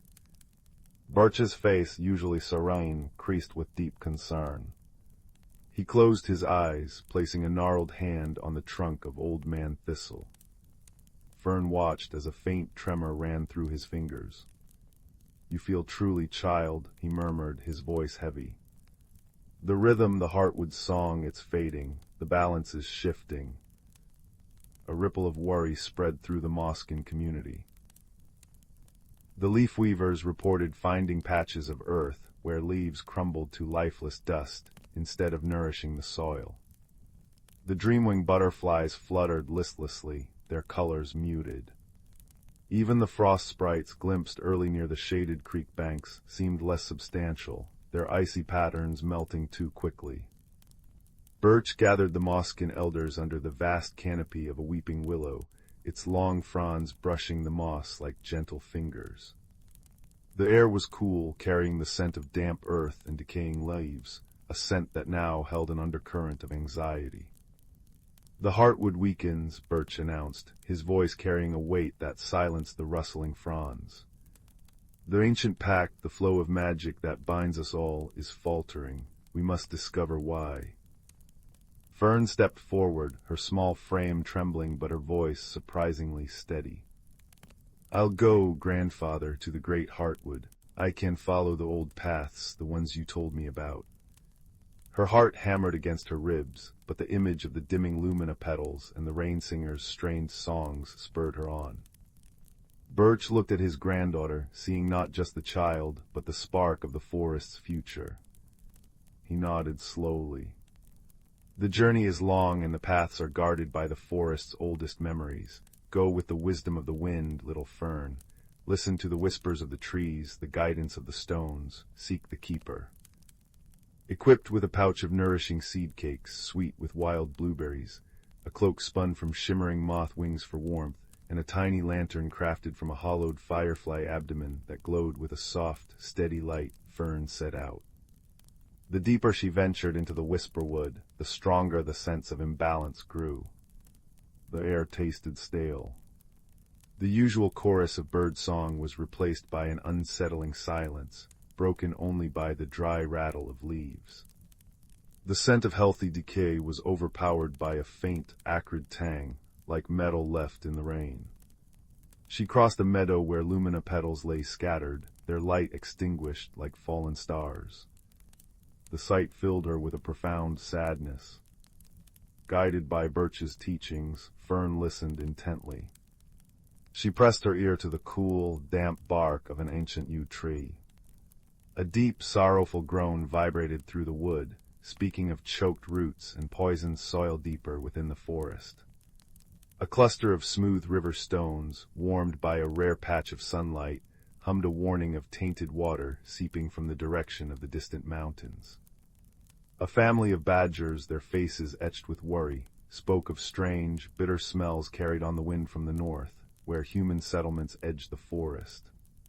After days of travel, guided by the fading pulse of the forest's magic, and the subtle signs Birch had taught her to read the way moss grew thicker on one side of a tree, the specific constellation of mushrooms pointing the way Fern reached a hidden valley.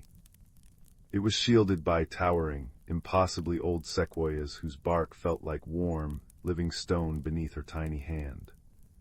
The air here was still thick with unease, but beneath it, Fern sensed a deep, resonant thrumming, weak but persistent.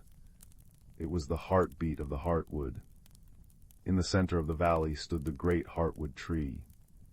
It was magnificent beyond words, its trunk wider than a dozen Moskin homes, its branches reaching towards the sky like open arms, cradling the clouds. But Fern gasped. Great swaths of its bark were cracked and gray, like parched earth. Its leaves, normally a vibrant tapestry of emerald and silver, hung limp and dull, many already fallen, carpeting the ground in a sorrowful blanket. The air around it vibrated with a palpable sense of exhaustion and pain. The scent here was complex, the rich, ancient smell of deep wood, overlaid with the sickly sweetness of decay and a harsh, metallic tang that made Fern's eyes water. At the base of the immense trunk sat the keeper. Not a towering giant, but a figure woven from living vines, moss, and shifting shadows, shaped vaguely like an ancient, wise badger. Its eyes were pools of deep, still water reflecting the fading light. It radiated immense age and profound weariness.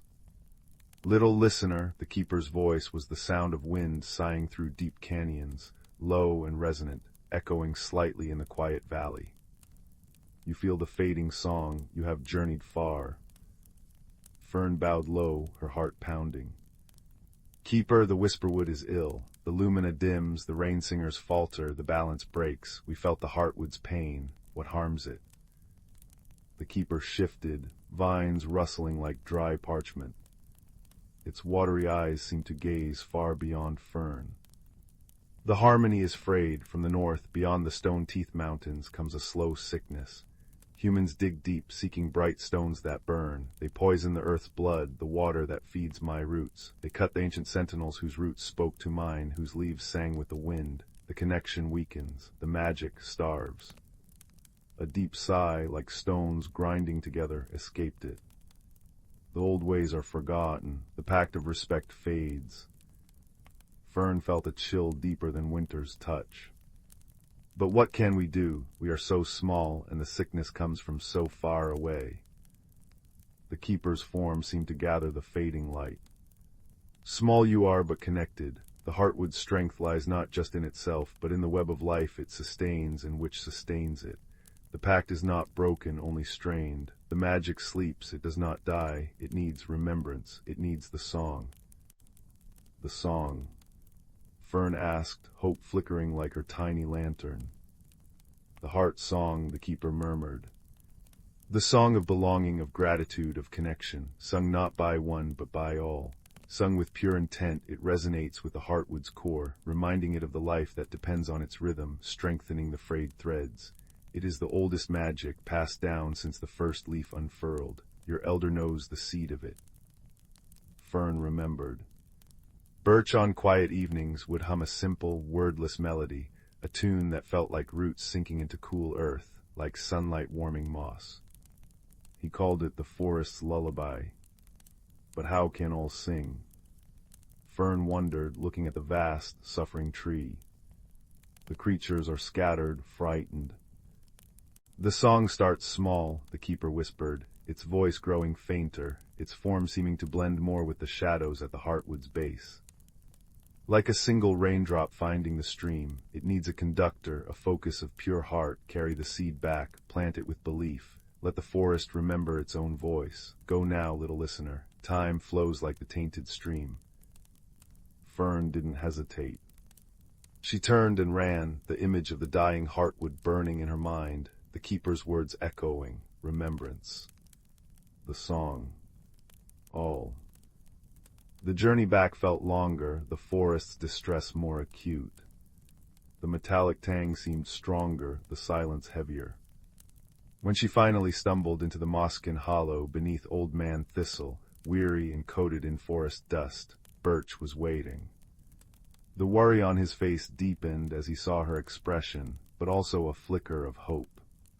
Fern poured out her tale, the dying heartwood, the poisoned earth's blood from the north, the forgotten pact, and the keeper's words about the heart song.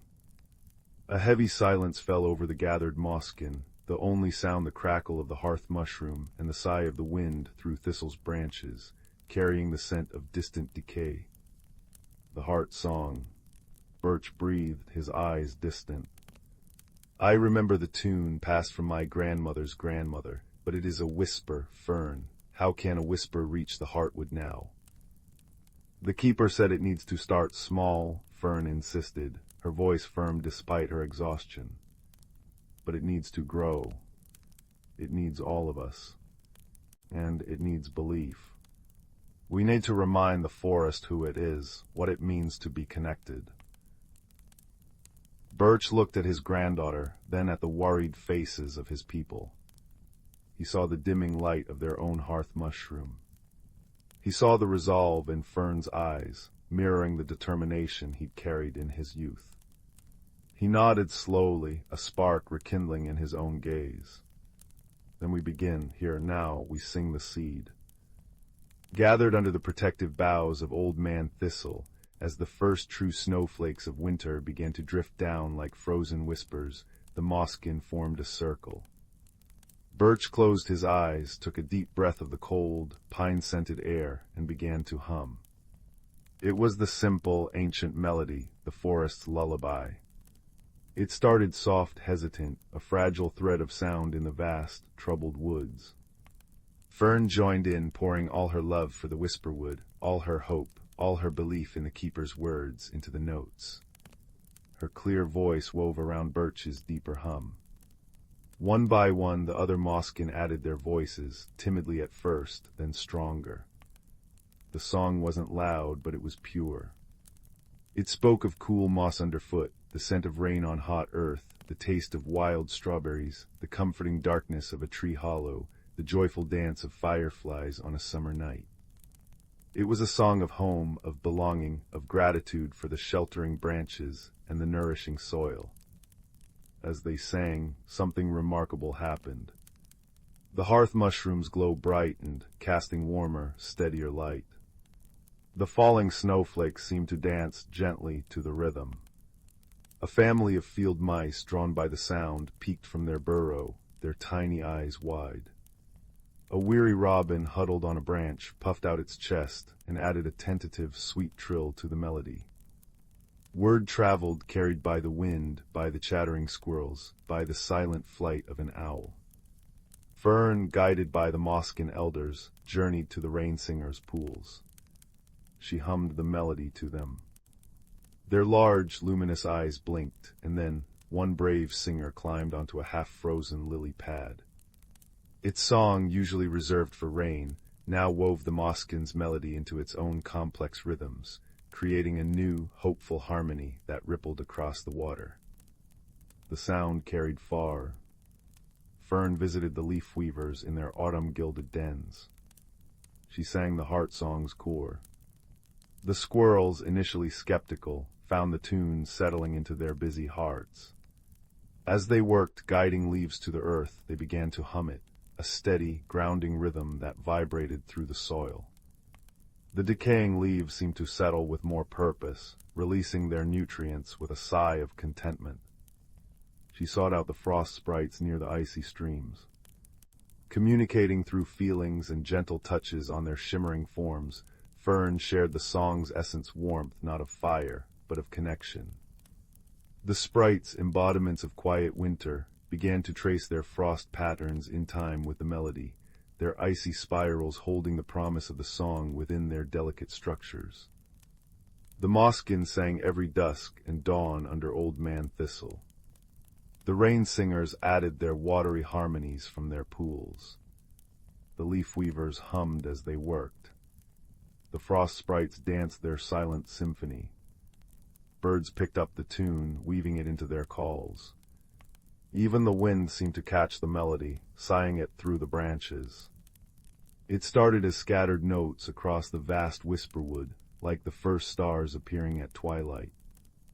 But gradually the notes found each other. The forest began to remember its own voice, its own deep connection. The pure collective intent, the gratitude, the belonging, the shared love for their home began to resonate. Deep in the hidden valley, the great heartwood tree shuddered. The weak, faltering pulse within its ancient core began to steady. A faint, silvery light, unseen for seasons, flickered deep within its cracked bark. The metallic tang in the air lessened, replaced by the faint, sweet smell of sap beginning to stir, even in winter's heart. The keeper, a shadowy figure at its base, lifted its head. The pools of its eyes reflected not just fading light, but a burgeoning spark. A deep, resonant thrum, felt more than heard, vibrated outwards from the heartwood, a counterpoint to the forest's growing song. The change wasn't instant, nor was it a cure for the deep sickness creeping from the north. But the balance, the vital harmony, began to knit itself back together, thread by shimmering thread. The lumina petals didn't suddenly blaze, but their fading light steadied. The rain singers found strength returning to their voices. The streams, while still low, flowed with a cleaner sound. The oppressive silence lifted, replaced by the tentative but growing chorus of the heart song, woven through the natural sounds of the forest. Back under Old Man Thistle, the mosskin sang with renewed vigor as the first true thaw began. Tiny green shoots, brave and bright, pushed through the snow near their hearth mushroom. The air, crisp and cold, carried the clean scent of melting snow, and underneath it, the undeniable fragrance of life stirring, of resilience. Birch placed a gnarled hand on Fern's shoulder as they sang, their voices blending with the drip of melting ice and the distant chorus of the forest. He looked not just at the returning green, but at his granddaughter, whose courage and belief had carried the seed of the song. The wisdom of generations, whispered under mossy roots, had found fertile ground in a young heart. The magic of the whisperwood hadn't died. It had merely been sleeping, waiting to be remembered, waiting for the pure, shared song of belonging to awaken it once more. The heart song continued, a gentle, constant hum beneath the rustle of leaves and the babble of streams.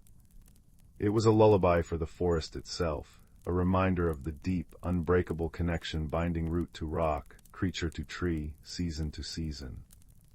And as the first fireflies of the coming spring blinked their tiny lanterns in the velvet dusk, they blinked in time with the song, a constellation of hope echoing the ancient rhythm of the great heartwood tree, strong and steady once again. The whisperwood breathed, its magic a soft, resilient glow in the gathering twilight, a testament to the enduring power of harmony, remembrance, and a song sung together. In the quiet village of Willowmere, where chimney smoke curled into shapes like sleeping cats and every garden gate squeaked in its own peculiar melody, there was a mystery brewing as soft as the steam from a teacup. It began on a crisp autumn evening when young Milo, the clockmaker's apprentice, noticed something odd. The village sundial, which had always pointed faithfully to the sun's position, now spun lazily clockwise every time a cloud passed overhead. By the next morning, whispers fluttered through the cobblestone lanes like autumn leaves. Baker's bread turned lavender overnight, the mill pond rippled in perfect geometric patterns, and every third stair in the library staircase had gone mysteriously silent underfoot. Milo, a boy with a mop of chestnut hair and a pocket watch that ticked in time with his curiosity, decided to investigate. His first clue came from old Mrs. Thistledown, the village knitter, who claimed her yarn had begun knitting itself into tiny sweaters for the mice in the walls. "It's not mischief," she insisted, her silver needles clacking like crickets. "It's lonely magic, like something's trying to talk but doesn't know the words." Guided by the scent of cinnamon drifting from the hearth of the village's wise apothecary, Master Corwin, Milo found himself in a cozy shop where jars of starlight and dried thunder hummed on shelves. Corwin, a man whose beard seemed to hold constellations in its tangles, listened gravely. "Magic always has a reason," he murmured, stirring a copper pot of soup that smelled like forgiveness. "Look for patterns, lad. Even whispers leave footprints." The next day Milo noticed the anomalies followed a rhythm. The sundial spun fastest at noon, the bread turned lavender only when the wind blew east, and the library's silent stairs formed a perfect spiral. That night, under a moon the color of buttercream, he followed the trail of a glowing moth, a creature with wings like stained glass, to the edge of the whispering wood. There, beneath an ancient oak with roots like knuckles, he found a small, shivering creature, a dust hare, a rare magical being made of powdered starlight and autumn thistledown. Its ears drooped like wilted petals, and its eyes held the ache of 1,000 unsung songs. "I didn't mean to cause trouble," it hiccuped, voice like a rustling diary. "I was looking for a home. My old burrow was washed away by rains, and when I'm sad, my magic leaks." It gestured weakly to the air, where motes of its stardust swirled into shapes, a spinning sundial, a lavender loaf, a silent stare. I just wanted someone to notice. Milo's heart folded like a well-loved letter. With Corwin's guidance, the village rallied. Children gathered acorn caps to catch the dust hare's runaway magic, weavers spun a nest from thistle silk, and the baker crafted a honeycake steeped in welcome.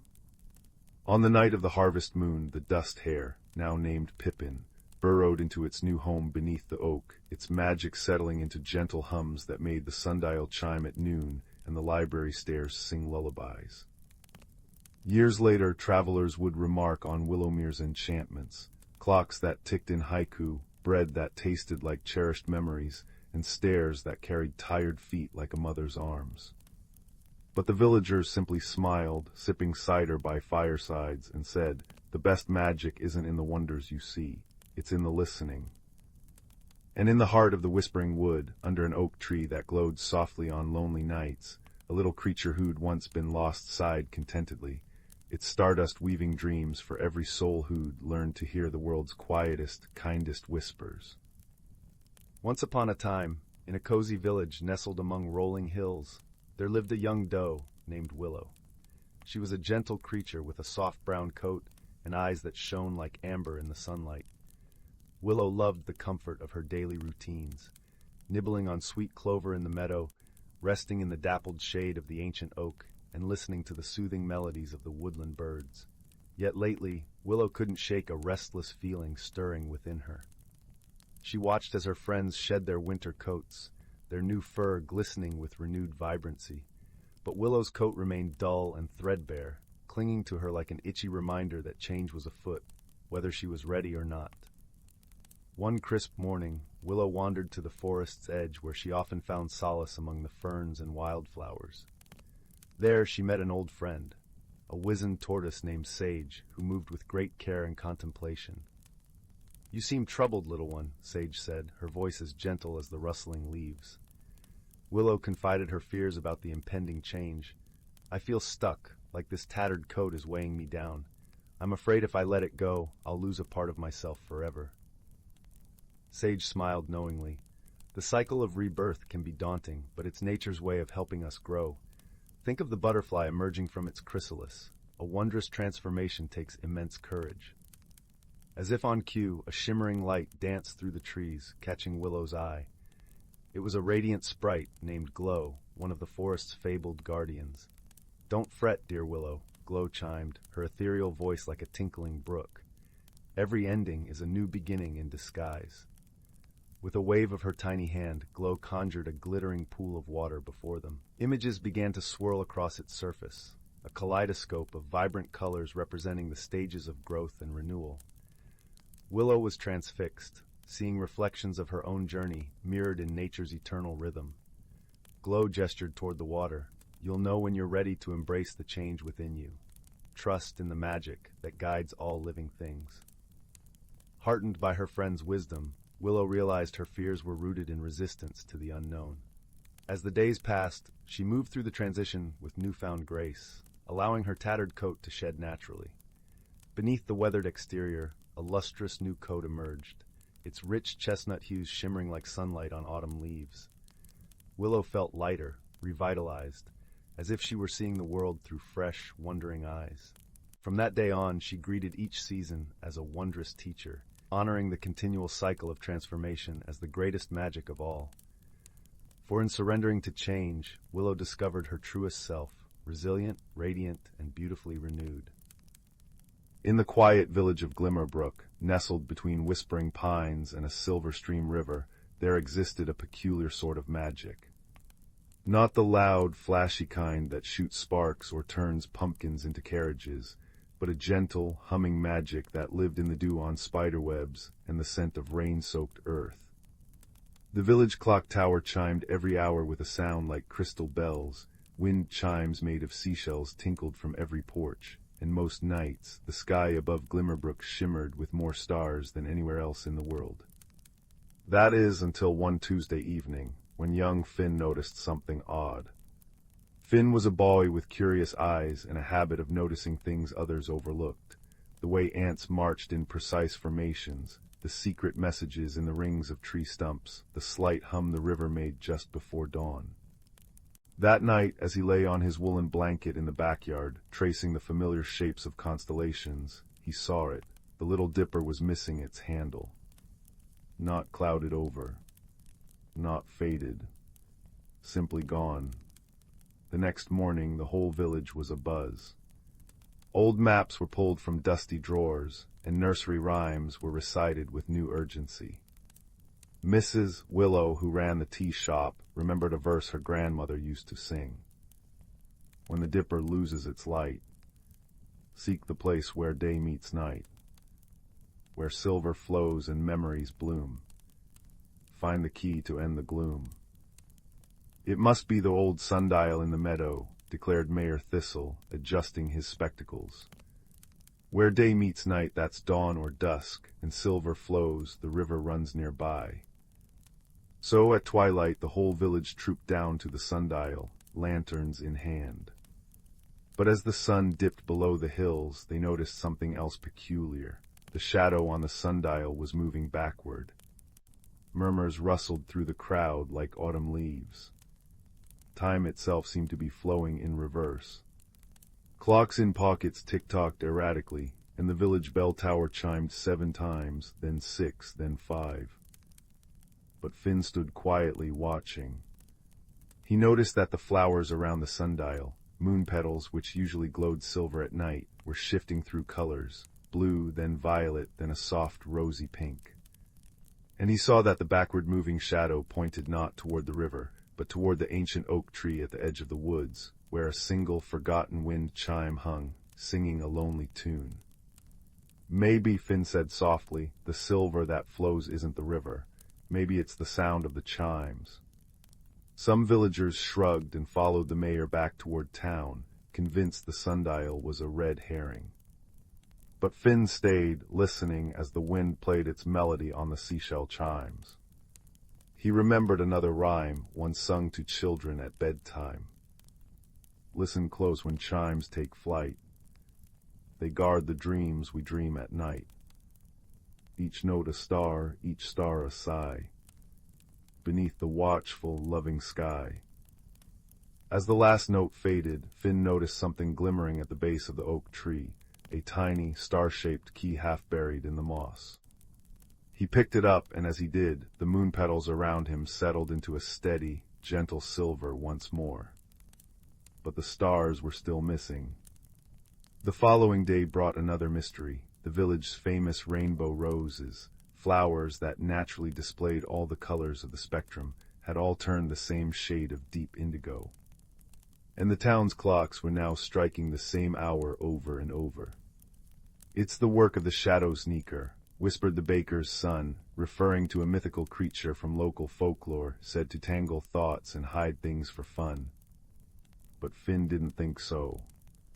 He spent the afternoon sitting near the shell chimes, watching the petals shift color and listening to the repetitive ding-dong of the clock tower. He noticed that whenever the wind stilled, the roses slowly returned to their rainbow hues. And whenever the clock struck 3, the missing stars, or at least their light, flickered faintly overhead like echoes. That evening, as a soft rain began to fall, pattering gently on rooftops and leaves, Finn gathered the villagers in the square. "I don't think anything is broken," he said. "And I don't think anyone is doing this to be mean. I think the stars, the time, the colors, they're all trying to tell us something." He held up the star-shaped key. "The rhymes and the maps weren't misleading us, we were just reading them too literally. Where day meets night isn't just a place, it's a moment, and silver flows isn't just water or sound, it's starlight." Then Finn did something nobody expected. He didn't use the key on a lock or a door. Instead, he walked to the center of the village, where an old, carved stone well stood, the wishing well of Glimmerbrook, which was said to collect dreams and reflections. As the clock struck the half-hour, Finn dropped the key into the well. For a moment, nothing happened. Then, from the depths, a soft silver light began to glow, It rose like mist, swirling and dancing in the rain-damp air, and as it floated upward, the missing stars reappeared in the sky, brighter and more beautiful than ever. The moon petals gleamed, the rainbow roses shimmered back into their full spectrum, and the clock tower chimed the correct time, a clear, confident note that rang through the valley. From the well emerged a small, shy creature with eyes like molten amber and a coat that shifted like twilight. It was a memory keeper, a gentle being that fed on happy moments and sometimes, when lonely, borrowed bits of time and light to feel less alone. It had been hiding in the well, unintentionally causing the strange happenings by tugging on the threads of magic that connected the village. The villagers weren't angry. How could they be? They saw the loneliness in the creature's eyes and understood. That night they shared stories and songs by the well, offering memories like gifts. The taste of first snowfall, the warmth of a shared laugh, the comfort of a hand held in the dark. And as they did, the memory keeper glowed brighter, and the magic of Glimmerbrook settled back into its gentle rhythm, deeper and stronger now, woven through with a new thread of belonging. From then on, the people of Glimmerbrook made a tradition of gathering at the well on rainy evenings, sharing small joys under the starlit sky. The wind chimes sang sweeter, the flowers bloomed brighter, and Finn continued to notice the small, beautiful things, knowing that sometimes the greatest mysteries are not meant to be solved, but shared. And high above, the stars shone on, safe and eternal, each one a reminder that even what seems lost is often just waiting for the right moment to be found again. In a valley nestled between gentle, rolling hills, there lived a young boy named Glen. His world was one of quiet routines, of helping his grandmother tend their small garden and listening to the old stories she would tell by the hearth each evening. But Glen often felt a peculiar emptiness, a quiet yearning he couldn't quite name. It was as if a part of him was waiting, like a seed buried deep in winter soil, for a warmth it could not yet feel. One evening, as the autumn sun dipped below the hills, painting the sky in shades of lavender and gold, Glen's grandmother placed a small, smooth stone in his palm. It was unremarkable at first glance, a simple gray river stone, cool to the touch. "This was your grandfather's," she said, her voice soft as the wool of her shawl. "He called it an ember stone. He said it held a memory of light." Glen turned the stone over in his hand. It felt inert, just a rock. But that night, as he lay in his bed, a sliver of moonlight fell across the windowsill where he had placed it. And in the heart of the stone, a faint, warm glow began to pulse, soft and rhythmic, like a sleeping creature's breath. A gentle heat radiated from it, not enough to burn, but enough to comfort, like a sip of warm tea on a chilly evening.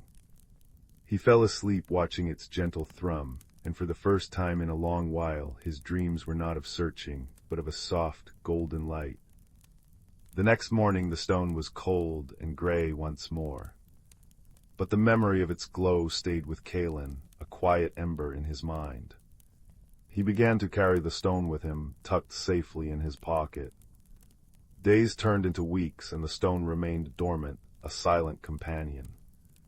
Yet Glen found himself noticing more, the way the morning dew caught the light on a spider's web, the intricate pattern of frost on a leaf, the comforting scent of wood smoke that always clung to his grandmother's clothes. His world, once simple, began to feel deeper, richer, as if he were seeing it through a new, softer lens. Then, on an afternoon when the world was hushed under a thick blanket of mist, Glen followed the path that led into the ancient willow woods at the edge of the valley. The air was cool and damp, filled with the rich, earthy smell of decaying leaves and wet bark. The further he walked, the thicker the mist became, until the familiar path faded into a world of soft, gray silence. He was lost.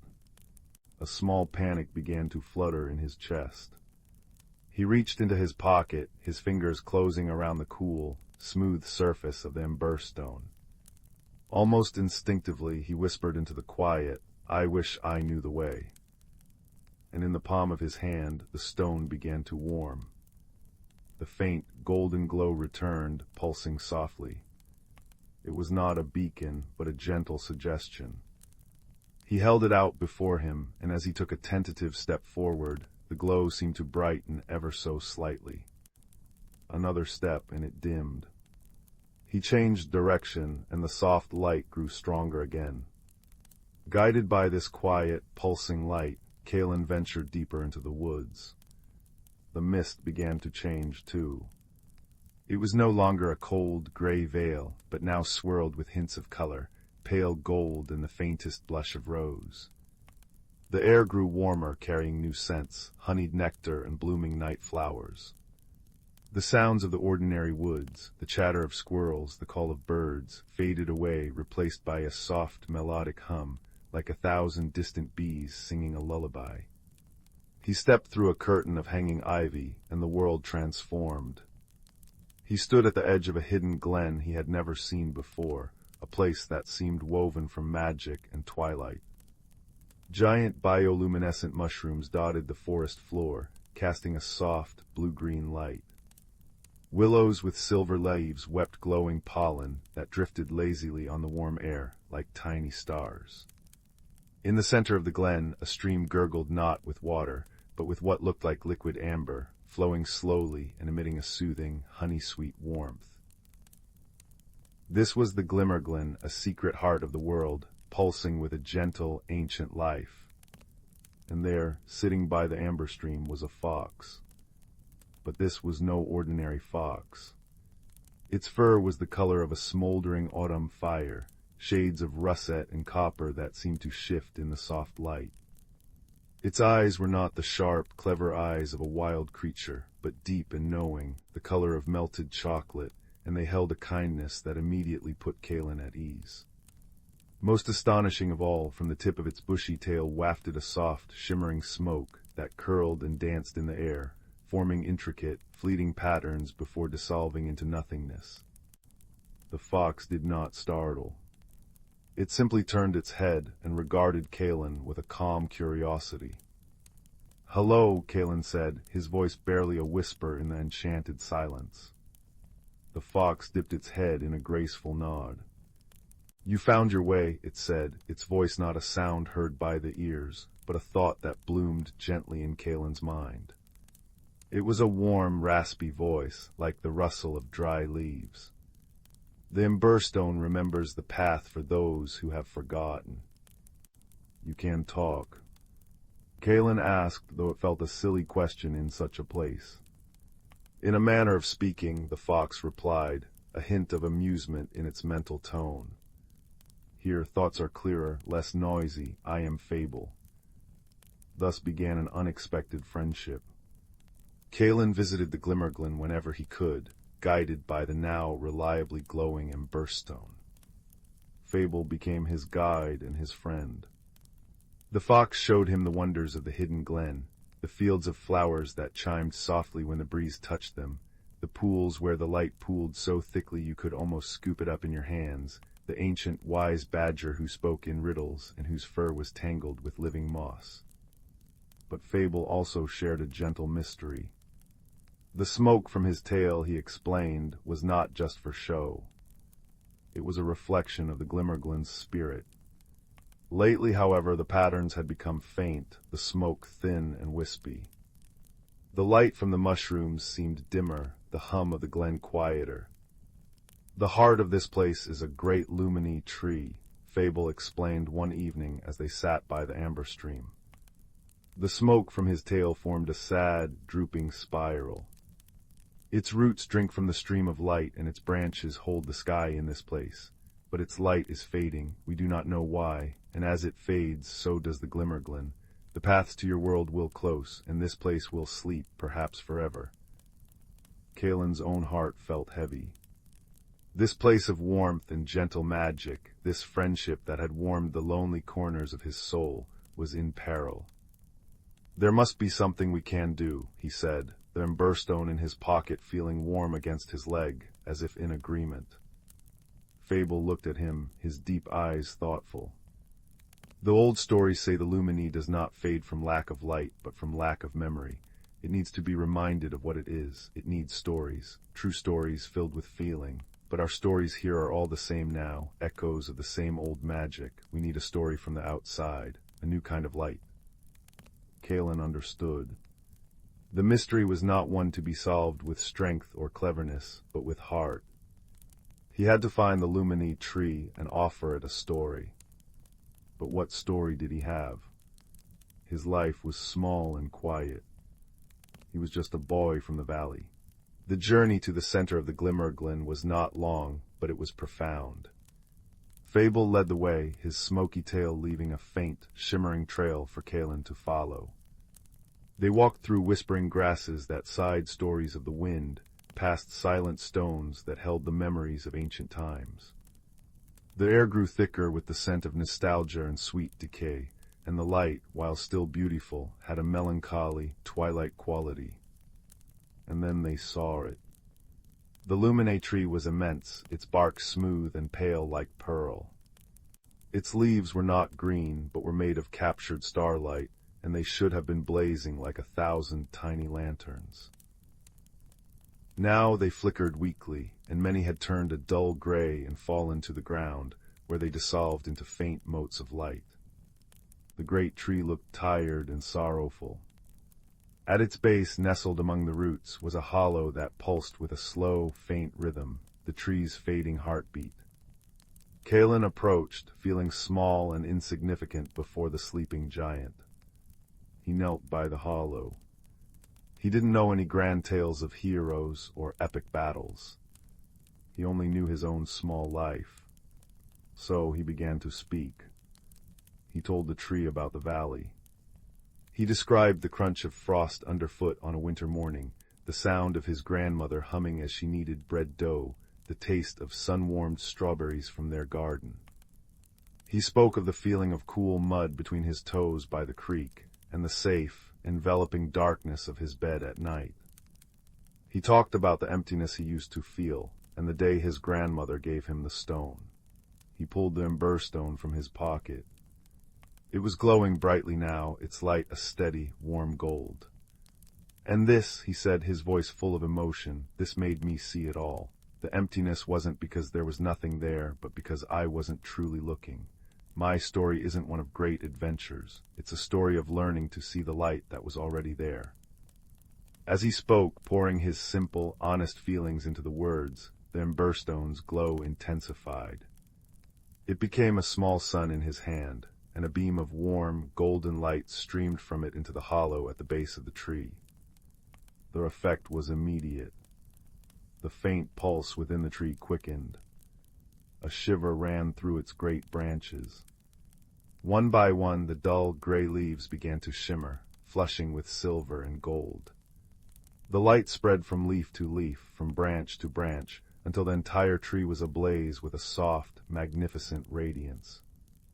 It was not a blinding light, but a deep, resonant glow that filled the entire Glen, soaking into the very air and earth. The humming of the place returned, stronger and sweeter than before. The amber stream bubbled with renewed energy, and the glowing mushrooms shone with a joyful intensity. The world was waking up. Fable brushed against Galen's side, his fur warm. The smoke from his tail was now thick and vibrant, swirling into beautiful, complex patterns of joy and gratitude, swirling constellations and blooming flowers made of mist.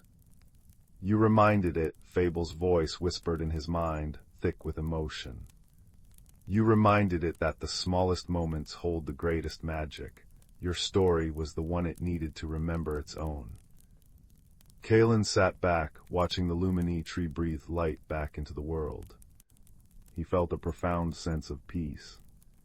He had not changed the world with a mighty deed. He had simply offered the truth of his own heart, and it had been enough. The emptiness inside him was gone, not because something missing had been found, but because he had finally learned how to see what had always been there. The journey back through the Glen was a celebration. The path was now clear and bright, and the air was filled with the soft, chiming laughter of the flowers. When they reached the curtain of ivy that separated the Glen from his own world, Galen turned to Fable. "Will I be able to come back?" he asked. Fable nuzzled his hand. The path is always open to you now, he said. You carry its light inside you. You need only remember and wish to return. Kalen stepped through the ivy and found himself on the familiar path at the edge of the willow woods. The mist had lifted, and the late afternoon sun cast long, golden shadows. The world looked the same, and yet completely different. He saw the beauty in the gnarled bark of the trees, heard the music in the chirping of the crickets, felt the history in the well-worn path beneath his feet. He was home, but he was changed. He had been transformed, not into someone new, but into more truly himself. That night by the crackling fireplace, his grandmother looked at him and smiled a knowing smile. You found it, she said simply. Kalen nodded, pulling the ember stone from his pocket. It was no longer a dull, gray river stone. It was now a deep, translucent amber, and in its heart a tiny, eternal flame flickered peacefully, casting a soft, warm glow on his palm. I did, he said. I found the story. He told her everything. He described the Glen, the amber stream, the wise and kind fable, and the great luminy tree. He spoke not with the excitement of a great adventure, but with the quiet reverence of a cherished memory. His grandmother listened, her knitting needles clicking softly in rhythm with his story, her eyes reflecting the firelight and the light from the stone. When he finished, the room was quiet except for the gentle pop and crackle of the fire. The emberstone's glow seemed to sync with the flames, pulsing slowly and contentedly. The light was never in the stone, my dear, his grandmother said, her voice as soft as the ember's glow. It was always in you. The stone was just a mirror waiting for you to look into it. Kalen knew she was right. He curled his fingers around the warm stone, its gentle heat a comforting presence. He was no longer a boy waiting for something to happen. He was a boy who knew how to find the magic in the everyday, who carried a hidden world of warmth inside him, and who had a friend in a fox made of smoke and stories. He went to bed that night, placing the glowing ember stone on his windowsill. As he drifted to sleep, he wasn't thinking of grand quests or distant lands. He was thinking of the sound of the fire downstairs, the feel of his woolen blanket, the scent of pine drifting through his window, and the simple, profound joy of a story shared. The gentle light from the stone pulsed softly, a silent lullaby of warmth and peace, guiding him into dreams of silver leaves and honeyed streams, and a friendship that would warm his heart for all the days to come. And in that perfect, peaceful resolution, he slipped into a deep and restful sleep, his world finally and completely aglow. The distant star system of Lyra 7 held worlds as different as snowflakes in a nebulous storm. On the frozen, crystalline plains of Xylos, where auroras sang in silent ribbons of blue and silver, lived Vel. Vel was a Xylosian, tall and slender, their bodies seemingly carved from living ice that shimmered with internal light. Their thoughts were precise, logical, and flowed like glacial rivers, slow, deep, and immensely powerful. Communication for Vel was a series of intricate light patterns emitted from their core, a language of pure information. On the opposite side of the system, bathed in the perpetual golden hour glow of twin suns, orbited Florin. It was a world of immense, whispering forests, bioluminescent flowers, and warm, humid air thick with the scent of alien pollen. Here lived Kip, a Florinite no taller than Vel's knee, covered in soft, moss-green fur with large, luminous eyes the color of amethysts. Kip communicated in chirps, whistles, and expressive vibrations that resonated through their fur, conveying a kaleidoscope of feelings instantly. Fate, or perhaps a bureaucratic error in the Interstellar Exploration Guild, threw them together. Both were junior researchers assigned to survey the uncharted moon, Elysium Drift, a place of serene meadows, floating islands, and ancient, silent ruins. Their transport pod malfunctioned upon entry, crash-landing them gently but decisively in a field of giant, soft-glowing mushrooms that pulsed with a gentle lavender light. Vel emerged first, their crystalline form clicking softly as they scanned the unfamiliar, warm environment. The air felt thick and damp, uncomfortable against their normally frigid skin. Kip tumbled out next, chirping excitedly, immediately captivated by the glowing fungi and the sweet, honey-like scent on the breeze. Kip vibrated with pure delight, a low hum filling the air. Vel emitted a sharp, staccato burst of light, equals query, status. Damage assessment protocol initiated. Kip, mistaking the bright flashes for a friendly greeting, bounced closer, emitting a cheerful series of high-pitched whistles, equals friend. New place. Beautiful. Safe. Vel took a step back, their internal light flickering with confusion. The Florinite's proximity radiated uncomfortable warmth, and their chaotic sounds lacked any discernible data structure. Equals alert, unidentified organism, exhibiting erratic behavior. Maintain distance. Kip, sensing the retreat, tilted their head, their large eyes dimming slightly. Their vibrations shifted to a questioning, hesitant thrum. Equals cold one, scared. Sad. They cautiously held out a tiny, three-fingered hand, offering a piece of glowing blue lichen they'd scooped from a mushroom stalk. Vel analyzed the offering. Organic matter. Non-toxic. Illogical gesture. Equals negative, offering unnecessary. Priority, repair communication array. They turned their back, focusing on the damaged pod, emitting frustrated pulses of orange light as their delicate tools sparked against unfamiliar components. The silence felt heavy, punctuated only by the soft hum of the mushrooms and Kip's quiet, confused chirps. The misunderstanding deepened as they tried to work. Kip, eager to help, tried to hand Vel tools based on what felt right: a smooth, warm stone when Vel needed a cold conductor, a fragrant flower when they needed insulation. Vel's light patterns grew sharper, colder. Equals inefficiency. Disruption. Cease interference. Kip retreated to a large mushroom cap, their fur drooping, emitting soft, mournful vibrations like the sigh of a distant wind. They didn't understand the cold one's anger. They only wanted to be friends in this strange, beautiful place. Night fell on Elysium Drift, bringing not darkness, but a breathtaking transformation.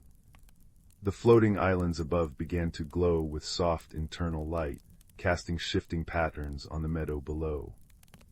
The air cooled slightly, carrying the scent of night-blooming crystal vines. Then, a low rumble echoed through the valley. Not thunder, but something deeper, more resonant. The ground vibrated. Vel's sensors spiked.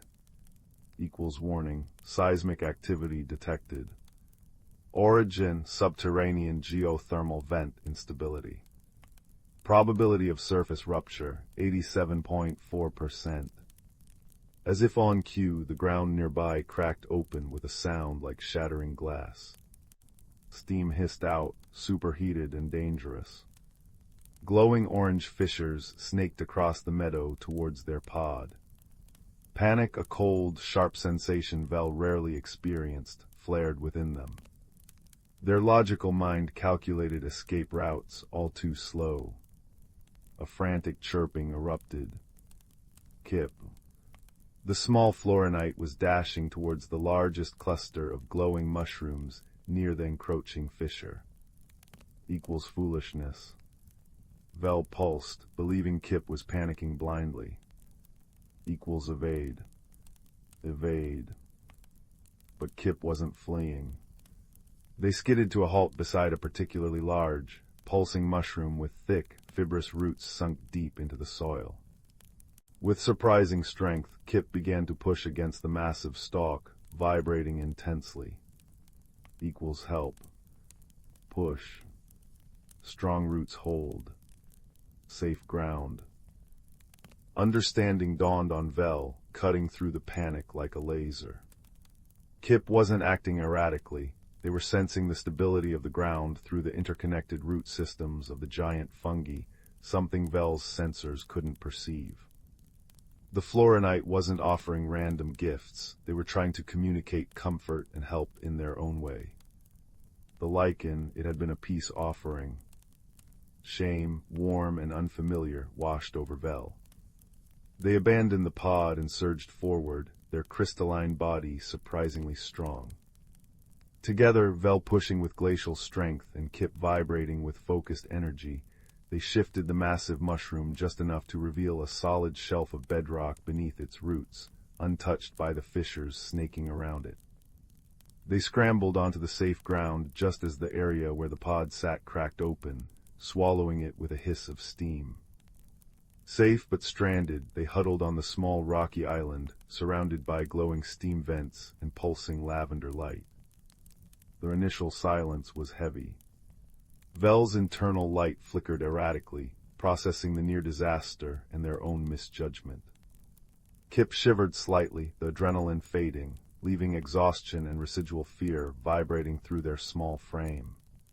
Slowly, hesitantly, Vel extended one crystalline hand. Not a tool, not a demand. Just an open gesture. They emitted a soft, steady pulse of pale blue light. Equals gratitude. Assistance acknowledged. Error, misinterpretation. Kip looked up, their large amethyst eyes wide.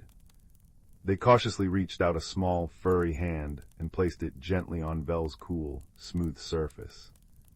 A wave of warmth, not physical, but emotional relief, forgiveness, and tentative understanding flowed through Kip's vibrations into Vel's perception. Equals friend. Kip chirped softly. Equals affirmative, equals Vel pulsed, the light warming to a gentle gold. Equals friend. The shared challenge had shattered the walls of misunderstanding. In the days that followed, working to salvage what they could and signal for rescue, their communication transformed. Vel learned to interpret the subtle shifts in Kip's vibrations, the quick trill of discovery, the low hum of concentration, the soft purr of contentment. Kip learned to recognize the meaning in Vel's light patterns, the steady blue of focus, the soft green of approval, the warm gold of reassurance. Vel used their logical mind to devise solutions. Kip used their innate connection to the moon's vibrant life to find edible glowing berries that replenished energy and soothing sap from the crystal vines that healed minor scrapes from salvaging. One chilly evening, as they huddled under a makeshift shelter woven from giant, flexible fern fronds, Kip's design, Vel's structural reinforcement, Kip shivered violently. The Florinite body, built for Florin's warmth, struggled with Elysium Drift's cooler nights. Vel observed, their core light dimming with concern. Logic dictated preserving their own energy. But something else, a new, warm current flowing beside the glacial rivers of thought, prompted action. Vel carefully positioned themselves beside Kip. Then, with a deep, resonant hum, they focused their internal energy. Slowly, the air immediately around Vel warmed, radiating gentle, dry heat like sun-warmed stone. Kip's shivering subsided. They looked up, their eyes glowing softly, and emitted a deep, resonant vibration of pure, profound gratitude and comfort. Equals warm, safe, a thank you, friend. They leaned gently against Vel's side. Vel pulsed a soft, steady gold. Equals preservation of vital unit, friend. Priority. When the rescue ship finally descended, drawn by the homing beacon they'd painstakingly repaired together, the guild officers found them sitting side by side on a sun-warmed rock. Vel was patiently holding components steady while Kip, vibrating with focused intensity, used their natural resonance to fuse microscopic fractures in a salvaged communicator circuit, a technique Vel had calculated and Kip instinctively executed. Back on the guild station, they became something of a legend, the ice and the moss. Where Vel went, Kip was often perched on their shoulder or tucked into a specially woven pouch, radiating warmth. Where Kip explored vibrant hydroponics gardens, Vel was a steady, watchful presence nearby, their cool light a comfort in the artificial heat. They had discovered the true meaning of friendship not in their similarities, but in the beautiful, challenging space between their differences. It was the warmth offered in the face of cold logic, the steady light provided in moments of chaotic fear, the patience to learn a new language of the heart, and the profound understanding that sometimes the strongest bonds are forged not in ease, but in the shared warmth of a campfire on a strange, glowing moon, where an open hand and a soft pulse of light said more than any shared language ever could. Their friendship, like the singing auroras of Xylos and the honey light of Florin, became a beacon, a quiet testament to the universe that understanding, kindness, and warmth could bridge any distance, melt any ice, and make even the vast, starry unknown feel like a place called home.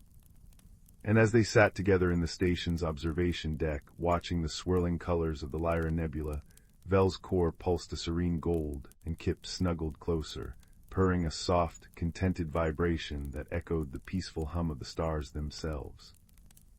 In the distant reaches of the cosmos, where stars twinkled like scattered diamonds against the velvet backdrop of space, there existed a small, vibrant planet known as Luminara. Its skies shimmered in hues of lavender and gold, and its lush landscapes teemed with life. Among its gentle inhabitants was Lyra, a creature of light and song, whose translucent wings caught the sun's rays and scattered rainbows across the fields as she fluttered from one blossom to the next. On a nearby planet shrouded in twilight and mystery lived Corin, a towering being of earth and stone. His world, Teros, was a place of deep valleys and echoing caverns where the ground whispered ancient secrets. Corin's strength was matched by his gentle heart, and he wandered his land with a quiet reverence for the beauty of the stones and the life they cradled.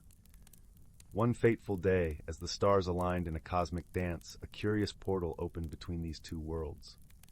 Lyra, drawn by its shimmering allure, darted through the portal, her heart filled with wonder and a touch of trepidation.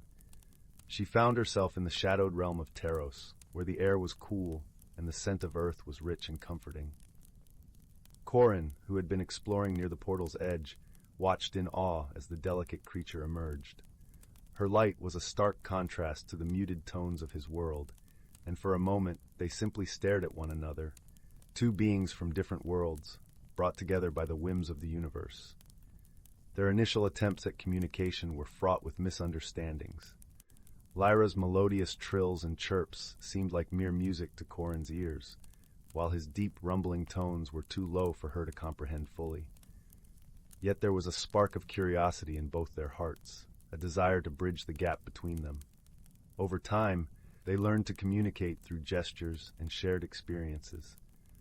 Lyra would guide Corin to the hidden nooks where flowers bloomed in the shadows, their colors vibrant even in the dim light, while Corin showed Lyra the secret paths within the caverns, where crystals glowed with an inner fire. Their bond deepened as they faced challenges together. One day, a fierce storm swept across Teros, its winds howling through the valleys, and its rains turning paths into torrents. Lyra, unused to such weather, found herself struggling against the gale.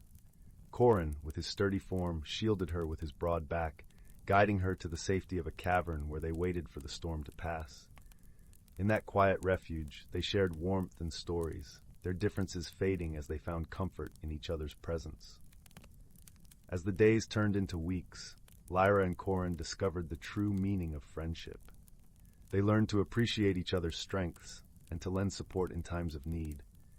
Lyra taught Corin the joy of laughter, her tinkling giggles echoing through the caverns, while Corin showed Lyra the beauty of silence, the way it allowed the heart to listen more deeply. One day the portal shimmered once more, signaling that it was time for Lyra to return to Luminara. The thought of parting was bittersweet, yet both knew that their friendship had transcended the boundaries of their worlds. As Lyra prepared to leave, she touched her wings lightly to Corin's forehead, a gesture of gratitude and affection. Corin, in turn, placed a small crystal in her hands, its glow a reminder of the light they had found in each other. With a final, shared glance of understanding and warmth, Lyra stepped through the portal, her heart full of memories and a newfound wisdom about the strength of friendship. Back on Luminara, Lyra often gazed up at the stars, her thoughts drifting to her friend on Teros. And on Teros, Corin would sit in the quiet of a cavern, feeling the gentle hum of the crystal Lyra had touched, knowing that their bond was as enduring as the stones of his world. In the vastness of the universe, Lyra and Corin had discovered the simple truth that true friendship knows no bounds, and that even the most unlikely companions can find understanding and joy in one another. And so, beneath the watchful gaze of the stars, their friendship endured, a testament to the harmony that could be found in diversity and the strength that could be born from shared hearts. The embers in the hearth glowed like captured sunsets, casting long, dancing shadows across the worn rug. Outside, a gentle rain whispered secrets to the thirsty earth, a soothing lullaby for the night. Tonight's story begins not with a bang, but with the soft plink of a single dewdrop falling onto a velvety moss cushion, deep within the whispering woods. Here lived a young dew-keeper named Rowan. Rowan's world was small, measured in mossy glades, sun-dappled clearings, and the intricate dance of dawn light on spiderwebs. His task, passed down through generations, was sacred, to tend the morning jewels. These weren't ordinary dewdrops. They were condensed moonlight, starlight, and the purest dreams of sleeping creatures, gathered on the petals of moonflowers that bloomed only in the deepest, quietest hours. Each dewdrop held a tiny spark of magic, essential for the wood's delicate balance. They nourished the shyest flowers, guided lost fireflies, and painted the first light with shimmering rainbows. Rowan, slight and quiet as a falling leaf, moved with silent grace. His fingers, nimble as a spider's legs, would gently coax the precious jewels into tiny, hollowed acorn cups before the sun grew too bold and drank them away. He wore a cloak woven from cobwebs and twilight, shimmering faintly, and carried his most precious tool, the dew lens. Crafted from a single, flawless drop of ancient amber, it allowed him to see the intricate patterns of magic within each jewel, ensuring its purity. His only companions were Lumina, a firefly whose light pulsed with gentle curiosity, and the rustling gossip of the ferns. He was content, finding profound peace in his small, vital role. But one mist-laden morning, Rowan noticed something unsettling. The moonflowers, usually vibrant silver, seemed dull. The jewels they bore felt thin. Holding the dew lens to one, he gasped. Instead of the usual swirling constellations of light, the magic inside was faint, flickering weakly, like a dying candle flame. A cold prickle, entirely unfamiliar, traced its way down his spine. This had never happened before. The next morning was worse. Whole patches of moonflowers bore no jewels at all. Where they should have been, Rowan found only a faint, greasy residue that smelled faintly of burnt sugar and sorrow. Fear, cold and heavy, settled in Rowan's chest. The whispering woods felt different. The rustle of leaves held an anxious edge. The birdsong was muted. The lifeblood of his world was draining away. That night, unable to sleep, Rowan sat beneath the oldest oak, its gnarled roots forming a protective cradle. He held the dew lens, not to examine a jewel, but to gaze into the amber depths, seeking an answer. As the moon climbed high, painting the world in silver, the lens grew warm in his hand. Images flickered within the amber, not reflections, but visions. He saw a path he'd never taken, winding deep into the heart of the woods, where the trees grew so close their branches knitted a perpetual twilight canopy. He saw a shimmering, almost invisible barrier, like heat haze over stone. And he felt a pull, an undeniable summons. The lens was showing him the way to the source of the blight. Terror warred with duty within Rowan. His world was the open glades, the familiar paths. The heart of the woods was a place of rumor and shadow, spoken of in hushed tones by the wind. But the fading jewels, the woods growing unease, he couldn't ignore it. With trembling hands he packed a small pouch, a few precious, still bright jewels, some dried moonflower petals for strength, a flask of crystal-clear spring water, and the dew lens, now cool against his skin but humming with latent power. Lumina, sensing his resolve, settled on his shoulder, her light a tiny, brave beacon. "Stay close, little light," Rowan whispered, his voice barely stirring the air. "We journey where the sun fears to tread." The path the lens had shown was treacherous. Thorny vines snagged at his cloak, roots twisted unexpectedly underfoot, and the air grew thick and still, smelling of damp earth and ancient secrets. The perpetual twilight beneath the canopy was disorienting. Strange, phosphorescent fungi glowed eerily on tree trunks, casting long, shifting shadows that seemed to move with a life of their own. Whispers not of wind, but like the murmur of hidden voices, brushed against his ears, indistinct yet unsettling. Lumina's light seemed smaller, swallowed by the oppressive gloom. After what felt like hours, Rowan stumbled into a small, utterly dark clearing. The air hummed with a low, resonant vibration. Before him stood the barrier from his vision, a shimmering curtain of energy, like distorted glass, stretching from the mossy floor up into the impenetrable canopy. It pulsed faintly, and where it touched the ground, the moss was blackened and dead. This was the source of the greasy residue, the drain on the magic. This barrier was consuming the life force of the woods, siphoning the magic meant for the morning jewels. Heart pounding, Rowan lifted the dew lens. Peering through it at the barrier was like looking into a storm. Chaotic, dark energies swirled within it, lashing out like hungry tendrils. It was ancient, powerful, and deeply wrong. He sensed a profound hunger emanating from it, a hunger for light, for magic, for life itself. How could he, a mere dew-keeper, stand against such a thing? Despair threatened to engulf him. He sank to his knees, the cold, dead moss chilling him through his clothes. Lumina landed on his hand, her light dimming in sympathy. Just then a sharp twang echoed through the silence, followed by a soft curse in a voice like dry leaves skittering on stone. Rowan froze. From the shadows near the base of a colossal, decaying cedar, a figure emerged. It was large, easily twice Rowan's height, with 8 long, jointed legs moving with unnerving grace. Multiple eyes, like polished obsidian beads, gleamed in Lumina's faint glow. A weaver spider. Rowan's breath hitched. Spiders were creatures of cautionary tales, spinners of traps, inhabitants of dark corners. Instinct screamed at him to flee. The spider paused, its gaze fixed on Rowan. It raised one long leg, pointing not at him, but at the shimmering barrier. Then it gestured towards the cedar tree. Rowan saw it then the most magnificent, intricate web he could ever imagine, spanning the entire width of the massive trunk. It was woven not just of silk, but of captured moonlight and starlight, threads shimmering with soft silver and blue. But parts of it were torn, sagging, the luminous threads frayed and dull. Where the web touched the barrier, the silk was blackened and brittle, dissolving into dust.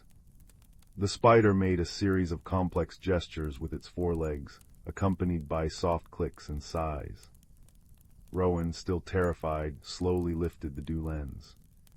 Looking through it at the spider, the fear melted away, replaced by awe.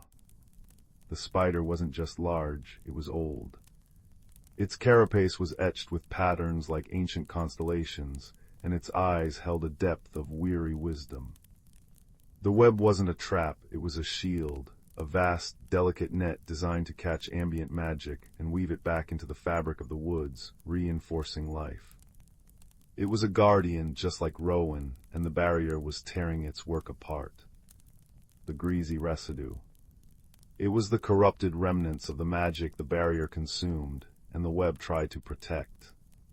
My name, the spider's voice resonated directly in Rowan's mind, a sensation like cool silk brushing his thoughts, is Arinia. I am the keeper of the twilight loom. This blight, it tears at the threads of the world.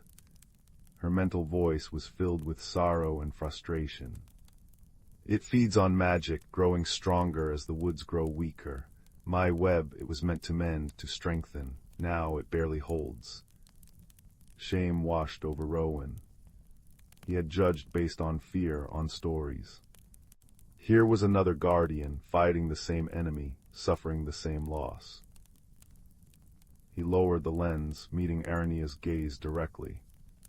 I am Rowan, Dewkeeper. The morning jewels fade, the woods are sick. Arania dipped her head in acknowledgement. The jewels are the dawn's promise, the concentrated essence.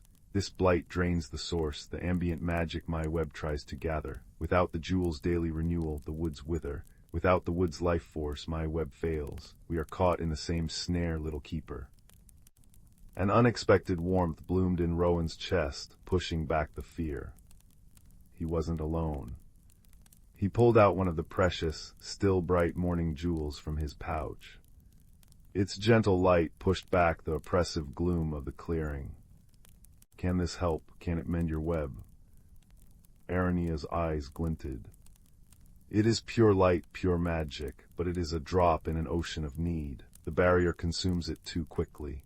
We need to find the source behind the barrier, the anchor point feeding this hunger. She gestured towards the shimmering curtain. The lens, it showed you the way here. Can it show us beyond? Rowan lifted the dew lens again, focusing not on the chaotic swirls of the barrier itself, but through it, towards the heart of the ancient cedar. The chaotic energies resisted, blurring the image.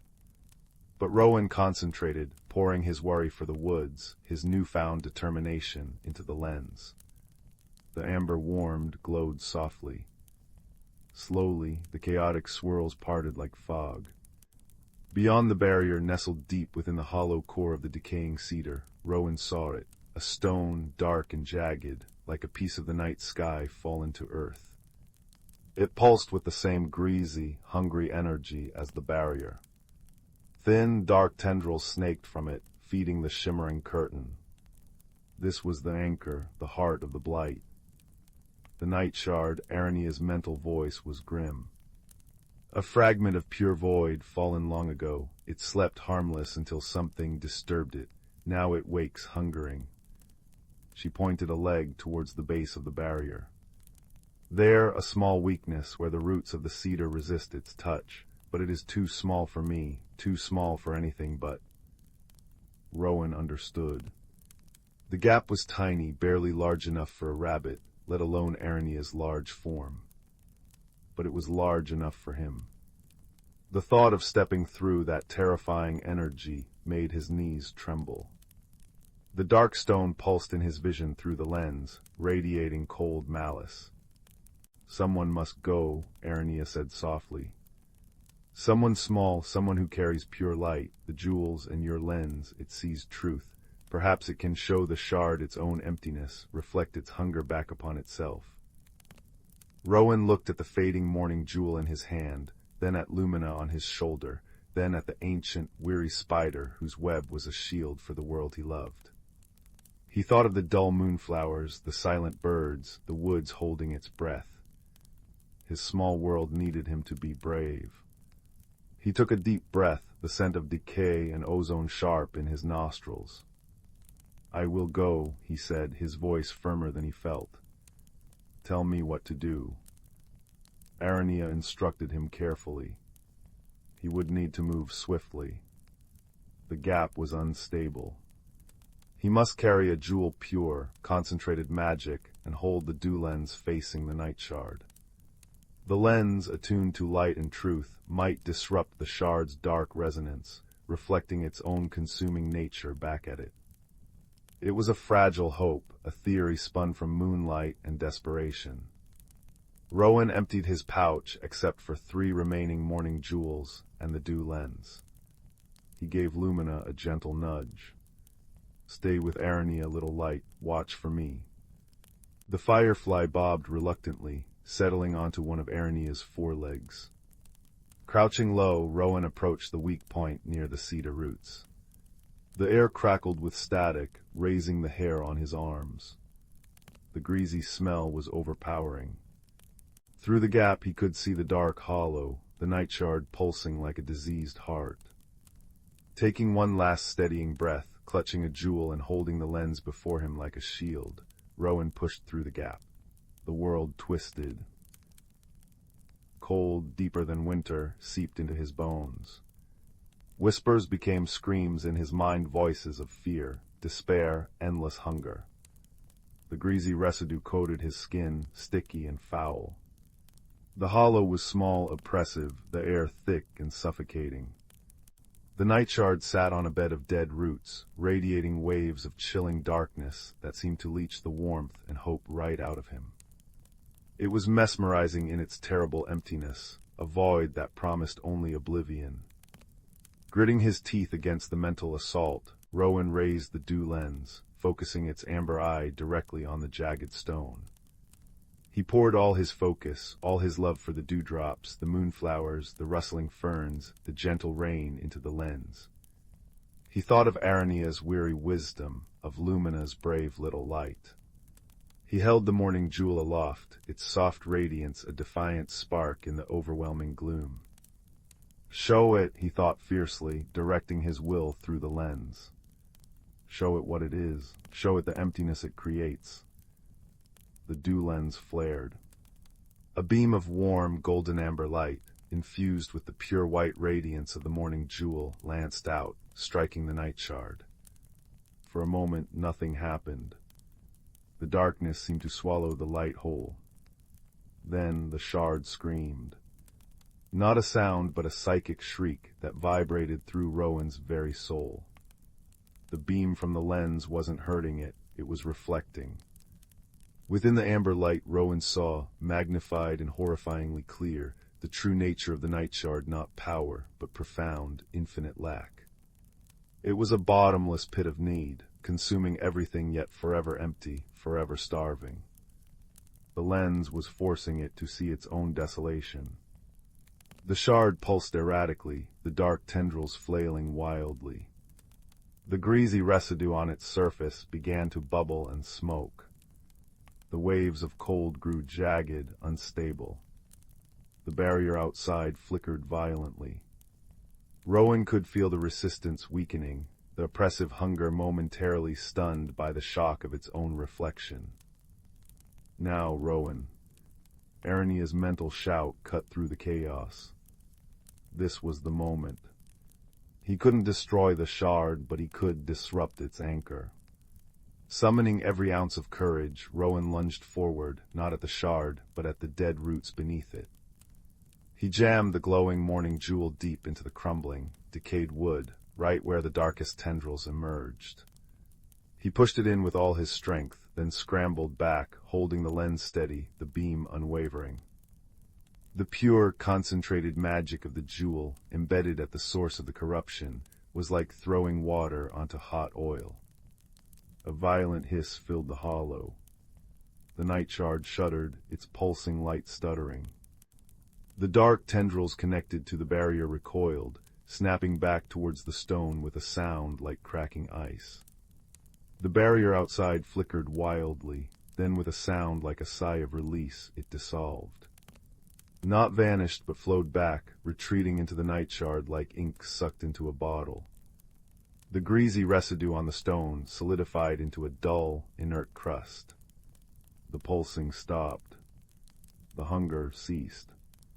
The shard didn't vanish, but it became still, dormant once more, encased in a shell of its own corrupted residue and the spent magic of the jewel. The crushing cold lifted, replaced by the damp, earthy smell of the hollow, now just a hollow, not a prison. Rowan slumped against the mossy inner wall of the tree, gasping, trembling with exhaustion and relief. The dew lens was cool in his hand, its light dimmed. He had done it. Through the gap where the barrier had been, weak dawn light began to filter into the clearing. Arania's large form filled the opening. She gently helped Rowan out. Lumina zipped to his shoulder, her light pulsing rapidly with excitement and concern. The clearing felt different. The oppressive hum was gone. The air, while still cool and damp, felt clean, alive. The blackened moss near where the barrier had stood was already showing faint signs of green regrowth. "You were brave, little keeper," Arania's voice resonated warmly in his mind. "Braveler than the tallest oak, you faced the void and showed it a mirror." "The jewel," Rowan whispered, looking at the hollow tree. "Is it enough?" "The immediate drain is broken," Arania said, examining the dormant shard with several eyes. "The barrier is down, but the shard is wounded, not gone. The pure magic you embedded, it has created a seal, a counterweight to its hunger. It will sleep again deeply, but the woods, they need time and care, more than before." She turned her gaze to her magnificent, damaged web. "My loom is weakened. It will take seasons to reweave what was lost." Rowan looked at the 2 remaining morning jewels in his pouch, then at the dew lens. An idea sparked, fragile but hopeful. "The jewels, they are concentrated magic, pure light. Could they help mend your threads? Could the lens help you see how to weave them stronger?" Arania tilted her head, considering. She extended a delicate spinneret, touching the luminous silk of her web. "The magic is similar, pure, undiluted. Yes, yes, I believe it could." She looked at the dew lens. "And the lens, it sees the patterns, the flows of magic. It could guide my work, show me where the fabric is thin." A sense of profound understanding passed between them, dew-keeper and weaver, guardians of light and pattern. Rowan didn't hesitate. He offered Arania the 2 remaining jewels. For the loom, for the woods. Arania accepted them with surprising gentleness, cradling them in her palps. "And I offer my threads," she resonated. "When the moonflowers bloom, I will spin threads of captured moonlight to protect them, to help gather the dreams more safely. My web will shield the sources, as it was always meant to do." She gestured towards the path leading out. "Go, Rowan Dewkeeper, tend your jewels, the dawn needs them. We will mend the woods together, you and I, from the glade and from the twilight." The journey back was different. The heart of the woods no longer felt oppressive, just deep and ancient and peaceful. Sunlight, real, warm sunlight, began to filter through the high canopy in places it hadn't reached in years. Birdsong, tentative but clear, echoed through the trees. As Rowan emerged from the dense growth into a familiar sun-dappled glade, the change was immediate. The air tasted sweeter, lighter. The leaves seemed greener, the moss springier underfoot. He reached his moonflower patch just as the first rays of true dawn painted the eastern sky. The flowers glowed with renewed vigor, their silver luminescence almost blinding. And on their petals, sparkling like diamonds strewn by a joyful giant, rested perfect morning jewels. Fat, radiant, brimming with swirling constellations of magic visible, even without the lens. Rowan knelt, tears of relief stinging his eyes. His fingers trembled as he began his work, collecting the jewels with a reverence deepened by the night's trial. Life returned to the whispering woods with a sigh of profound relief. Rainbows arched brighter over the dewy meadows. Fireflies danced in larger, more exuberant swarms. Flowers bloomed with colors unseen in seasons. The birds sang symphonies at dawn. Rowan's routine changed. Each dusk, before tending the moonflowers, he would journey to the edge of the twilight canopy. Sometimes Arania would be waiting, sometimes not. But always woven into the lower branches near the path, he would find a small, perfect gift, a tiny pouch of the strongest, most luminous spider silk, designed to hold the jewels safely, a dewdrop caught mid-fall, perfectly preserved in a filament of moonlight thread, or a small charm woven from fern fronds and stardust that seemed to whisper reassurance. He left offerings in return, a particularly bright jewel placed on a specific leaf, a vial of the clearest spring water, sometimes just sitting quietly, sharing the peace of the evening through their unique bond. He used the dew lens differently now. Not just to examine jewels, but sometimes to gaze towards the heart of the woods, seeing the faint, strengthening pulse of Aranea's twilight loom, a vast, shimmering net of silver and blue light woven through the ancient trees, gathering and redistributing magic, reinforcing the seal around the dormant night shard. It was a shield, a healer, a silent partner in the dance of light and life. Rowan was still quiet. He still cherished the small glades and the soft plink of dewdrops. But his world had grown vast.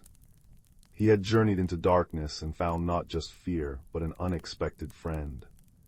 He had faced the void with a mirror of light and a heart full of care for his small world. He understood now that even the smallest guardian, tending the tiniest drops of magic, held a thread in the vast tapestry of life. And that true strength often bloomed in the unlikeliest of friendships, woven together by shared purpose and quiet courage. As the fire crackled its final embers, casting the room in deep, peaceful shadows, remember Rowan, the Dewkeeper, and Aranea, the weaver in the twilight.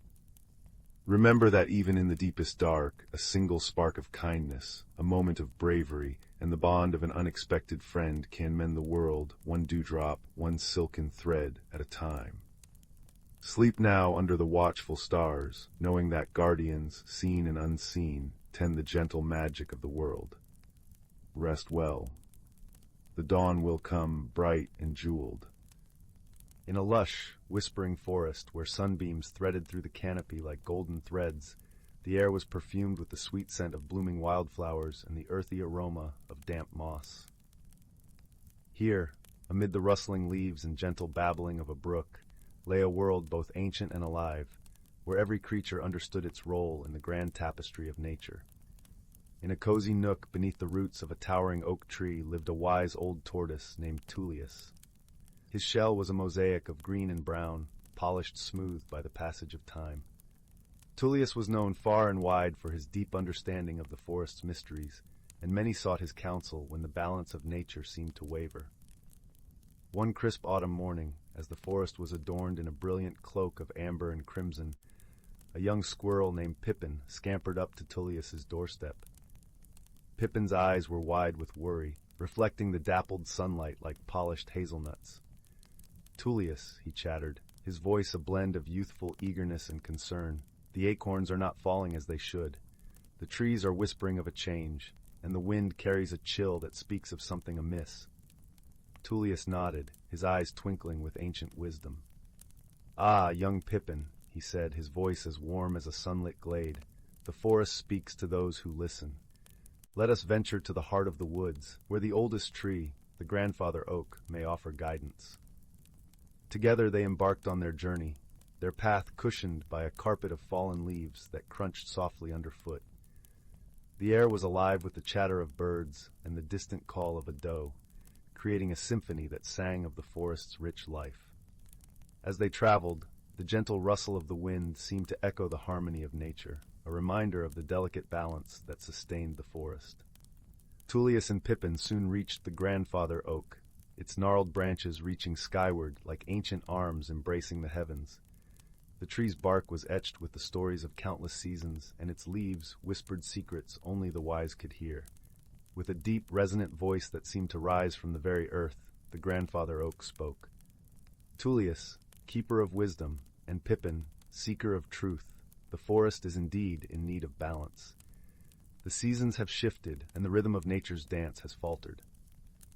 Tullius listened intently, his heart attuned to the subtle language of the forest.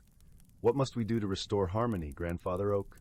he inquired, his voice carrying the weight of generations. The grandfather oak sighed, a sound like the softest breeze through a meadow. "Seek the guardian of the seasons, the elusive spirit of the zephyr. Only through her guidance can the balance be restored, and the acorns fall once more." With this knowledge, Tullius and Pippin set off once again, their journey bathed in the golden light of the setting sun. As they ventured deeper into the heart of the forest, the air became cooler, carrying the crisp scent of pine and the faintest hint of snow. They soon arrived at a hidden glade, where the spirit of the zephyr danced among the swirling leaves.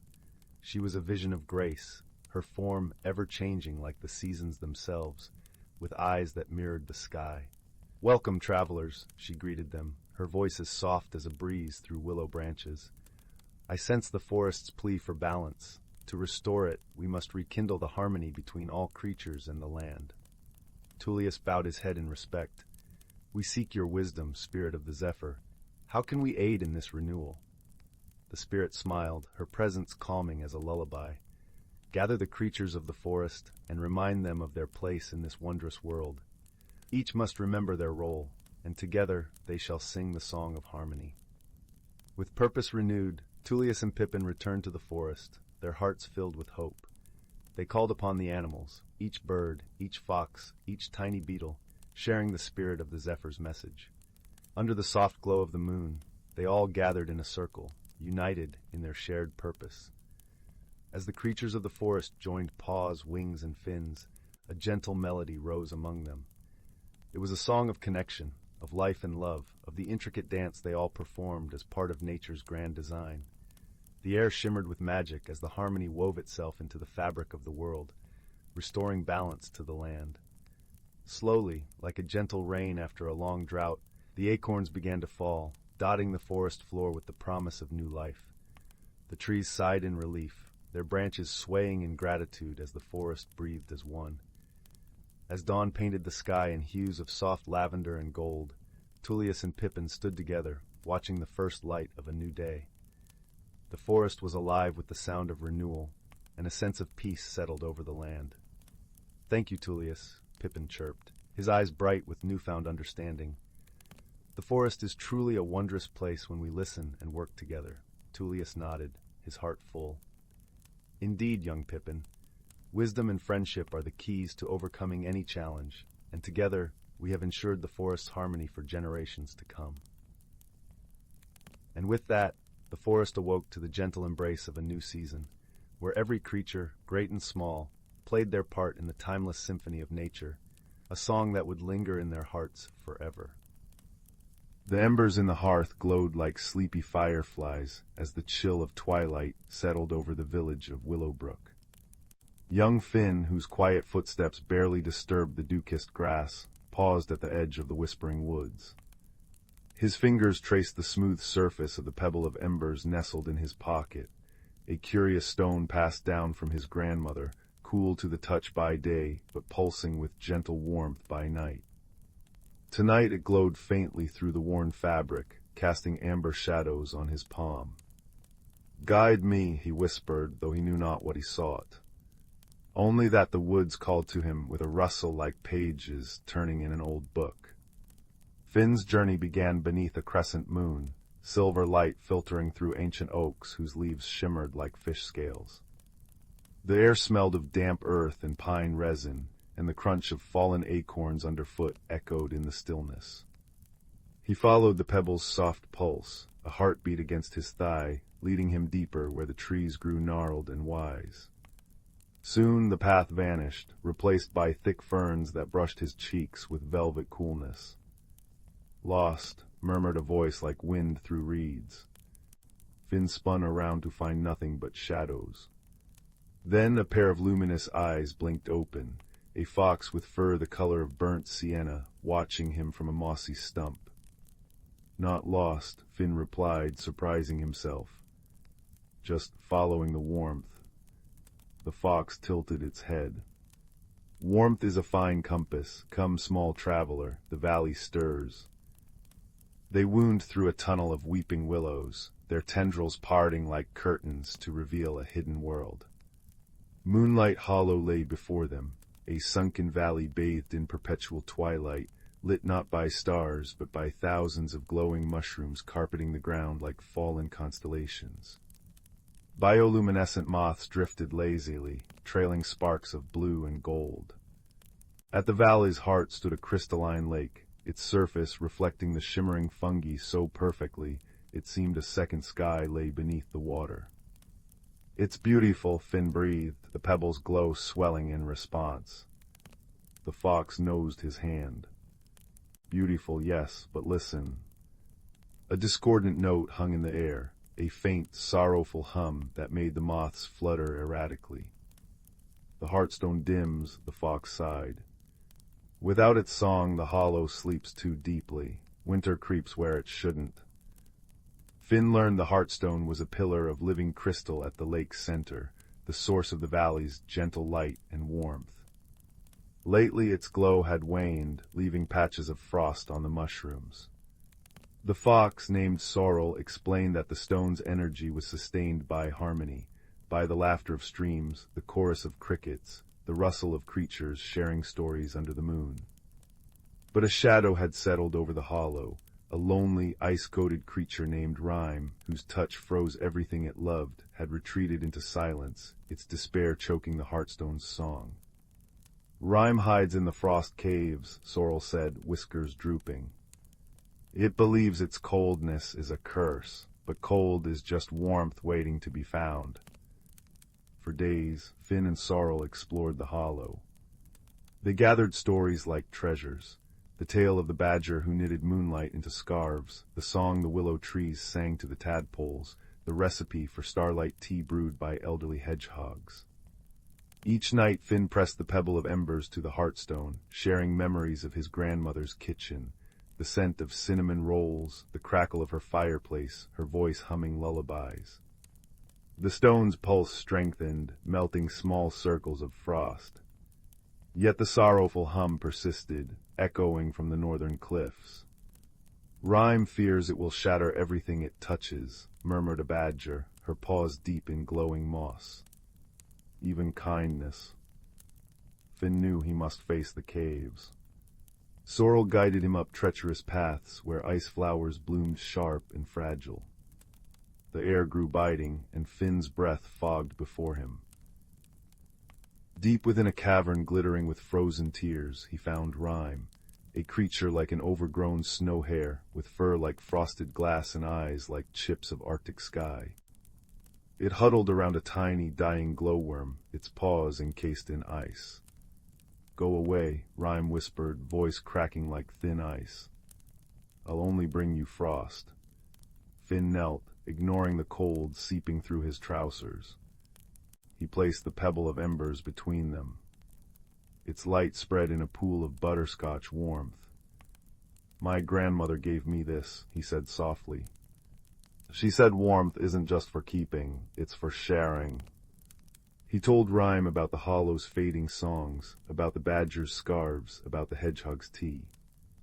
"They miss you," he finished. "The cold isn't you, it's just what happens when warmth is locked away too long." Tentatively, Finn reached out. Rhyme flinched, but as Finn's fingertips brushed its icy paw, the pebble flared. A cascade of ember-bright sparks danced up Rhyme's arm, not melting the frost but softening it into dewdrops. Rhyme gasped, a sound like icicles falling into water. I didn't know," it stammered. "I thought my touch harmed." Finn smiled. "Show me." Together, they stepped onto the frozen lake. Where Rhyme's paws touched, intricate frost patterns bloomed, ferns, snowflakes, constellations, not desolate but breathtakingly delicate. Finn placed the pebble on the ice. "Sing with me," he urged. And Rhyme sang, a trembling, crystalline note that soared over the water. The Heartstone answered, blazing like a captured sunrise. The valley erupted in light. Moths spiraled in jubilant clouds, mushrooms pulsed in time to the song, and the very air shimmered with released warmth. In the days that followed, Rhyme learned to weave frost into art, not isolation. It traced shimmering murals on cave walls and crafted ice lenses that magnified the mushroom's glow. Finn and Sorrel often sat by the lake, sharing starlight tea with the hedgehogs, while Rhyme sculpted ephemeral castles on the water. The pebble of embers, now nestled in a niche of the Heartstone, pulsed steadily, a testament that even the smallest warmth could thaw the deepest cold. Finn felt a quiet change within himself, too. The boy who'd entered the woods with hesitant steps now carried the valley's harmony in his bones, understanding that courage wasn't the absence of fear, but the choice to offer kindness anyway. When it was time to leave, the willow curtains parted once more. Sorrel nuzzled Finn's hand. Remember, she said, warmth returns to those who carry it. Finn walked home under a dawn-streaked sky, the pebble's absence light in his pocket, replaced by a profound stillness. Back in Willowbrook, he knelt by his grandmother's rose bush, touched a frost-nipped bud, and breathed softly.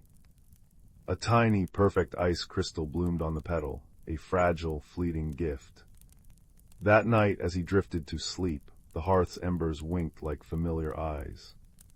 In his dreams, he heard a fox's chuckle, the chime of ice melodies, and the deep, resonant hum of a stone singing the world awake.